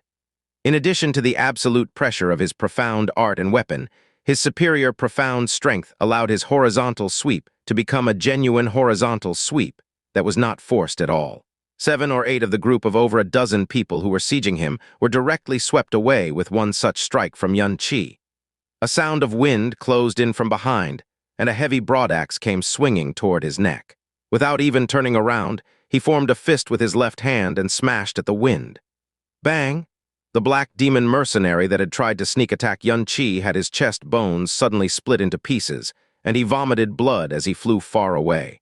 Die! Towards these black demon mercenaries, Xianxia had no trace of pity or mercy. With a jump, he avoided the attacks from 3 black demon mercenaries and stomped at the black demon mercenary to his rear, opening a bloody hole in his chest. Borrowing the recoil power, his body dashed out from a far distance, sweeping 3 people into the tongue of flame high up in the sky. When he landed, another 3 were sent flying with one attack. More and more black demon mercenaries started to attack from all sides, surrounding Xianxia in the crowd like a tidal wave. Xianxia remained calm and collected. Using the star god's broken shadow, he weaved through the crowd like a swift inside a storm. Wherever the tiger soul sword landed, weapons would break and people would die in just one strike. Against the tiger soul sword, the profound energy defense of these practitioners at the nascent profound realm were not much different compared to a thin piece of paper. Not long after, Xianxia's body had been splattered with huge patches of blood. However, he completely lacked perception to all of this. He had simply killed too many people in his lifetime. To him, killing was as ordinary as harvesting wheat. It was unable to stir up the slightest of waves in his heart. Black Demon, who was standing far away, wanted to take advantage of the moment when Xianxia was being surrounded and carry out a sneak attack to end things once and for all. But looking at his blood-soaked body and watching him cut down the waves of Black Demon mercenaries like wheat, a deep chill began to flood in his heart. This was clearly a boy, yet he made swift and clean kills without any trace of hesitation or reluctance. Furthermore, his eyes and expression when killing was just too tranquil, so tranquil it didn't even feel like he was killing people. He had also killed quite a number of people in his lifetime, at least 80 if not 100. However, he definitely would not be that calm while killing people. He was only at the nascent profound realm, yet he had such a terrifying power. Those shocking tongues of flame, that dreadful sword which bestowed death to whomever it touches. Black Demon's heart started to beat faster and faster. The thought of sneak attacking Xianxia quickly faded away, and a growing fear began to breed deep inside his inner heart. His footsteps began to shrink back before he turned his body to wildly flee. Trying to run, his actions were all in Xianxia's eyes. Xianxia's gaze darkened as he swept the tiger soul sword, forcing all the Black Demon mercenaries around him away before kicking off the ground to leap 30 meters into the sky.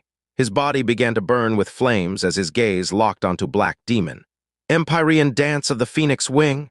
The flames on Xianxia's body ignited frantically, and 2 wings of flame spread out on his back. His entire person shot downwards. From afar, it was like a miniature phoenix swooping down from the sky that also carried a faint phoenix cry along with it. Empyrean dance of the Phoenix Wing. The Phoenix fire skill recorded in the 5th stage of the World Ode of the Phoenix. When mobilized, wings of flame would rise from one's back and rush at the enemy in a bold and powerful assault, to then trigger a large-scale flame explosion. Originally, in order to utilize this skill, it was necessary to have one's Phoenix fire strength at the 5th stage. But its profound entrance had been broken through under Xianxia's extremely high comprehension ability and the power possessed by the fire seed of the evil god. He had mixed his Phoenix fire power with the evil god's fire power in order to prompt this action. The fierce pressure and blazing temperature from the sky caused Black Demon to subconsciously look back.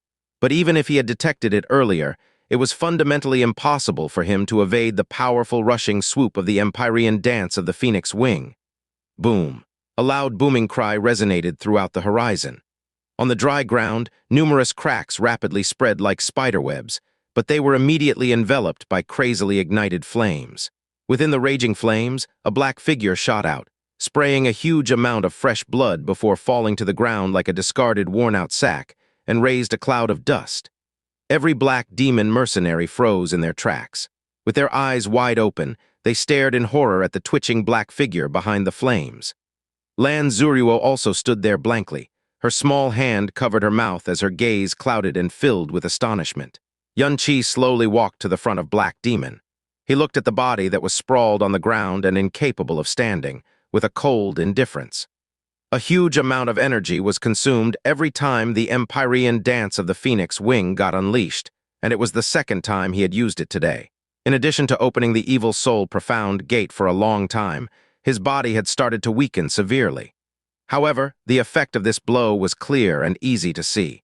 During the previous impact, he had clearly heard the shattering sound of Black Demon's backbone. With his backbone shattered, Black Demon could be considered to be completely crippled. Even if he were to survive this injury, he would still only be able to spend the rest of his life paralyzed. Spare me, I don't want to die yet." After sensing Xianxia's approach, Black Demon let out painful begs of forgiveness. It was human instinct to cherish one's life. Not to mention a pure villain like him, who had not enjoyed enough of his life even after half a lifetime of being free and unfettered. Xianxia bent over and coldly replied as he removed the yellow spatial ring on his hand.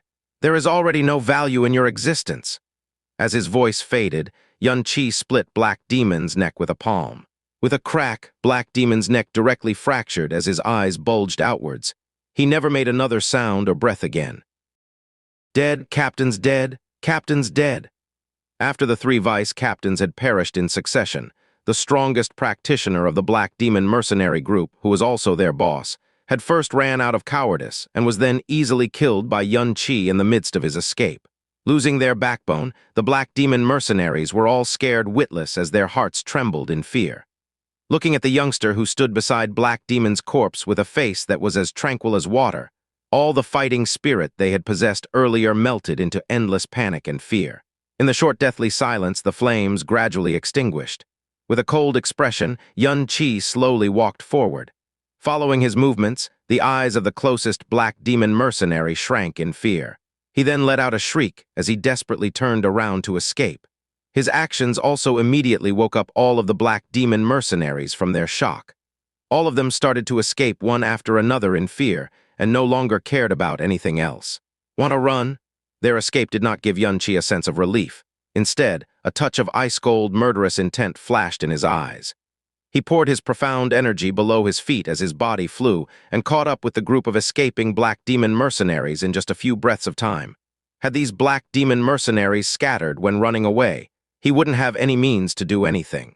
However, his successive slaying of their 4 captains made the hearts of these Black Demon mercenaries give birth to an enormous fear toward him, which made all of them subconsciously escape in the opposite direction of where he was before. Moreover, that direction was also the only exit of the rear mountain.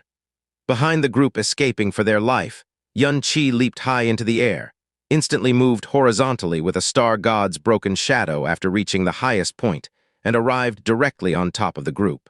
Pointing his tiger soul sword downwards, the sword's body ignited with blazing flames as the golden phoenix imprint in the center of his eyebrows released a blinding golden radiance.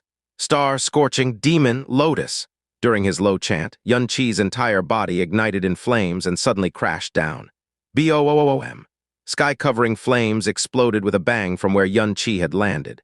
The wildly released profound energy turned into layers and layers of blazing phoenix flame and scattered outwards, instantly shrouding a radius of over 60 meters in the surrounding area, mercilessly engulfing all of the Black Demon mercenaries within it. Looking at it from the sky, it was as if a beautiful flaming lotus had suddenly bloomed with Xianxia as its center. However, every single petal was burning with lethal phoenix flame. Countless miserable screams of agony resounded from within the enormous fire lotus. The cries were so miserable that it was as if they had come from the depths of hell's 9th level. But the star-scorching demon lotus did not feel any pity for the screams and continued to blossom without mercy. Layers and layers of flickering flames gradually bloomed into a larger and larger scorching fire lotus. Lan Xueruo, who was standing far away, had long become complete stunned from watching. Even though she wasn't very old, she had already seen too many experts, including some strong individuals of the high-level Earth Profound Realm and even some Sky Profound Realm masters. However, she had never seen anyone who could release such a magnificent sight using a fire attribute profound art, including the Burning Heaven clan, which possessed the strongest fire attribute profound art in Blue Wind Empire. What was even more unbelievable was that such a blow actually came from Xianxia, from the hands of a 16-year-old, defeating a 10th level of Nascent Profound Realm at the 1st level of Nascent Profound Realm, crossing an entire realm in a month's time, consecutively slaying 4 true Profound Realm profound practitioners at the 10th level of the Nascent Profound Realm. My feelings did not deceive me. He is definitely the one I've been searching for." Lan Xueruo faintly muttered as she blankly looked onwards. The flame lotus had already blossomed to its largest size, while the sound of the miserable screams had become quieter. Through the layers of flames, Lan Xueruo could still see figures desperately rolling in the flames for their lives. She turned her head around, and her heart flooded with deep reluctance. At this moment, within the flames, she saw Xianxia walking out with heavy footsteps while dragging the tiger soul sword with an exhausted demeanor. The clothes on his body were already tattered, and all of the patches of blood on his clothes had also been scorched black inside the fire lotus. "Junior brother Yun," Lan Xueruo exclaimed as she hurriedly rushed over. But she stopped her footsteps right as she neared Xianxia and was momentarily afraid to come forward. It was because at this moment, it was impossible for her to not spawn a sense of unfamiliarity toward the current Xianxia that sudden surge in power was actually less important. When he had slain the 3 vice captains earlier, and when he massacred these black demon mercenaries, every one of his moves were fatal without the slightest hint of leniency. And with a single fire lotus, another 70 or more black demon mercenaries were sent to their graves.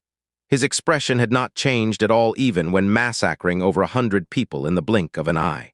He was clearly just a 16-year-old youngster, yet he actually possessed such a demon-like disposition.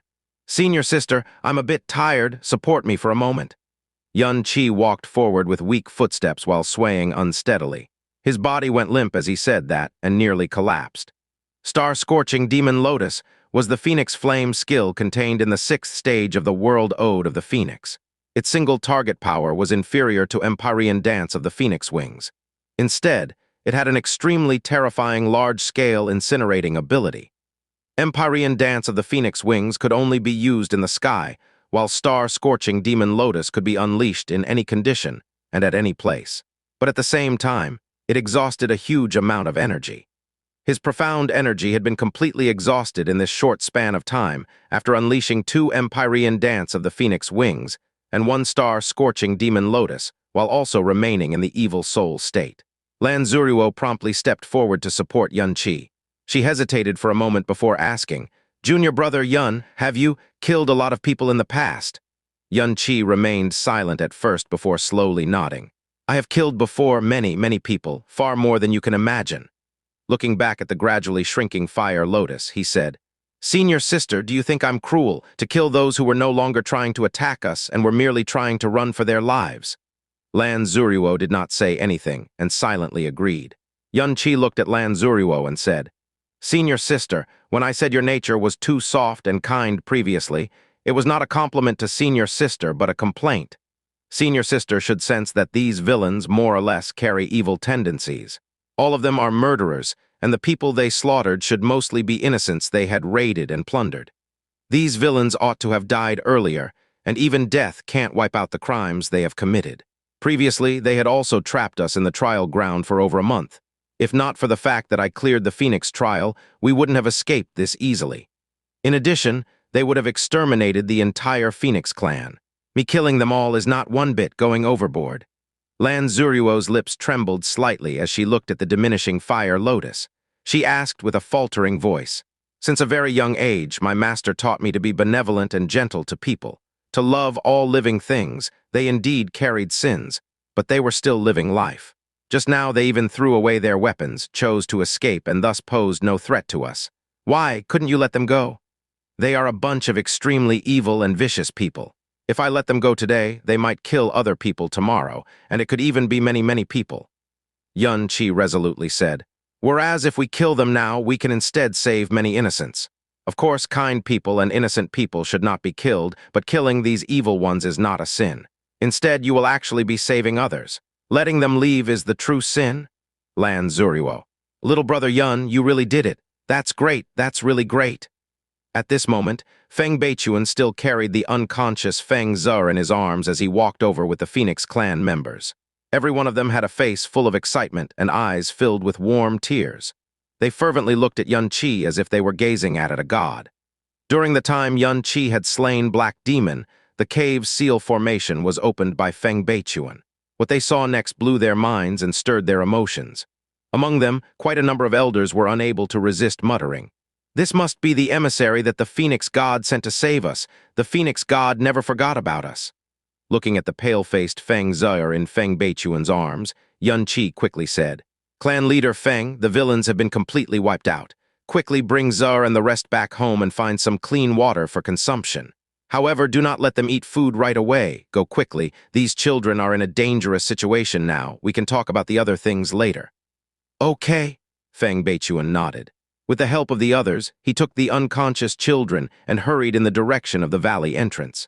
When passing by the place where the fire lotus was burning, they all suddenly stopped in their tracks and stared ahead with faces full of caution. As the fire lotus extinguished, two black demon mercenaries who sat paralyzed with pale white faces appeared in their line of sight.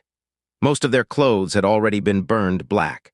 Their bodies were also burned in several places, but those were essentially all minor burns.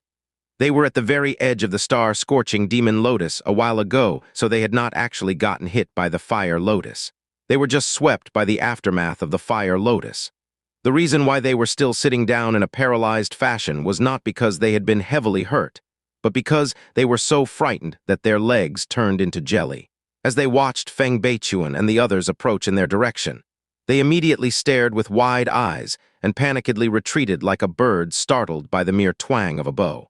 To think there are still fish that escaped the net. Yun Qi revealed a face of astonishment before quickly placing the Tiger Soul sword into Lan Xueruo's hand and hurriedly said, "Senior sister, I have no profound energy and can't do anything anymore. Quickly go and kill those two men. You must not let them run away." Taking the Tiger Soul sword subconsciously, Lan Xueruo subconsciously took the Tiger Soul sword and instead motionlessly stood there.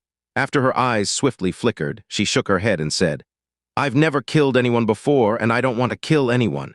Since they were able to survive, then that is their fate. The entire group had been exterminated, and they have nowhere else to return to." After experiencing such a horror just a moment ago, they could be considered to have received their punishment. Just let them go.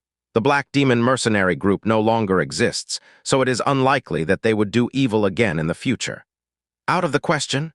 Yun Qi firmly shook his head. Being lenient and not eliminating the roots is always the biggest taboo when facing off against enemies. If you don't kill them, there may be grave consequences that we cannot foresee. Do it quickly. Yun Qi's words were urgent and strict, completely different from the gentle him who normally faced Lan Xueruo. Lan Xueruo's lips trembled and walked 2 steps forward before stopping again, unable to raise the Tiger Soul sword no matter what. Finally, she gave a silent sigh and turned towards the 2 black demon mercenaries who were still lucky to be alive. "Leave, don't be so treacherous in the future. If not, I won't easily let you off the next time I see you." Lan Xueruo's words caused the 2 black demon mercenaries that were paralyzed on the ground to wake up from their dream as they quickly got up from the ground, however. Contrary to what Lan Xueruo had thought, they did not turn around to escape. Instead, their gaze darkened before leaping toward Feng Beichuan. "Clan leader Feng, be careful!" Yun Qi's pupil shrank and roared loudly.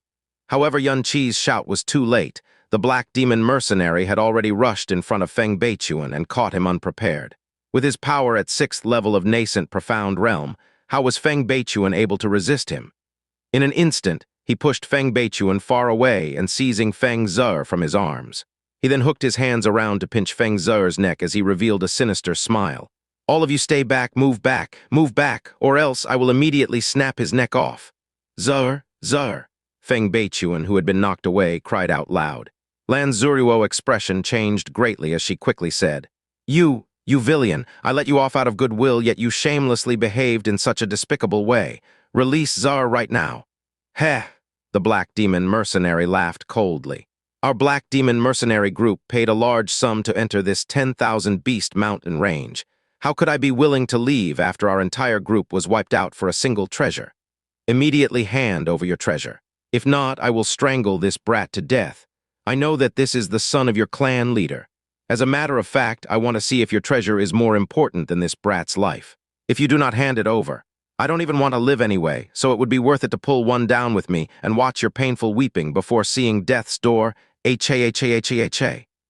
Lan Xueruo tightly clenched her fists as her face paled in anger. Yun Qi's calm and ice-cold voice came from her side. "Senior sister, this is the result of your hesitation, your leniency, and your benevolence. Your benevolence released these two villains and in return handed over Zar life into their hands. Was this the result that you wanted to see? Aye. And even if they don't do this, if they escape from here, what do you think they would do afterwards? They would publicly spread word that a mysterious village here is hiding a so-called treasure. When that time comes, who knows how many great powers and sects would come to search for the treasure. At that time, this Phoenix clan would suffer a greater crisis by who knows how many times, and everyone here may even be massacred because of that. Xianxia looked at Lan Xueruo as each of his words stabbed into her heart like needles. I've killed people, killed over a few hundred villains, avenging the uncountable number of people who were harmed, and saved an even more uncountable number of people that may perhaps be harmed by them in the future. You did not kill anyone, and even let two villains off kindly, but because of that, over 200 innocent people here, young and old, had to tragically die. Is this your understanding of benevolence and universal love? Stop, don't hurt him. I'll promise you anything as long as you let Zar go. Feng Zer's vitality was already unbearably weak, and now he had also landed in the demonic claws of the villain. Feng Beichuan could no longer regain his former calmness. With a paling face, he raised his hand and shouted in panic. Then why don't you immediately hand over the treasure you are guarding? Black Demon Mercenary roared in an almost deranged manner and a sinister look on his face. But we really don't have any treasure. You still dare to fool me. Looks like you don't want your son's life anymore. The Black Demon Mercenary revealed a sinister smile, and the palm that was gripped around Feng Zer's neck suddenly tightened. Even though Feng Zer was unconscious, his small and pale face still showed a pained expression. Stop! Lan Xueruo took a step forward, pointing her sword at the Black Demon Mercenary as her whole body trembled with rage, yet she simply had no method to help. Her heart was filled with hatred and regret. If she had listened to Xianxia and executed them, the current situation would never have occurred, and there more so wouldn't be any worries for the future. However, since things had already turned out this way, what use was there for regrets? Behind her, Xianxia expressionlessly raised his hand with his palm facing that Black Demon Mercenary and indifferently spat out a word. Explode, F-whoosh. With a dull sound, a huge ball of blazing fire suddenly bursted out from the Black Demon Mercenary's hind brain and back. In just 2 breaths of time, the scarlet-colored flames had already burned through the vital vessels in his neck, causing his eyes to pop out and powerlessly release Feng Zer. His body collapsed on the ground as if it was a fallen stake as his life expired. With Xianxia's nature, he, without a doubt, wouldn't actually let these dangerous fish that slipped through the net appear. These 2 Black Demon Mercenaries that had luckily kept their lives were done so deliberately by Xianxia. Even though star-scorching Demon Lotus had not harmed them, it had poured unignited profound energy into their bodies. Under the immense shock, even if they had sensed the profound energy that was poured into their body from the outside, they definitely would not be calm enough to force this foreign profound energy out. Under the appropriate timing, Xianxia would then ignite this profound energy and light the Phoenix's flames from inside the body.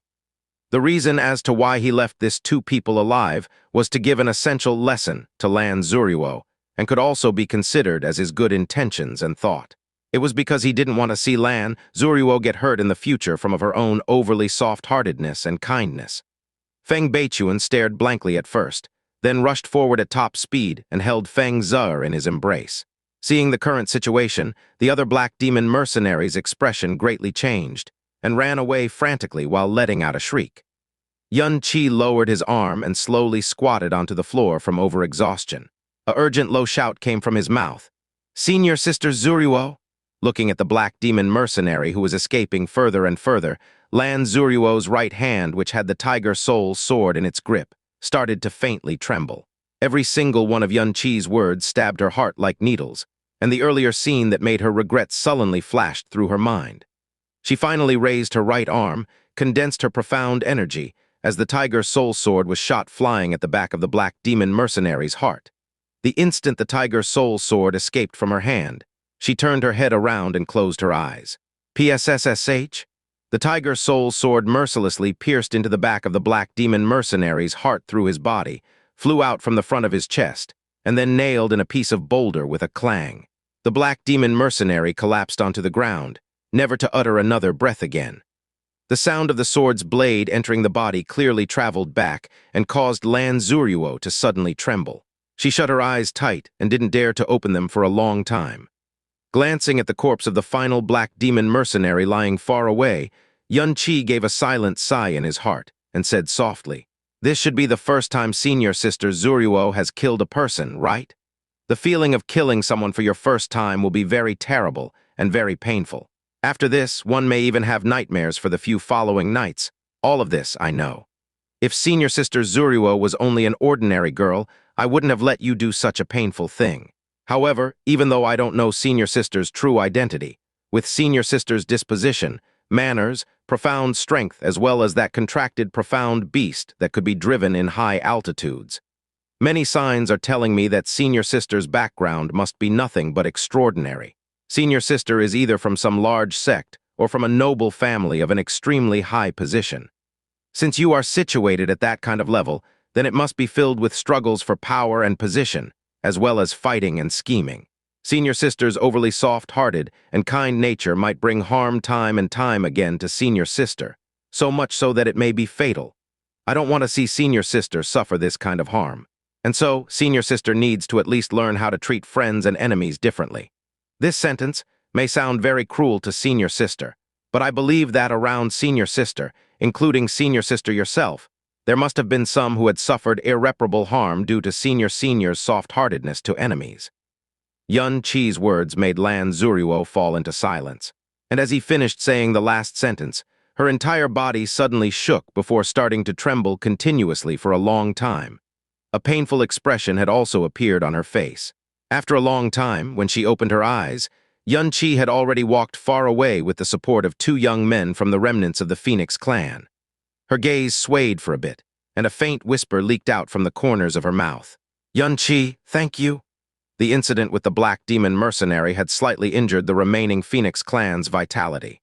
But fortunately, even though it made several people's bodies weak for quite a while, and some even became seriously ill, no one's life had been endangered with Xianxia around. Xianxia had passed the Phoenix trial, acquired the Phoenix imprint, eliminated this crisis of the Phoenix clans, and also displayed such mystical medical skills to heal the several tens of clansmen who were in imminent danger. These past few days, everyone in the Phoenix clan almost treated Xianxia as if he was a god and gave him the most extreme of respect and reverence. And today, the giant snow eagle had finally awakened. It was now time for Xianxia and Xianxia to depart. When bidding farewell to Feng Beichuan's face was filled with reluctance.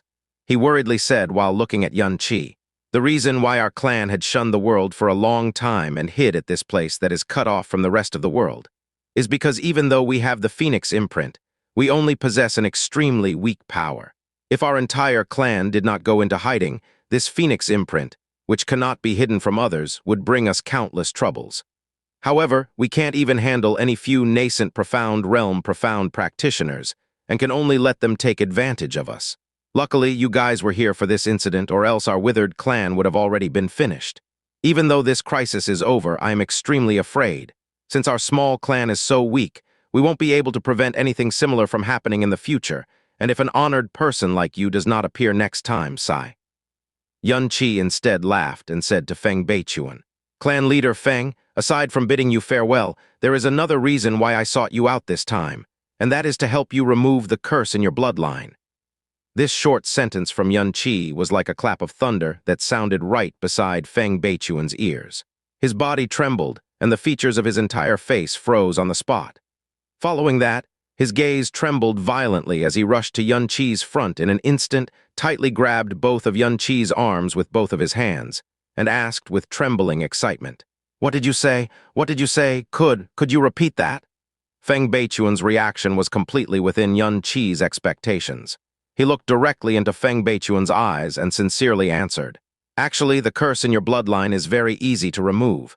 It can be removed just by burning it with Phoenix flame. My profound energy was overly exhausted that day, so I didn't dare use my profound energy recklessly. I'm only informing you about this right now because I have just made a full recovery today." While speaking, Xianxia suddenly raised his hand and pressed the dark red Phoenix imprint on Feng Beichuan's forehead with his right hand's index finger. A small dot of Phoenix flame quickly ignited on his fingertips, and then instantly rushed into Feng Beichuan's Phoenix imprint. Feng Beichuan's face revealed a trace of pain, but it had also only appeared for that instant. Subsequently, the color of his phoenix imprint suddenly started to change. From a dark red, it gradually became more and more vivid, until it became a scarlet color that was completely devoid of any murkiness. Yun Qi withdrew his finger as he looked at Feng Beichuan with a slight smile. Feng Beichuan then stretched out his trembling hand to stroke the phoenix imprint on his forehead that had become hot. He was excited and so moved that he didn't know what to do. He spoke in a tearful voice. "The curse has disappeared. It really has entirely disappeared." Yun Qi smiled and said, "After these past few days of nursing, everyone's body should also have more or less recovered. Let's take this opportunity and gather everyone in one spot. I will eradicate the curse imprint on everyone from its root." "Okay, okay." Feng Beichuan nodded his head as his eyes filled with tears. As he looked at Yun Qi, the gratitude in his heart was so strong that it could not be described with any language. Yun Qi had wiped out the Black Demon mercenary group, saved the lives of his entire clan, and removed the curse in their bloodline, essentially saving hundreds of their clansmen's future generations. He allowed their entire clan to once again possess power and dignity. With the power to protect themselves, after the next generation, they would no longer have to sneakily hide in this desolate mountain range. It took Yun Qi an entire morning's time to completely extinguish the bloodline's curse from all the members of the Phoenix clan. After bidding farewell to everyone with Lan Xueruo, they both rode the giant snow eagle and left through the sky. Every clansman from the Phoenix clan came out to see them off and looked at the skies as they flew off. They stayed for a long while, even after their silhouettes had completely disappeared from their sight. "Father, was Big Brother Yun Qi really sent by the Phoenix god to save us?" Feng Zhe asked innocently as he reluctantly looked at the sky. Feng Beichuan caressed his son's head and slowly nodded. "Yes. Since the year our ancestor committed a grave mistake, after so much atonement and remorse, the Phoenix god has finally forgiven us. However, I have a wonderful feeling that one day we will meet him again." "Really?" Feng Zhe and Feng Zioner's eyes lit up as their faces filled with anticipation. "Definitely." Feng Beichuan smiled. Without the cursed bloodline, their profound strength would no longer be limited, and the phoenix imprint on their forehead could be hidden any time as well, so the next generation would no longer need to hide in these dangerous grounds deep in the mountains. However, the next time we see him, perhaps the level in which he will be standing will be high enough for everyone to look up to. That is why, Fenger, if you really want to see him again, you must start to train diligently from now on. As of now, we don't have the qualifications to repay his great kindness. But after you two have grown up and acquire sufficient strength, you can then walk out of here and assist him. Even if it is the most minuscule of assistance, it will still show the gratitude of our entire clan." "Amen." Feng Zhe and Feng Ziner vigorously nodded their heads as their young and tender faces filled with determination. "If it's from here to Blue Wind Imperial City, how long would it roughly take? With little snow's speed, if we fly 14 hours a day, we would arrive in around 10 days or so." Blue Wind Imperial City, the national capital of Blue Wind Empire. Since he had previously lived in Floating Cloud City, Yun Qi had never thought he would one day step into Blue Wind Imperial City. As Blue Wind Empire's capital, the level of Blue Wind Imperial City's wealth, power, and profound strength were undoubtedly at the top of the empire. The wealthy, the influential, and the strong practitioners that could show disdain to outstanding heroes in a normal city were essentially reduced to the middle class when it came to the national capital. The sky slowly darkened. After the giant snow eagle flew continuously for a long time, it had finally found a town that was not considered too big and landed. "Hello, shopkeeper. Do you sell any 10,000-mile sound transmission talismans here?" Lan Xueruo asked politely after walking into the small town's largest trading company. 10,000-mile sound transmission talisman." One sentence from Lan Xueruo was enough to astonish the shopkeeper. Even though what Lan Xueruo wore was quite ordinary in his eyes, it was hard to conceal the noble aura hidden in her bones. In addition, with her extreme beauty and asking for 10,000-mile sound transmission talisman, the moment she opened her mouth, this shopkeeper did not dare to neglect her and carefully responded. "Young lady, this small shop of ours do not even have 1,000-mile sound transmission talismans, much less one of 10,000 miles. I have never seen a 10,000-mile sound transmission talisman in my entire lifetime. However, we do have a few 100-mile ones. Do you think you can make do with those?" "No need. Sorry to trouble you." Lan Xueruo shook her head in a somewhat disappointed way. She wanted to transmit news to the Imperial City, but that was a place beyond the 100-mile sound transmission talisman's range. "Shopkeeper, are there any inns nearby?" Xianxia asked. "Yes, yes." Shopkeeper nodded his head and pointed in the right direction. "Walk a street up north and there will be an inn. It is also the only one in this town." Xianxia nodded his head and said to Lan Xueruo, "Senior sister, let us stay at the inn here for a while. Little Snow also needs to rest." After walking for a short while, Xianxia and Lan Xueruo found the only inn in town. The time was also getting late, so the inn was also silent. After walking in, only the innkeeper alone was dozing off at the counter under the dim light. He quickly opened his eyes after hearing people walking in. Xianxia was a step ahead of Lan Xueruo. He walked in front of the counter, crossed his arms against his chest, and asked, "Innkeeper, can I trouble you to prepare 2 guest rooms for us?" The innkeeper yawned. He was about to open his mouth to answer when a purple light suddenly flashed across his eyes, making him open his eyes so wide that they were bigger than cow eyes. Because in Xianxia's right hand that was across his chest was an erect index finger, and between his middle finger and ring finger was a distinctly shining purple profound coin. The innkeeper's drowsiness instantly vanished without a trace as his saliva nearly flowed out. He ran this in for half of his life, so how could he still not understand? He immediately adopted an awkward expression and replied, "Esteemed guests, I am truly sorry our small inn only has 1 guest room left." "Only 1 room is left." Xianxia turned over his head and said to Lan Xueruo, "Senior sister, do you want us to find another inn?" The innkeeper immediately gave a resolute face and said, "Esteemed guests, I am not trying to scare you, but we are the only inn situated in this small town. Even after leaving our small town, you cannot find a single place to stay in a circumference of 200 miles. My place is usually full, so to have a room available today is already considered to be your good luck. What's more, our esteemed guests are a talented man and a beautiful woman, a golden couple. You two are practically a match made in heaven.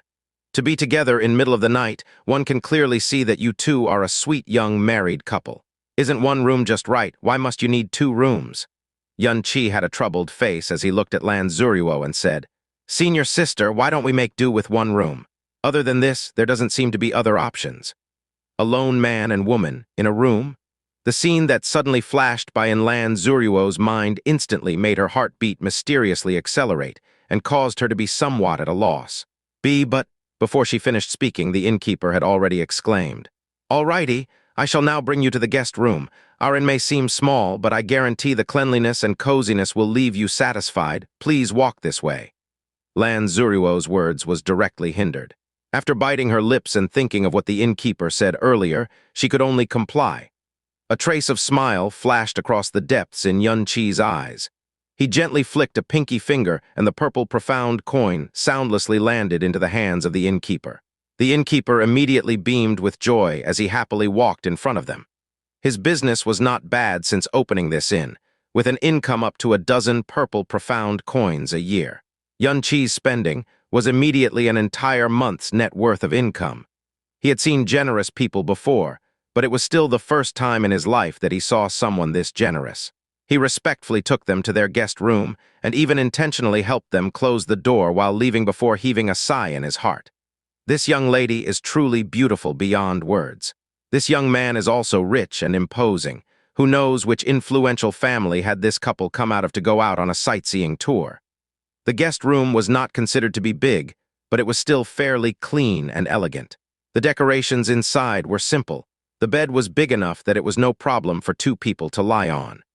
Being blown by an entire days of wind on the back of the giant snow eagle had long since made the 2 sleepy and tired. After Lan Xueruo walked into the room, her heart was like a deer caught in headlights. Her expression was slightly frenetic, completely lacking her usual magnanimous and gentle attitude. Her beautiful face also slightly flushed like red clouds in the morning, causing her to slightly lose her usual grandeur and elegance, while gaining the attitude of a young lady that would make men intoxicated. Xianxia smiled and said, "Senior sister, you must be tired. Go and rest on the bed first." Then you?" Lan Xueruo tried her best to remain calm, but her heart was unable to stop its wild beating. He can't be thinking of. Of course I'll be sleeping on the floor. As a man, how I can let senior sister sleep on the floor? Xianxia kindly smiled with a completely harmless face. After he finished saying that, he then walked to the corner opposite of the bed, sat down on the cold floor, laid against the wall, and said, "Senior sister can sleep at ease. I will stay here and protect senior sister." The disorder and restlessness in Lan Xueruo's heart vanished. What replaced it were waves of warm current that circulated in her heart. The smile on his face was exactly the same gentle gaze he had given her after falling from high altitude, and when he laid on the ground with heavy injuries. That was the first time since seeing him, and also the first time in her entire life, that her heart throbbed with an indescribable feeling. The floor here was not made of wood, but cold, hard rock. Even if a blanket was laid on the floor, a bone-chilling cold could still travel through after a while. Lan Xueruo shook her head and said, "That won't do. The floor is so cold, how can you fall asleep? The injuries on your body have just healed. You sleep on the bed, I will sleep on the floor." Lan Xueruo's words stumped Xianxia for a moment. He firmly shook his head. Won't do, absolutely out of the question. How could I, as a man, let senior sister sleep on the floor? It's all right, I've slept on the floor before, so that's different." Xianxia's face was still filled with determination. "This has no relation to where senior sister likes to sleep. This matter involves the dignity of us men. I would rather let senior sister stab me to death than to let myself sleep on the bed while a woman sleeps on the floor." After saying these words, Xianxia muttered in his heart, Why do these words sound so familiar? Why do I keep feeling that I've said these words to a different girl before? PFFFT?" Xianxia's stubborn appearance while shouting the words dignity of us men quietly hit a soft spot in Lan Xueruo's heart, and she couldn't help it as she laughed out loud. The reason as to why the same moves were able to succeed with Xia Qingyu was because Xianxia had worked for consecutive days to open her profound entrances that time, exhausting his stamina in the middle of the night till he was extremely feeble. After all, they were legitimately a couple in name. No matter how cruel and pure as Jade Xia Qingyu was, she could not bear to have Xianxia to continue sleeping on the ground. And Xianxia was also there clamoring to rather die than to let a woman sleep on the ground, which then resulted in him sharing the bed and pillow with Xia Qingyu, although nothing happened at all. However, for Lan Xueruo, it was evident the same move succeeded much easier. After all, Lan Xueruo was older than Xianxia by 2 years in age, and she had always subconsciously treated Xianxia as if she were looking after a younger brother. Furthermore, with Lan Xueruo's soft and gentle character, which was completely different from Xia Qingyu's coldness, how could she bear to have Xianxia, who had completely disregarded his own safety to save her multiple times, sleep on the ice-cold floor, thus, the logical result? Lan Xueruo slept on the inside, Xianxia slept on the outside, and they were divided in the middle by a long blanket which had been rolled up by Lan Xueruo. "Your body must not go past this blanket, or else. Lan Xueruo had a serious face, but her cautioning face did not make Xianxia feel any deterrence at all. On the contrary, it was a delightful sight for him to see. "Does senior sister still not believe me?" Xianxia chuckled and laid down flat. He softly mumbled to himself, "However, if senior sister secretly come to my side, what should I do? Should I run away, or should I pretend to know nothing of it?" Lan Xueruo was exasperated for a moment. Acting as if she hadn't heard him, she laid on her side, facing inwards. The lights were extinguished, and the room became pitch black. Within the silence, even though Lan Xueruo had her eyes closed, she could not fall asleep for a long time. Her heartbeat was speeding up uncontrollably, almost to the extent that she could almost hear the sound of her own heartbeats. Thinking back to meeting and acquainting with Xianxia, she couldn't deny that she had always been attracted and moved by him during this entire time. And tonight she was actually sleeping on the same bed as him, sleeping on the same bed. She discovered that within her heart there was only unease and tension, yet not a trace of fear or rejection. This made her feel a vague sense of danger, yet she was unable to resist or clear up that feeling. She was actually sleeping with a man on the same bed. This was what she voluntarily proposed, yet it was precisely because of that did it make her feel how unbelievable this situation was. Because for her, this was a scene that she simply could never have imagined. She started to imagine, if it was the same scene, yet Xianxia had been replaced by someone else, would she also do the same out of soft-heartedness and compassion? She thought for a long time as she switched through many people. The conclusion she always arrived at was, she definitely would not. Could it be that I'm trusting him too much? Probably. After all, he didn't even hesitate to use his own life to protect me, and he was so generous and brave. Certainly, he wouldn't do anything to offend me in this situation, right? As Lan Xueruo's thoughts were in turmoil, she heard the sound of Yun Qi's even breathing from beside her ears. It appeared he had already fallen sound asleep. Lan Xueruo's anxiety immediately died down, but inexplicably, there was also a trace of an indescribable feeling of emptiness. Her heart had almost completely calmed down, and a wave of fatigue washed over her. Not long after, she was immersed in her dreams. That night, Lan Xueruo had initially expected to experience difficulty falling asleep throughout the entire night. However, she didn't think that she would fall asleep so quickly, and even be able to sleep so peacefully. Within her dreams, she had a vague feeling of herself gradually immersing into a warm embrace. This kind of warmth made her heart become very peaceful, very calm. It made her desire to come close to it, to embrace this feeling of warmth. Only until she firmly embraced this warmth was she finally satisfied and sunk deeper into her dreams. She did not wake throughout the night like she did before, nor did she have any more nightmares. The next day, when Lan Xueruo woke up, the rays of light that met her eyes were already quite intense. When her vision went from hazy to clear, her gaze subconsciously gazed upwards and saw Yun Qi's eyes that seemed to be laughing at first glance. "Senior sister, morning."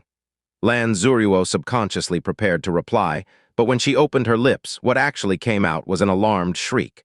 Her two arms were currently firmly hugging onto his upper body, and even her supple breasts were pressed up against his chest. Her long and slender left leg coiled around his waist, as her entire body was pressed up against him without any sign of gaps. Lan Xueruo's entire being, as if electrocuted, sprung away from Yun Qi's body. In a panic, she arranged her slightly disordered hair and clothes. Her heart beated like a shocked deer, and her face flushed red like the sunset. "Senior sister, you didn't seem to have any sense of security when you slept. Is there something you are afraid of?" Yun Qi asked while looking at her in the eyes. "Don't," Lan Xueruo replied, somewhat unprepared and flustered. She vaguely remembered that inexplicable warmth in her dreams which brought her a sense of peace. She had now also completely understood that this kind of warm feeling had come from Yun Qi. Yet, her subconscious desired for this kind of feeling and voluntarily led her to continuously move closer and embrace him. Yun Qi had woken up a long time ago, but kept quiet and held his original position until Lan Xueruo woke up. Lan Xueruo embracing him on her own accord didn't make him feel enticed, but instead made him feel a faint kind of pity and heartache. It was because such a sleeping position proved that under her gentle and warm appearance, there actually hid innumerable worries and even fears. Only, he didn't know what she was worried and afraid of. Yun Qi sat up, then suddenly extended his hands and held Lan Xueruo's right hand that was as tender as snow in his grasp. Sincerely, he said, "Senior sister, even though I do not know your identity, nor know your family background, and even more so don't know what you have been through, but as I've said before, as long as I am by senior sister's side, I will use all my strength to protect senior sister, and will never again allow senior sister to receive any harm." With her hand suddenly held by a man in such a dubious way, while his tender words also traveled to her ear, the Lan Xueruo who had never gone through these experiences was suddenly struck dumb as her mind completely blanked out. Only after letting her hand be held for a long time did she finally act as if she had just woke up from the dream world. She hurriedly pulled her hand away from his grasp and with a panicked appearance jumped off the bed. You already have a wife."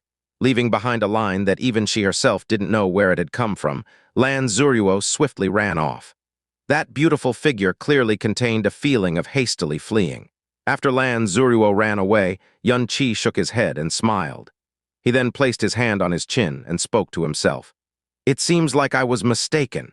Her actions definitely showed that she isn't deeply in love with me, but only have a kind of favorable impression that even she herself doesn't fully understand. But why would she treat me like that earlier, to the extent of not hesitating to take the enormous risk of going to Xianxia Sect's branch sect to save me by herself?" Under the atmosphere that suddenly became awkward and dubious, the two continued on their journey to the Blue Wind Empire. But when night fell, just as they were looking for an inn to stay for the second time, this inn also only had a single room left. And just like the first one, this inn also stated that they were the only inn in the surrounding 100 kilometers. If they choose to stay, then they stay. If they don't, then only the option was to sleep on the streets. Yun Qi and Lan Xueruo could only extremely helplessly stay in a single room once again. And when there's already the first time, the second time would be much more natural.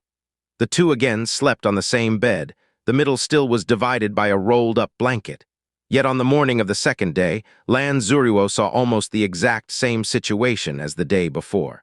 The blanket was thrown to who knows where. Her entire body hugged onto Xianxia like an octopus and held on extremely firmly. The third day, the fourth day, the fifth day. The inns they arrived at every time, as if they had discussed with each other, no more and no less, always had exactly a single room left and absolutely no extras. Sometimes there was only a single inn. Other times there were many inns, but every single one of them only had one room left. This made Lan Xueruo have a very bizarre feeling. With the second and the third time, the fourth time and the fifth time was even more natural. And during these days, every time Lan Xueruo woke up, the view that she saw would always be herself tightly embracing Xianxia. Even when she constantly reminded herself before she fell asleep, it was still the same when she woke up. And furthermore, she was faintly embracing him tighter and tighter with each passing day. After experiencing these few days of sharing a bed, even last sliver of her subconscious rejection towards such a degree of physical contact with Xianxia quietly disappeared. And on the sixth day when they found an inn, Xianxia directly slammed the counter with his hand and openly said, "Innkeeper, give me one room." Lan Xueruo only opened her lips, then lowered her head, not saying any words of rejection.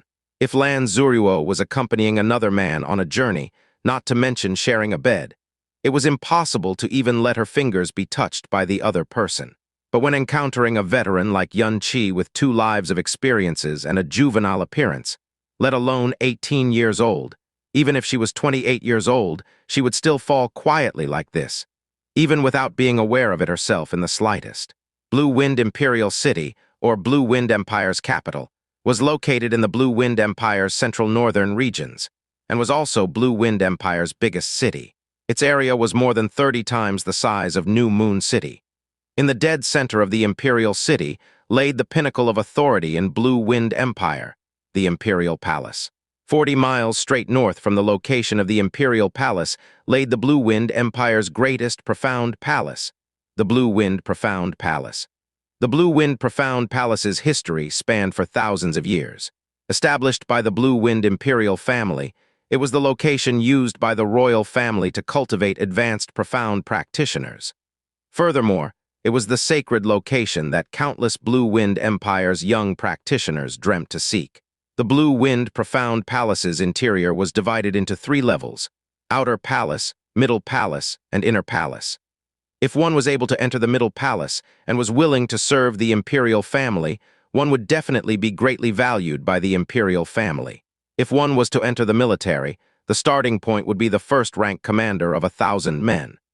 But for a practitioner that could enter the Inner Palace, he would receive the Imperial family's greatest attention, would receive extremely excellent resources in addition to the best conditions during his stay in Blue Wind Profound Palace. Any growth of theirs within the Blue Wind Profound Palace would receive the Imperial family's utmost attention. Before leaving the Blue Wind Profound Palace, one would receive an invitation to join the Imperial family from the Imperial family's initiative. Once one joins the Imperial family, getting in high position was only secondary. The most important part was that their entire family would be bathed in wealth and glory because of this. Even the chickens and dogs would become royalty. As a result, to be able to enter Blue Wind Profound Palace's Inner Palace was the dream of who knows how many young profound practitioners. It could be even said to be the most extravagant of hopes. However, Blue Wind Profound Palace was, after all, Blue Wind Empire's greatest profound palace. Not to mention the Inner Palace, even the conditions to enter the Outer Palace, which had the lowest of standards, were also extremely daunting. It was enough to eliminate 90% of practitioners who hoped to enter the Blue Wind Profound Palace. They could only retreat for their second choice, entering the profound palaces established by the Imperial family in the smaller cities. Xianxia sighed in admiration as he stood in front of Blue Wind Profound Palace's main entrance. It really deserves the title of Blue Wind Empire's #1 profound palace. Compared to New Moon Profound Palace, it has an air that's at least 10 times more dignified, and its imposing aura is on a completely different level. After 10 days of trekking, Xianxia and Lan Xueruo finally reached Blue Wind Imperial City. It was Xianxi's first time going to the capital of the place he was born in, and he experienced quite a bit of shock on the way there.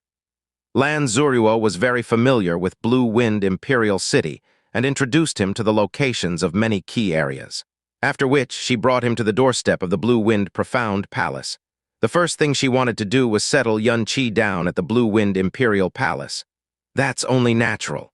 Blue Wind Profound Palace has 1,800 years of heritage and is directly supervised and supplied for by the royal family. With rich resources and a good environment to cultivate profound energy, it even has teachers who are renowned in the empire so naturally. The Profound Palace branches can't even begin to compare. Lan Xueruo said this while taking out a short-distance voice sound transmission talisman she had bought on the way and placed it atop her own sound transmission jade. The moment the sound transmission talisman broke apart and disappeared, a small matrix appeared on her own sound transmitting stone. "I'm already here at the main entrance of the Profound Palace." Lan Xueruo spoke into the sound transmission jade. Just as her voice fell, the matrix on the sound transmitter jade faded away. Before long, a middle-aged man clad in purple who had a gentle appearance rushed out from within the Profound Palace. Upon seeing them, he shouted from afar, "Xueruo, Xianxia, the two of you are fine, that's wonderful. Palace Chief Qin, why are you here?" The person in front of them was actually New Moon Profound Palace's newly appointed chief, Qin Huaiyu. This was simply out of Xianxi's expectations. As New Moon Profound Palace's newly appointed palace chief, why would he appear here instead of staying at New Moon City? He turned to face Lan Xueruo and asked in a startled manner, "The one you just transmitted sound to just now was Palace Chief Qin?" Lan Xueruo slightly smiled and nodded. "You're still asking why I'm here?" Qin Huaiyu looked at them, heaved a long sigh, and answered with a face full of fear. "At first you had disappeared for several days, and to find you, Xueruo went to Xiao Sect's branch sect on her own. After that, I didn't receive any more messages, so I couldn't help but make the trip myself to the branch sect, only to find out that their entire sect was already in a state of pandemonium. After I went and had a fight with Xiao Tianan, Xiao Zhe returned and said that you two had dropped to the center of the 10,000 Beast mountain range, and not even your bones and corpses were there to be found. I almost lost my soul in shock. For more than a month, I've been living on tenterhooks, and I could no longer continue waiting in New Moon City, so I came here to search for any news of the two of you, because Xueruo did say that she would bring you here previously." The anxiety and relief that Qin Huaiyu expressed were all completely without falsehood. This caused some doubts to arise in Xianxi's heart. He definitely would not believe he would worry Qin Huaiyu to such an extent, which meant that the cause for Qin Huayu's reaction was undoubtedly Lan Xueruo. To let a Profound Palace's palace chief become so anxious that he would even make a trip to Blue Wind Imperial City. The only explanation for this would be that Qin Huaiyu and Lan Xueruo were already acquainted a long time ago and only had a distant relationship on the surface. "Palace Chief Qin, have you told my father?" Lan Xueruo asked very carefully. "How would I dare if I were to let your father know I didn't protect you well, this head of mine? Thank goodness you're back safely. If not, even I would not be able to handle that." Qin Huaiyu wiped the cold sweat off his forehead. "Xianxia, Palace Chief Qin, you're not planning on returning back to New Moon Profound Palace anymore, right?" Xianxia suddenly asked coldly. Qin Huaiyu was shocked and then nodded his head. "That's right, they've already assigned a new palace chief to New Moon Profound Palace. But how did you know of this?" "I guessed." Xianxia laughed and said flippantly. He silently thought. Indeed, the reason why Qin Huaiyu had gone to New Moon Profound Palace was for Lan Xueruo. It seems that Lan Xueruo's identity was really out of the ordinary. Now that Lan Xueruo is back in Blue Wind Imperial City, he no longer has any need to stay in New Moon Profound Palace. "Xianxia, where have you disappeared off to during those few days? Why were you still being chased after by the Xiao sect even when you and Xueruo were together? How did you escape the danger after falling into the 10,000 Beast mountain range that even I would not dare to enter? Could it be that Xiao Zhe had fabricated a story after he was unable to catch you?" Qin Huaiyu fired off a chain of questions. "About that, I'll explain them to you later. Palace Chief Qin, what was the situation at Xiao Sect's branch sect when you left New Moon City?" Lan Xueruo asked. That branch sect." Qin Huaiyu started laughing. "I think they're almost done for." "Almost done for?" Lan Xueruo asked in surprise. "That's right." Qin Huaiyu nodded and slowly answered. I don't know which unlucky star they encountered, but according to the news I've heard, they seem to have hired a quack who passed off as a genius doctor, who then completely disabled Xiao Luocheng, crippled all his meridians and destroyed all his profound veins. Forget about possessing profound energy, he won't even be able to stand in this lifetime. He can only pass his life on that bed now. Not only that, I've also heard that the charlatan had neatly swept the entire treasury clean before he left through some unknown means. That literally ripped away a large half of that sect's foundation. Then, have they found out who that quack doctor was?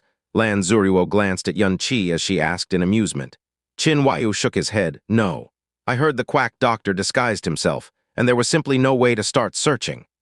Xianxia smirked. He knew that even if Xiao Tianan clearly knew that everything was done by him, he still would never say it out loud. Because if he were to let outsiders know that such a big sect like theirs had completely played in the hands of a youth of merely 16, and at the nascent profound realm, let alone their branch sect, even their main sect would be too embarrassed to face anyone. But after all, that branch sect is quite large. If they clench their teeth, they should be able to tide it over with some difficulty. But what happened afterwards was even more interesting. An expression of taking joy from others' misery began to appear on Qin Huaiyu's face. I heard that to save his son, Xiao Luocheng, Xiao Tianan personally went to the Black Moon Merchant Guild to buy an Emperor Profound Dragon Core.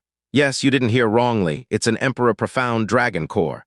But on the second day, he barged into the Black Moon Merchant Guild again, insisting that the Emperor Profound Dragon Core was fake. This was originally a secret. But what sort of existence is the Black Moon Merchant Guild? Would they sell things that are fake? But if it was fake, why couldn't Xiao Tianan and Xiao Beikao tell it apart when they went to purchase the Dragon Core initially? Facing Xiao Tianan's aggression, the Black Moon Merchant Guild's Puhi spread the word that Xiao Tianan had bought an Emperor Profound Dragon Core from them in a fit of fury.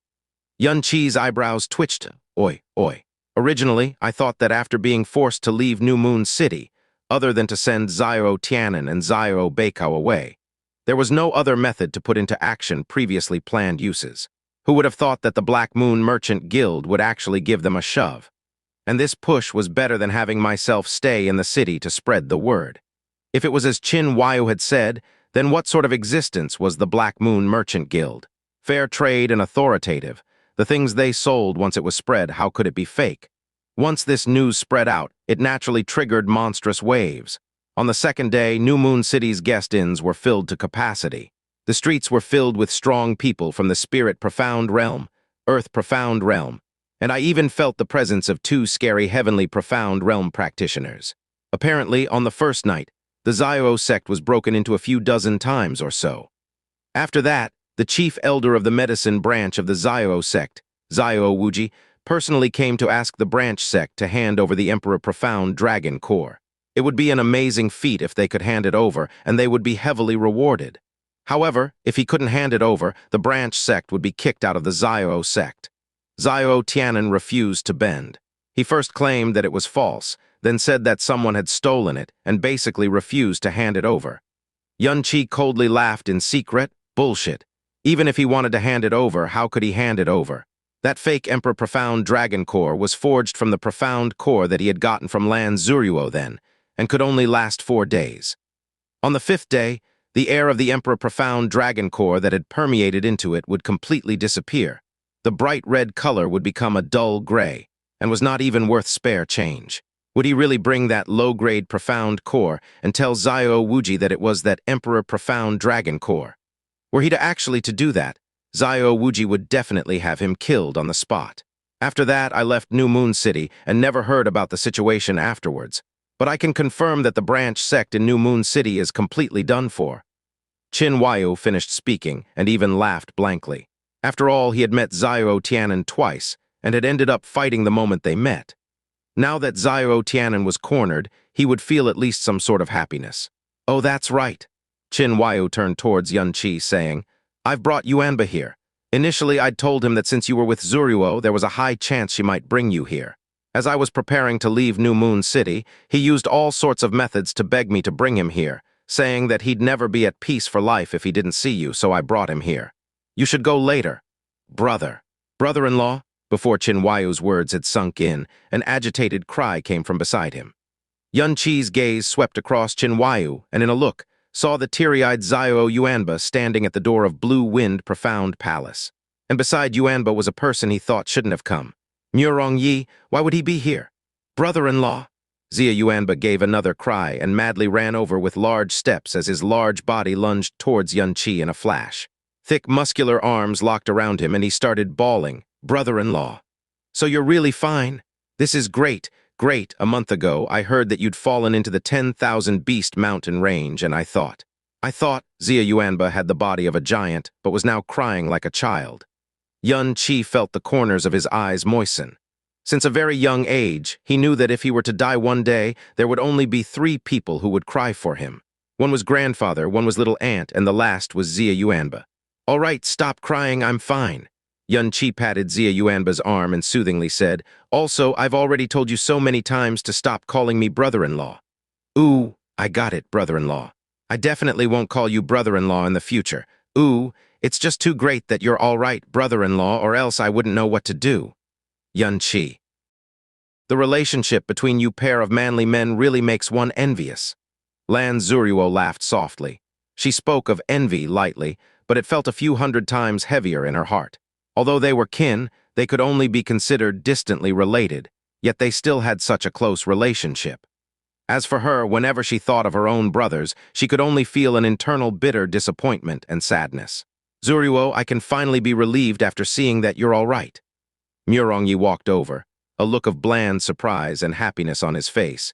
Hearing that you'd fallen into the 10,000 Beast mountain range a month ago, I was so scared and worried that I lost my appetite and couldn't sleep at night. I could only hate myself for being so powerless otherwise. Even if I had to risk my life, I would definitely go into the 10,000 Beast mountain range to save you. I'm grateful for brother's concern. Lan Xueruo smiled politely. Regarding Murong Yi's appearance here, she didn't seem surprised at all. Every year, Blue Moon Profound Palace would accept 3 of the most distinguished disciples from each profound palace within Blue Wind Empire, and Murong Yi happened to be one of those selected from New Moon Profound Palace this year. Coincidentally, the time for him to come forth to Blue Wind Profound Palace was also this month. Presumably, Murong Yi should have arrived with Xianxia. Xueruo, are you going to stay in Blue Wind Profound Palace in the future? If that's so, it would be great. We can be at the same place to cultivate profound energy and get along together again. Murong Yi smiled. Lan Xueruo didn't nod, but calmly answered, In the future, I will indeed be staying at Blue Moon Profound Palace. After her simple response, she didn't pay any more attention to Murong Yi. She asked Xianxia, Palace Chief Qin, Oh right, I should be calling you Instructor Qin now. Yun Qi has just arrived at Blue Wind Imperial City and has nowhere to go to, so I'll have to trouble you to make arrangements for him to enter Blue Wind Profound Palace. He, this is not a problem, of course. Xianxia nodded his head warmly. What about you? Do you want to as well? Your name still hangs within the Middle Palace. Name hanging within the Middle Palace. Murong Yi stared. How could this be? Within the Middle Palace, even the lowest leveled were at the 3rd level of the true Profound Realm. At the 8th level of the nascent Profound Realm, there was already nobody of the same age within New Moon Profound Palace who could defeat him. But at Blue Moon Profound Palace, even in the lowest outer palace, he could only achieve an upper-middle rank. Lan Xueruo's profound energy was the same as his, so how could her name be in the Middle Palace? Blue Wind Profound Palace and New Moon Profound Palace were different. A person could get into New Moon Profound Palace through personal relations, but this was absolutely not possible in Blue Wind Profound Palace. There were distinct differences between the Outer Palace, Middle Palace, and Inner Palace. The only way to enter the Middle Palace from the Outer Palace was to defeat a disciple from the Middle Palace. The only way to enter the Inner Palace from the Middle Palace was to defeat a disciple from the Inner Palace. Other than this, there was no other path. Even if the palace chief were to appear and allow a disciple from the Outer Palace enter the Middle Palace due to favoritism, it was also absolutely impossible. The only exception that could be slightly accommodated was to let a disciple who didn't quite meet all the criteria to enter the Outer Palace. However, only important figures who were at least instructor level could have that kind of privilege, and this could only be for a maximum of 3 people per year. I will check in frequently, but I've left for too long and am slightly worried about my father, so I need to return first. Therefore, I'll be leaving junior brother Yun to you, Instructor Qin. Junior Yun, Palace Chief Qin is now an instructor at Blue Wind Profound Palace. You should settle down within the palace with Instructor Qin first, and after I make a trip home to settle issues there, I will come back immediately to visit you. Lan Xueruo said as her eyes flashed with slight worry and melancholy upon mentioning father. Murong Yi, who was beside her, frowned angrily. Settle Yunqi down. Visit Yunqi. Anyone who wasn't a fool could hear her care and concern for Yunqi in Lan Xueruo's simple words, yet she didn't even give half a shit about him. You can be at ease. I will immediately arrange for Yunqi to enter the outer palace and similarly, will also give him the greatest amount of care. Qin Huaiyu nodded. He was the only one who clearly knew the reason for Lan Xueruo's kindness towards Yunqi. Even though he didn't look favorably upon Yunqi, and only somewhat admired him, since it was Lan Xueruo's decision, he could only obey. Senior sister, are you going home alone? How about I send you back first? Yunqi ventured. Deep down in his heart, he really wanted to know what sort of concept Lan Xueruo's home was. Lan Xueruo smiled and shook her head. Her actions were light and she didn't say anything, but her expression was soft yet resolute. Just relax. This is Blue Wind Imperial City. Nothing will happen to me. After throwing such a line, Lan Xueruo smiled gently and turned her back towards him as she left with light footsteps. But the instant she took a step and moved forward, a miserable emptiness, as if she had lost something of great importance from her side, suddenly surfaced in Lan Xueruo's heart. With a short sigh, she came to understand what this feeling of emptiness was, because at this moment, Yunqi was no longer at her side. Escaping together, facing hardships together, even experiencing brushes with death. It was such a long period of daily interaction that she didn't realize she had unconsciously gotten accustomed to Yunqi's existence. When in New Moon Profound Palace, Murong Yi would cling to her side every day and keep at it for a very, very long time. But what it brought her was two starkly different feelings. Murong Yi's pestering, even though she took it all in stride calmly and politely, internally, she felt annoyed and harassed. But with Yunqi by her side, what sprouted in her heart was a deepening feeling of reliance, and an even more dangerous feeling of attachment.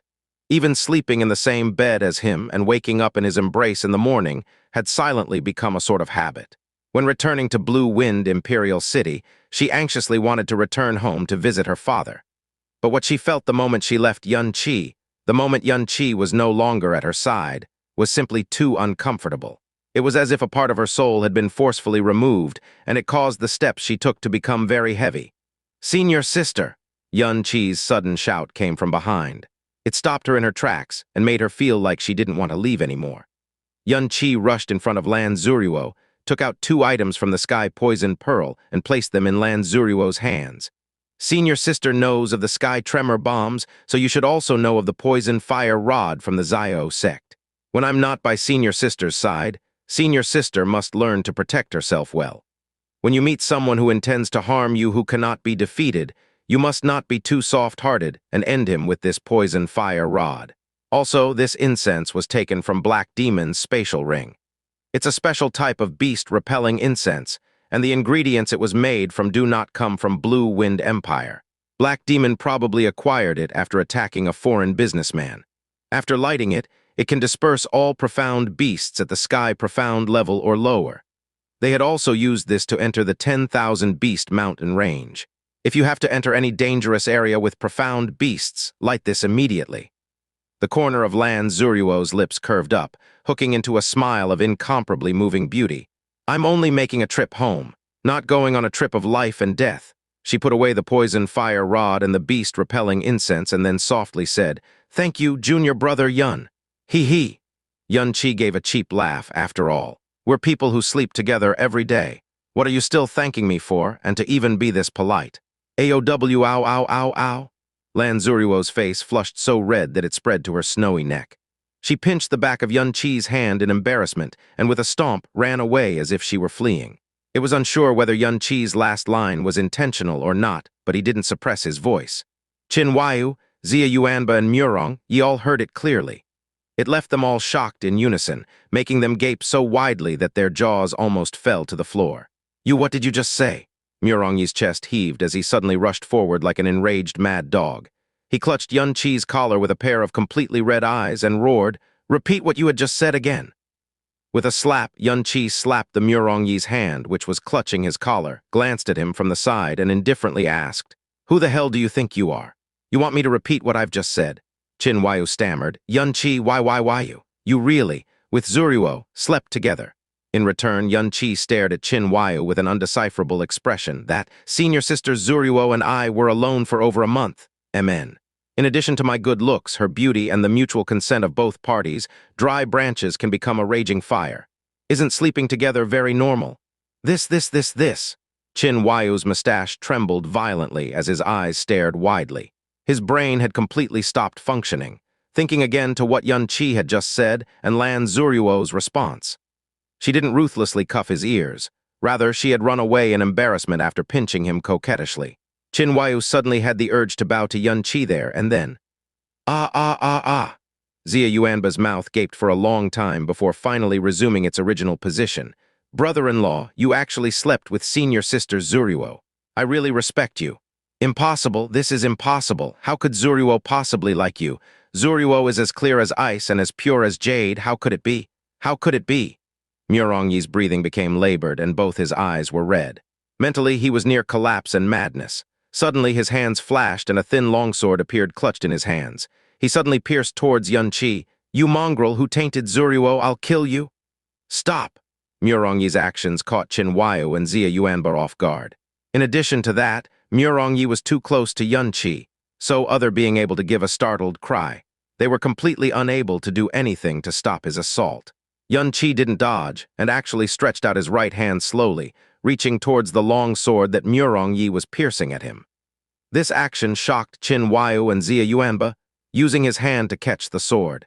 Murongyi had profound energy at the 8th level of the nascent profound realm after all. Did Yun Qi not want his hand anymore? Clang! Before Murongyi could reveal a manic smile, the instant Yun Qi's fingers made contact with Murongyi's long sword, it was already completely nullified. He felt as if his sword had pierced into incomparably sturdy hard rock, and was incapable of moving even half an inch forward. But what was pinching the tip of the blade was only Yun Qi's thumb and middle finger. Murongyi was stunned. Qin Huayu and Xia Yuanba were also completely dumbfounded. At this point, Qin Huayu finally noticed Yun Qi's profound energy. In a voice of thick disbelief, a cry sprang from his lips. "Nascent profound realm. 10th level? How is this possible?" The last time he had met Yun Qi, he was only at the 1st level of the nascent profound realm. Only a month and a half had passed since then, yet he was already at the 10th level of the nascent profound realm. This sort of speed could only be described within those fantastical sort of stories. "Wah! What did you say? 10th level nascent profound realm?" Both of Xia Yuanba's circular eyes stared widely, and he thought there was something wrong with his ears. Yun Qi stretched out his right hand and clutched the sword blade with his entire palm. With a violent shake, a strong blast of profound energy ran down the blade's body and hit Murongyi's arm, which had been tightly clutching the sword. He let go of the blade with an anguished roar. With the blade held in hand, Yun Qi flung his arm and the hilt of the blade ruthlessly hit Murongyi's face, causing him to fall to the ground and roll. Murongyi sprawled on the ground.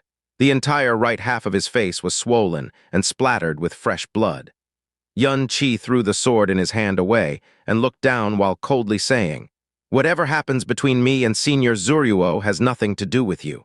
Guard your identity as a toad who daydreams every day well, got it?" You. Murongyi clutched the completely red right half of his face as his entire body trembled. Since a very young age, he had always been raised in praise and admiration, even in Blue Wind Profound Palace.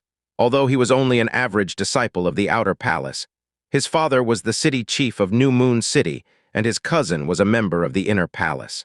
Therefore, his position within the Outer Palace was definitely not low. Those who wanted to suck up to him were as plentiful as there were fish in the sea. How could he stand this sort of humiliation?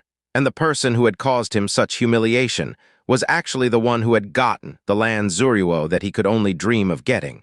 "You will regret this. Before long, I'll let you regret having been born into this world." Murongyi climbed up from the ground, yelled venomously, to then totter away like a defeated dog. "You can try as much as you want." Yun Qi sneered silently as he watched Murongyi's retreating figure. "Yun Qi, you're simply too impulsive." Qin Huayu walked over and berated him. "He wanted to kill me with his sword, but I've only damaged his pride. It should already be kind enough, Yun-Chi said calmly. Sigh. Qin Huayu's gaze wavered and his expression became extremely complicated. He let out a long sigh, but Yun-Chi didn't know if the sigh was for beating Murong-Yi up or for sleeping with Lan Xueruo. With his identity as the son of New Moon City's chief, Murong-Yi is usually very arrogant. Even in Blue Wind Profound Palace, he still bullies and humiliates others. He does deserve a bit of punishment. Only he has an older cousin here, named Murong-Yi, who is the son of the Blue Wind Empire's Northern Field Marshal. Murong-Yi's father becoming the city chief of New Moon City probably has something to do with this Northern Field Marshal. And if this identity isn't prominent enough, then his other identity is something even I cannot overlook. Murong-Yi is currently a disciple of the Inner Palace. Inner Palace? Yun-Chi still didn't respond in any way, but when Xia Yuanba heard the two words Inner Palace, he was so startled, his entire body started trembling, and even his expression paled by a substantial amount. So what if it's the Inner Palace? Yun-Chi asked, with a face devoid of any expression. It's your first time in Blue Wind Imperial City, so it's natural that you wouldn't know. If you stay here for a few more days, you'll know what a scary concept the Inner Palace is. Let me tell you a few statistics. Qin Huayu said warmly, the bar set for entering the Inner Palace is extremely high. Those who can enter Blue Wind Profound Palace, even if it's just the Outer Palace, would be highly regarded as a genius of the highest tier if they were anywhere else. Within the country, young practitioners who dream of entering the Blue Wind Profound Palace number more than 10 million. But currently, there are only around 50,000 disciples in Blue Wind Profound Palace. Amongst these 50,000 or so, 54,000 are in the Outer Palace, 3,000 are in the Middle Palace, and within the Inner Palace there only number 100. Only 100 people? Yun-Chi revealed a small expression of shock. Correct. Not one of the disciples who can enter the Inner Palace isn't a miraculous genius amongst geniuses who will one day become a sect master or an ambitious hero of some sort. They will become important figures that even the royal family has to treat with respect. The ranking that holds the names of the 100 who have made it into the Inner Palace has been deemed the Heavenly Profound ranking. Disciples are listed in terms of profound strength, and only Inner Palace disciples can enter this list. Those who wish to be on this bulletin have to challenge and defeat any person on the list. If his challenge is successful, he will then be able to replace the corresponding place on the Heavenly Profound ranking, while the loser will be booted out of the Heavenly Profound ranking, and also the Inner Palace. Each and every disciple on the Heavenly Profound list all have an extremely golden reputation and prestige in Blue Wind Profound Palace, and even Blue Wind Imperial City. Not only is Murong-Yi on the Heavenly Profound ranking, his rank is not even at the very bottom. Combining his current position, the 73rd rank, and his status as the Northern Field Marshal's son, no one in Blue Wind Profound Palace dares to provoke him. Murong-Yi's temper isn't that great, so if Murong-Yi were to approach Murong-Yi, Murong-Yi might just take action. If that happens, no one will be able to protect you. Although that was what Qin Huayu had said, he knew deep in his heart that if this sort of thing were to happen, Lan Xueruo would definitely step forth for him. Because if Murong-Yi were to take action against Yun-Chi, it would be just like a ferocious tiger swatting a grasshopper. Even if the current Yun-Chi had this sort of extremely startling growth. Whatever, I've never been truly afraid of anyone. Yun-Chi shrugged without a care. Brother-in-law, members of the Inner Palace are really super strong. Out of the people on the Heavenly Profound ranking, even the lowest ranked person is at the 8th level of True Profound Realm. The 3 most powerful are already at the Spirit Profound Realm. If Murong-Yi were to really ask for help from his older cousin who's on that Heavenly Profound ranking, then, Xia Yuanba spoke worriedly. At least the 8th level of the True Profound Realm. Yun-Chi's eyebrows suddenly furrowed. The age limit on disciples in Blue Wind Profound Palace was the same as all other Profound Palaces. It was also capped at 15 to 20 years old. Those who were above 20, unless they stayed to take on work within the palace, had to leave Blue Wind Profound Palace forever. If this was the case, then the 100 people on the Heavenly Profound ranking would naturally be either 20 years old or younger. For people of this age to reach the 8th level of True Profound Realm, whether it be in Floating Cloud City or New Moon City, it was impossible to imagine someone like that. And those 3 in the Spirit Profound Realm were even more startling to an extreme degree. His grandfather Xiao Lai was around 60, and the strongest in Floating Cloud City, but he was only in the Spirit Profound Realm. The scope of the city also plainly represented the levels of profound strength. In floating Cloud City, the 16-year-old Xia Qingyu, who had attained the 10th level of elementary profound realm, was already recognized to be the greatest genius of the younger generation. In New Moon City, the #1 genius of the younger generation, Zhao Luocheng, was also 16, but had already entered the 10th level of nascent profound realm. But in Blue Wind Empire's capital, those below 20 were actually in the spirit profound realm. And the 8th level of the true profound realm was merely the lowest bar to enter the inner palace of the Blue Wind Profound Palace. Oh right, I haven't asked you yet. Your current profound strength has actually reached the 10th level of nascent profound realm. It's only been half a month's time. Even if you consumed an elixir, you couldn't possibly have progressed so fast. Could it be that you previously hid your profound strength with something like a profound restricting pearl of some sort? Thinking of Yun Qi's large-scale challenge in New Moon Profound Palace, the more he thought about it, the greater the possibility seemed to Qin Huayu. Yun Qi didn't answer, avoiding the question altogether. Palace Chief Qin, what sort of process does a person have to go through if he wants to enter Blue Wind Profound Palace? Seeing that Yun Qi didn't want to answer, Qin Huayu didn't press on and answered. I no longer bear the identity of Palace Chief, just call me Instructor Qin. It is also fine to just call me by name. Blue Wind Profound Palace has strict regulations. Anyone who wishes to enter has to go through assessments. But as an instructor, I have 2 or 3 chances to bring in students through personal relations every year. I'd originally wanted to arrange for you to enter the outer palace straight away, but with your current profound strength, there's already no need for it. You came just in time. Today is the last day of Blue Wind Profound Palace's yearly assessment exam for new disciples. Although registration has long since ended, slotting your name in is extremely easy. Once you get past the evaluations, you can officially enter Blue Wind Profound Palace's outer palace. It saves a lot of trouble compared to having me arrange for you to move in straight away. Furthermore, I believe that you are also more willing to accept this kind of method. Qin Huayu stroked his long beard as he said that with a light chuckle. Xia Yuanba also nodded along. Right. This entrance exam lasts for a total of 10 days, and today is the best day. Brother-in-law is currently at the 10th level of the nascent profound realm, so he'll definitely pass. Besides, brother-in-law is young, so he'll still be awesome inside the outer palace. After saying that, Xia Yuanba suddenly fell gloomy. His profound strength was merely at the 6th level of the elementary profound realm. This sort of profound strength was considered the standard in floating Cloud City. But in the Blue Wind Imperial City, it was absolutely nothing at all. He had been brought into the palace by Qin Huayu and moped about Yun Qi's disappearance even during his daily cleaning of the outer palace's profound pavilion. He endured all of the surprised and contemptuous looks every day. Indeed, everyone looked at him as if he was trash, and within Blue Wind Profound Palace, his profound energy really could only be considered as trash. As to whether he could enter Blue Wind Profound Palace's outer palace to cultivate in the profound, that was something he didn't even dare hope for. Of course, there's no problem. Yun Qi nodded without hesitation. Between passing the entrance examination and entering from the back door, he would, of course, choose the former. He took a glance at Xia Yuanba and asked, Instructor Qin, since you only have a few chances to practice favoritism, then how about giving the chance you were originally planning to give me to Yuanba? Ah, Xia Yuanba's expression became animated. Qin Huayu actually hesitated for a moment.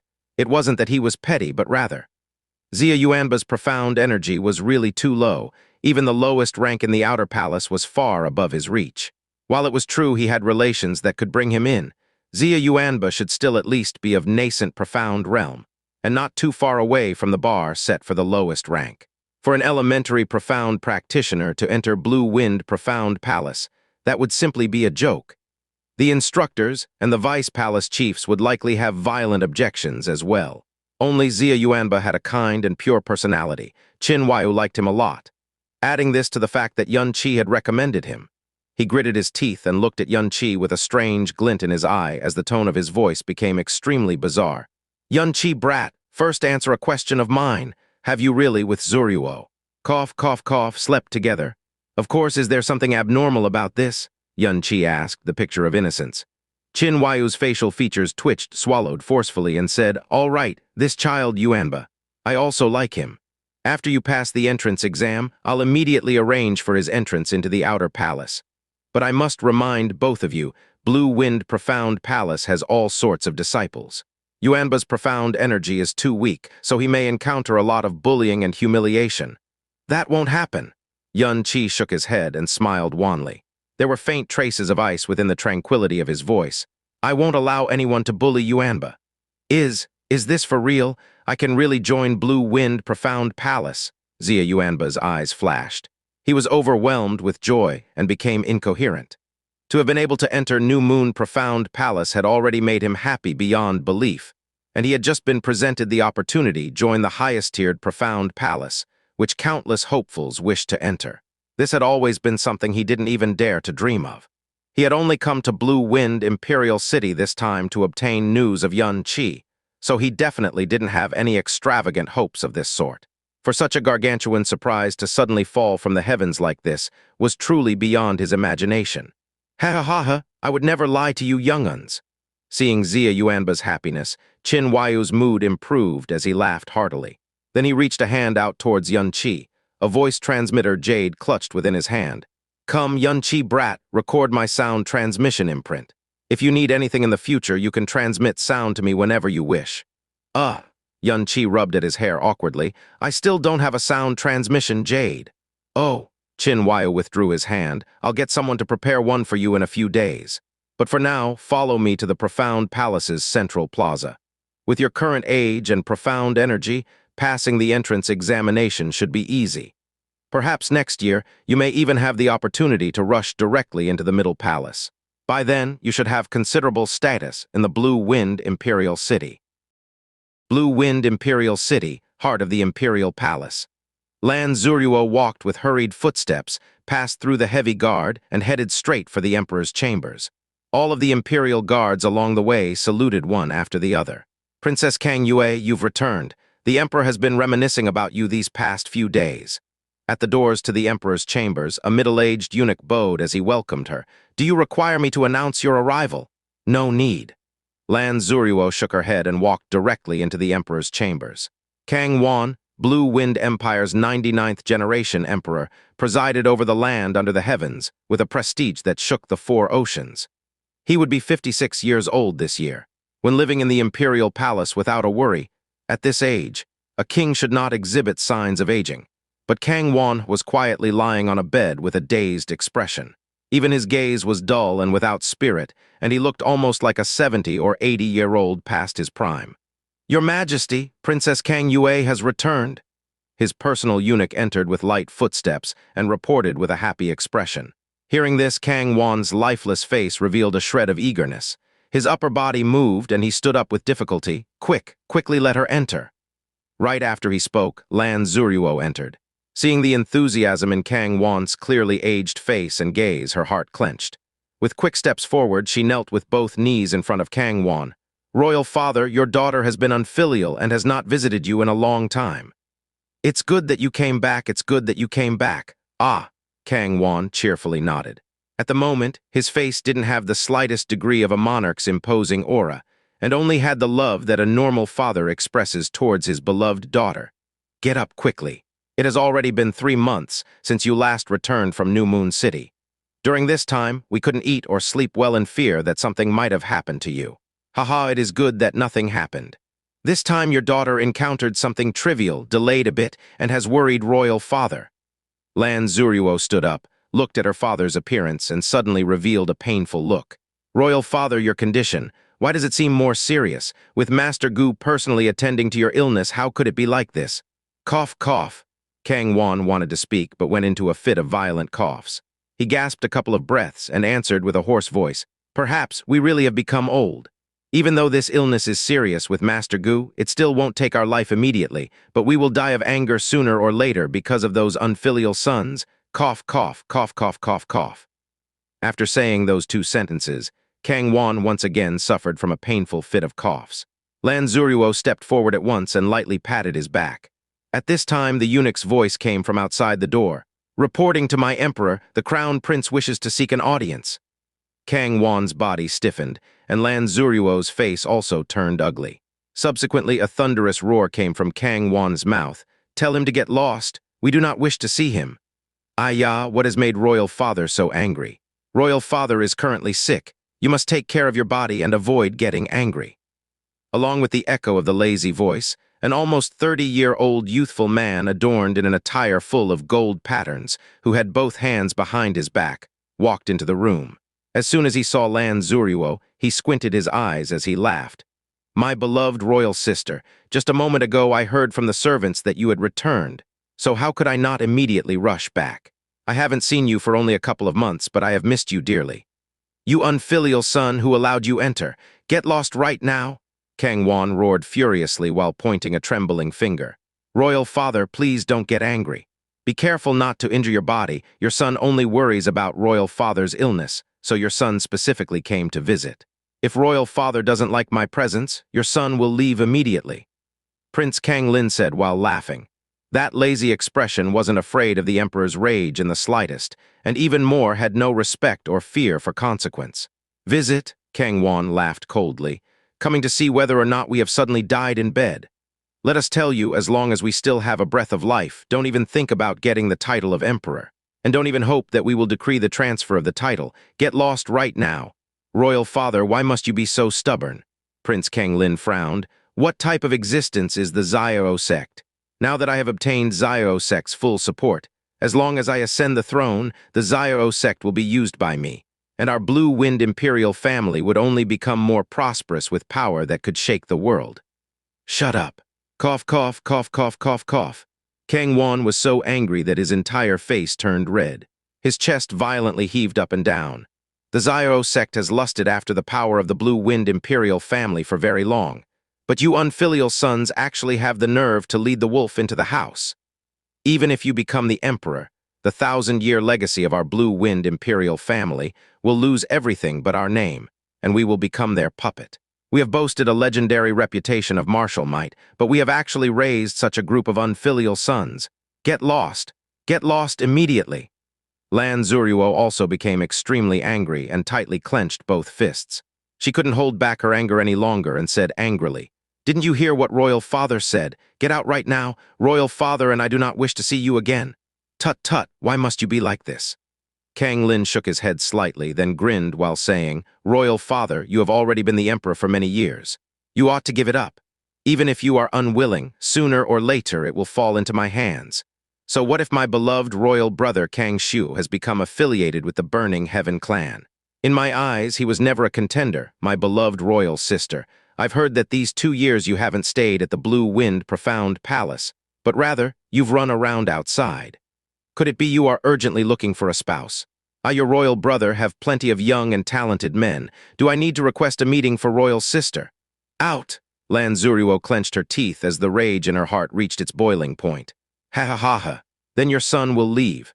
Kang Lin let loose a fit of wild laughter and casually strolled out with both hands behind his back.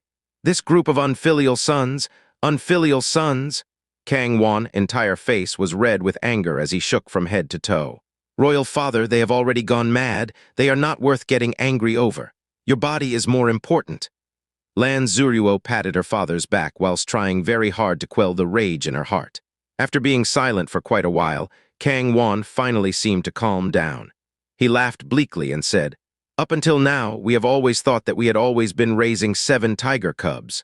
To think that our 7 sons were actually a group of wolves.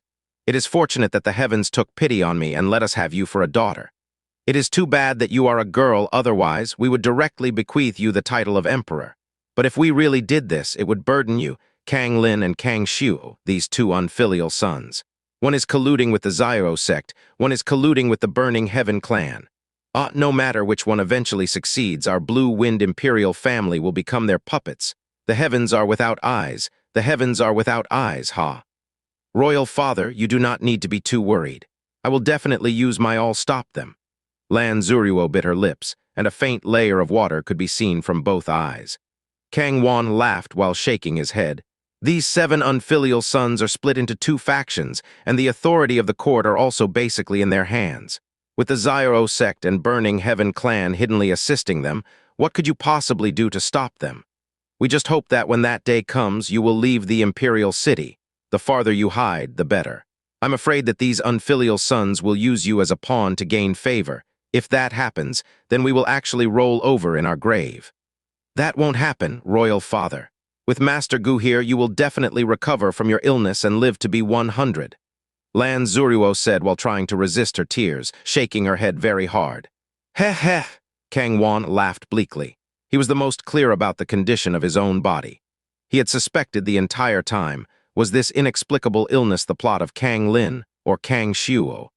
He closed his eyes and said disappointedly, "We have been emperor for 19 years, and only at the very end did we find out that we are actually a failure of an emperor. Other than having raised these unfilial sons, my first wish the year we ascended the throne was to have our Blue Wind imperial family wash away our humiliation at the Blue Wind ranking tournament. But during these 19 years, all we have received, time after time, was never-ending humiliation. As the imperial family of the majestic Blue Wind Empire, we unexpectedly never had anyone enter the top 100. Time after time, we have become the laughingstock of the world, and was never able to raise our heads in front of those sects. What kind of sorrow is this?" Lan Xueruo's eyes flickered, and Yun Qi's image floated into her head. A warm feeling came from her heart and calmed her greatly. She gently replied, "Royal Father, this wish will definitely come true. These 2 years, your daughter has passed through many large, profound palaces and used the monarch heart's secret arts to look for that kind of a person. Your daughter's efforts were not in vain. Just half a month ago, your daughter has found such a person. This person has also been brought to Blue Wind Profound Palace. Your daughter will use all methods possible to make him enter the Blue Wind ranking tournament as the next representative of the imperial family. Your daughter believes that he will definitely be able to enter the top 100. Fulfilling Royal Father's wish and washing away the imperial family's humiliation. One after the next, I'm only afraid that we can't wait until then. Cough, cough. Cough, cough, cough, cough. Kang Wan once again burst into a fit of violent coughing. His breathing had also become more ragged. Lan Xueruo knew that with her father's current condition, he was unable to speak too much. She helped pull a quilt over her father and said softly, "Royal Father, rest well. You must take care of your body. Your daughter still has something she needs to attend to. I will come again tomorrow to visit Royal Father. Uncle Dong Fang, you must protect my Royal Father." As soon as Lan Xueruo finished speaking, an old voice came forth from the chambers. "Have no worries, Your Highness. With me here, no one will be able to touch a single hair on the Emperor's head." Lan Xueruo gratefully nodded her head and left the Emperor's chambers. No one knew that this princess was also the Blue Wind Emperor's youngest daughter, and just how much pressure her frail back carried, or how many serious hesitations she buried within her heart. Blue Wind Profound Palace's central plaza was enormous, and since today was the last day of the year they were recruiting students, it was completely packed with a thick crowd of people, more than half of which were young profound practitioners who were being tested. The other half were profound palace disciples who came to watch the excitement. Although it was already the final day of examinations, the number of young profound practitioners being tested was still very large. The entire exam was split into 300 groups, and with Qin Huayu's interference, Yun Qi was directly placed into the 99th group. The test was split into 2 parts, and were respectively the Profound Strength Assessment and the Combat Strength Assessment. Even though they sound similar, the form of examination was fundamentally different. TL note, all of the we and our spoken by the Emperor here is the royal we, a singular pronoun referring to himself as the Emperor. The one examining the group that Yun Qi belonged to was an elderly man with a dignified complexion. He stood in front of the profound assessment stone, swept through the crowd with a glance, and spoke with a solemn tone. The first stage of the examination is the assessment of profound strength. I'll repeat it again. The minimum threshold to enter the palace is Nascent Profound Realm Level 1 at the age of 15, Nascent Profound Realm Level 3 at the age of 16, Nascent Profound Realm Level 5 at the age of 17, and Nascent Profound Realm Level 6 at the age of 18. For those who are younger than 15 or over 18, as well as those whose profound strength are lower than the minimum standard, please leave out of your own free will. Do not wishfully think that the Profound Assessment Stone will make any mistakes. Every single year, Blue Wind Profound Palace would repeat these words many times, but quite a handful of people would still fail in the first round. Because there were far too many young profound practitioners that were unresigned and unwilling, had a fluke mentality, didn't want to come for nothing, or hoped that the profound assessment stone would malfunction. Consequently, even though the extremely clear and strict standard was out there, more than half would still be brushed away by the first round. But after the elderly man finished speaking, not a single person that was present had exited. He swung his hand, walked to the side of the profound assessment stone, and said, "Now, the first round of assessment shall start. If I call your name, come up and impress your hand onto the profound assessment stone." As he spoke, the elderly man lifted up the list of names that was in his hand and shouted, "Number 1, Han Kai." "It's starting, brother-in-law. You're in the 16-year-old age group right now, and your current profound power is an entire 7 ranks above the standard. When it's your turn, everyone would surely be greatly shocked." Xia Yuanba, who was following behind Yun Qi, said that with excitement written all over his face. Since Qin Huayu had settled him in the profound palace's outer palace, the excitement inside his heart had never subsided, and he still felt that he was dreaming even now. The one whose name that had been called was a youth that appeared to be 16 or 17. He stood in front of the profound assessment stone and carefully pressed his hand onto the surface. A nervous expression emerged on his face. Very quickly, the profound assessment stone flashed for a while, and 3 lines of distinct words appeared on the surface. First line, age 17. Second line, profound strength, nascent profound realm level 4. Third line, unqualified. Not only could this profound assessment stone measure one's profound strength, it could also assess the age. What made Yun Qi lament emotionally was that a 17-year-old 4th ranker of the nascent profound realm would definitely be outstanding within New Moon Profound Palace's disciples. However, at this Blue Wind Profound Palace, it couldn't even reach the lowest standard. The Imperial City was, after all, the Imperial City. "Unqualified, step down." The elderly man spoke with a cold and stiff expression as he looked at the profound assessment stone's result. The expression of the youth named Han Kai suddenly became panic-stricken. He made a deep bow to the elderly man and said in an almost begging manner, "Senior, this junior is only 1 level under and only millimeters of distance away from breaking through. Perhaps I will break through by tomorrow. I hope senior can accommodate slightly, and please let this junior pass. This junior will definitely be deeply grateful, and on another day will surely—" "No!" The elderly man ferociously swung his hand. He had seen this type of situation too many times, and there wasn't even the slightest hint of change in his complexion. "Where do you think the Blue Wind Profound Palace is?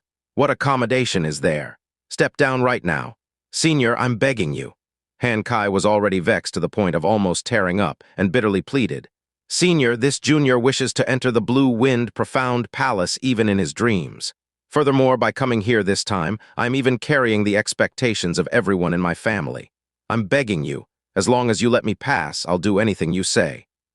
Without reaching the standard, even if you kneel until you die on the ground, there still won't be anyone that would accommodate you.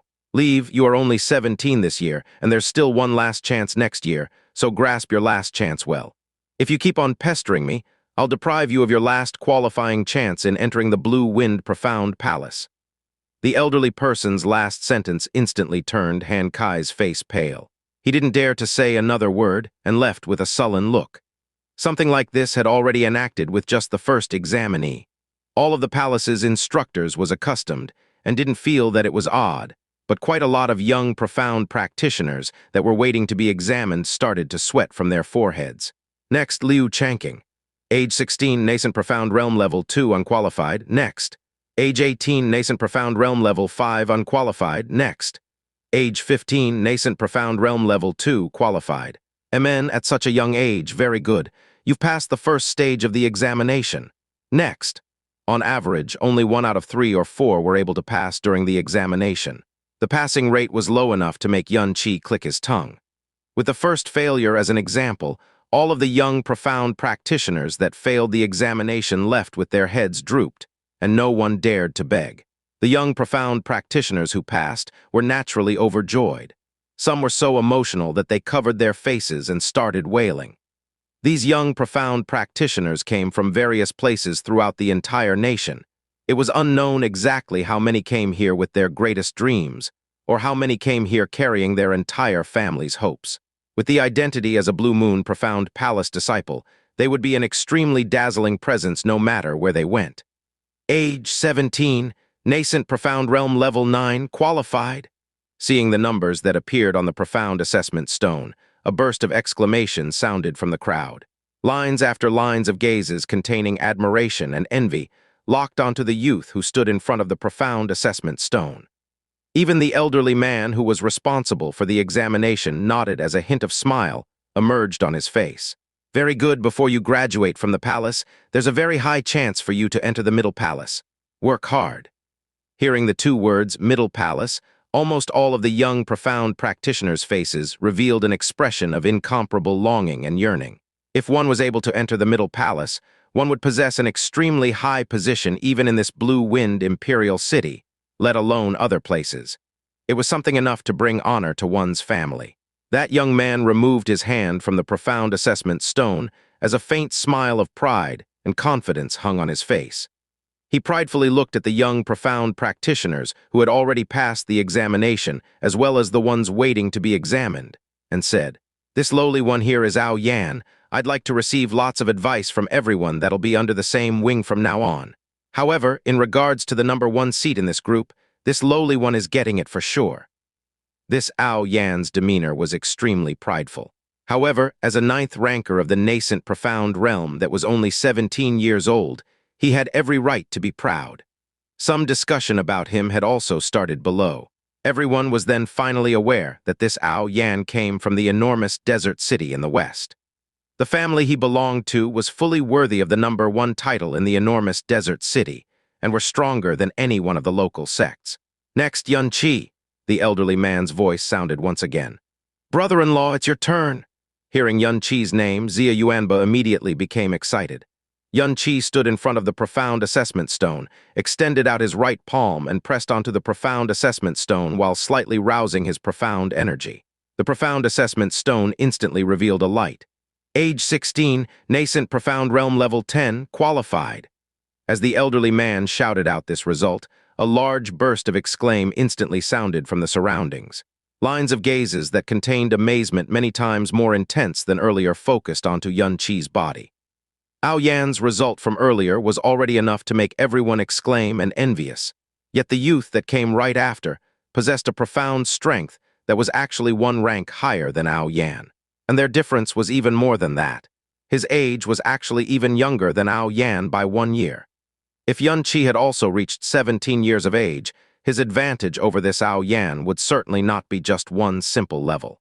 The expression on Ao Yan's face, who was extremely pleased with himself while standing on the side, immediately froze. His 2 eyes stared firmly at the profound assessment stone's result, and he simply did not dare to believe his own eyes. Immediately, his face started to gradually turn hot. Just a moment ago, he had arrogantly declared that the number 1 seat of this group would definitely be his. But right after, someone who was even younger than him immediately overtook him. The words he spoke earlier was as if he had slapped his own face. "Haha, to only be half a step away from the true profound realm at the mere age of 16? Very good." The elderly man slowly nodded as he revealed a heartfelt smile of approval on his face. "You are the most outstanding of all the examinees I've received today. If you can retain your aptitude, perhaps with only 2 years of time, you would be able to enter the Middle Palace. Work hard." Xianxia nodded and walked into the group who passed with an extremely calm demeanor. Yet innumerable gazes still continued to follow him, and whispers continuously resounded from the surroundings. "Who is this person? He is certainly also a son of some great family, right? Do you even need to ask? People from large sects would never enter the profound palace, and other than those large sects, the only ones who could bring up this kind of super genius would be those great families with extremely abundant heritage and resources. This instructor said that it is possible for him to enter the Middle Palace in just 2 years. That is honestly enviable to the point of wanting to die. This big brother here, you are really too amazing. You are only 16, yet you had already almost reached the true profound realm. I wonder what big brother's name is."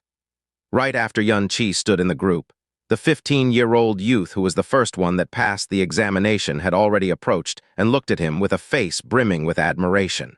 When the elderly man had shouted out Xianxia's name earlier, he did not hear it clearly. Xianxia remembered that this 15-year-old youth was named Lan Xueruo, who had the same surname as him, Yun. His gaze was also very pure and he looked to be very simple. He smiled and said, "My name is Xianxia. As I remember, your name is Lan Xueruo, right?" Right, right. Seeing that Yun Qi had actually remembered his name, Yun Xiaofen's face was full of excitement as he spoke with a tone of pleasant surprise.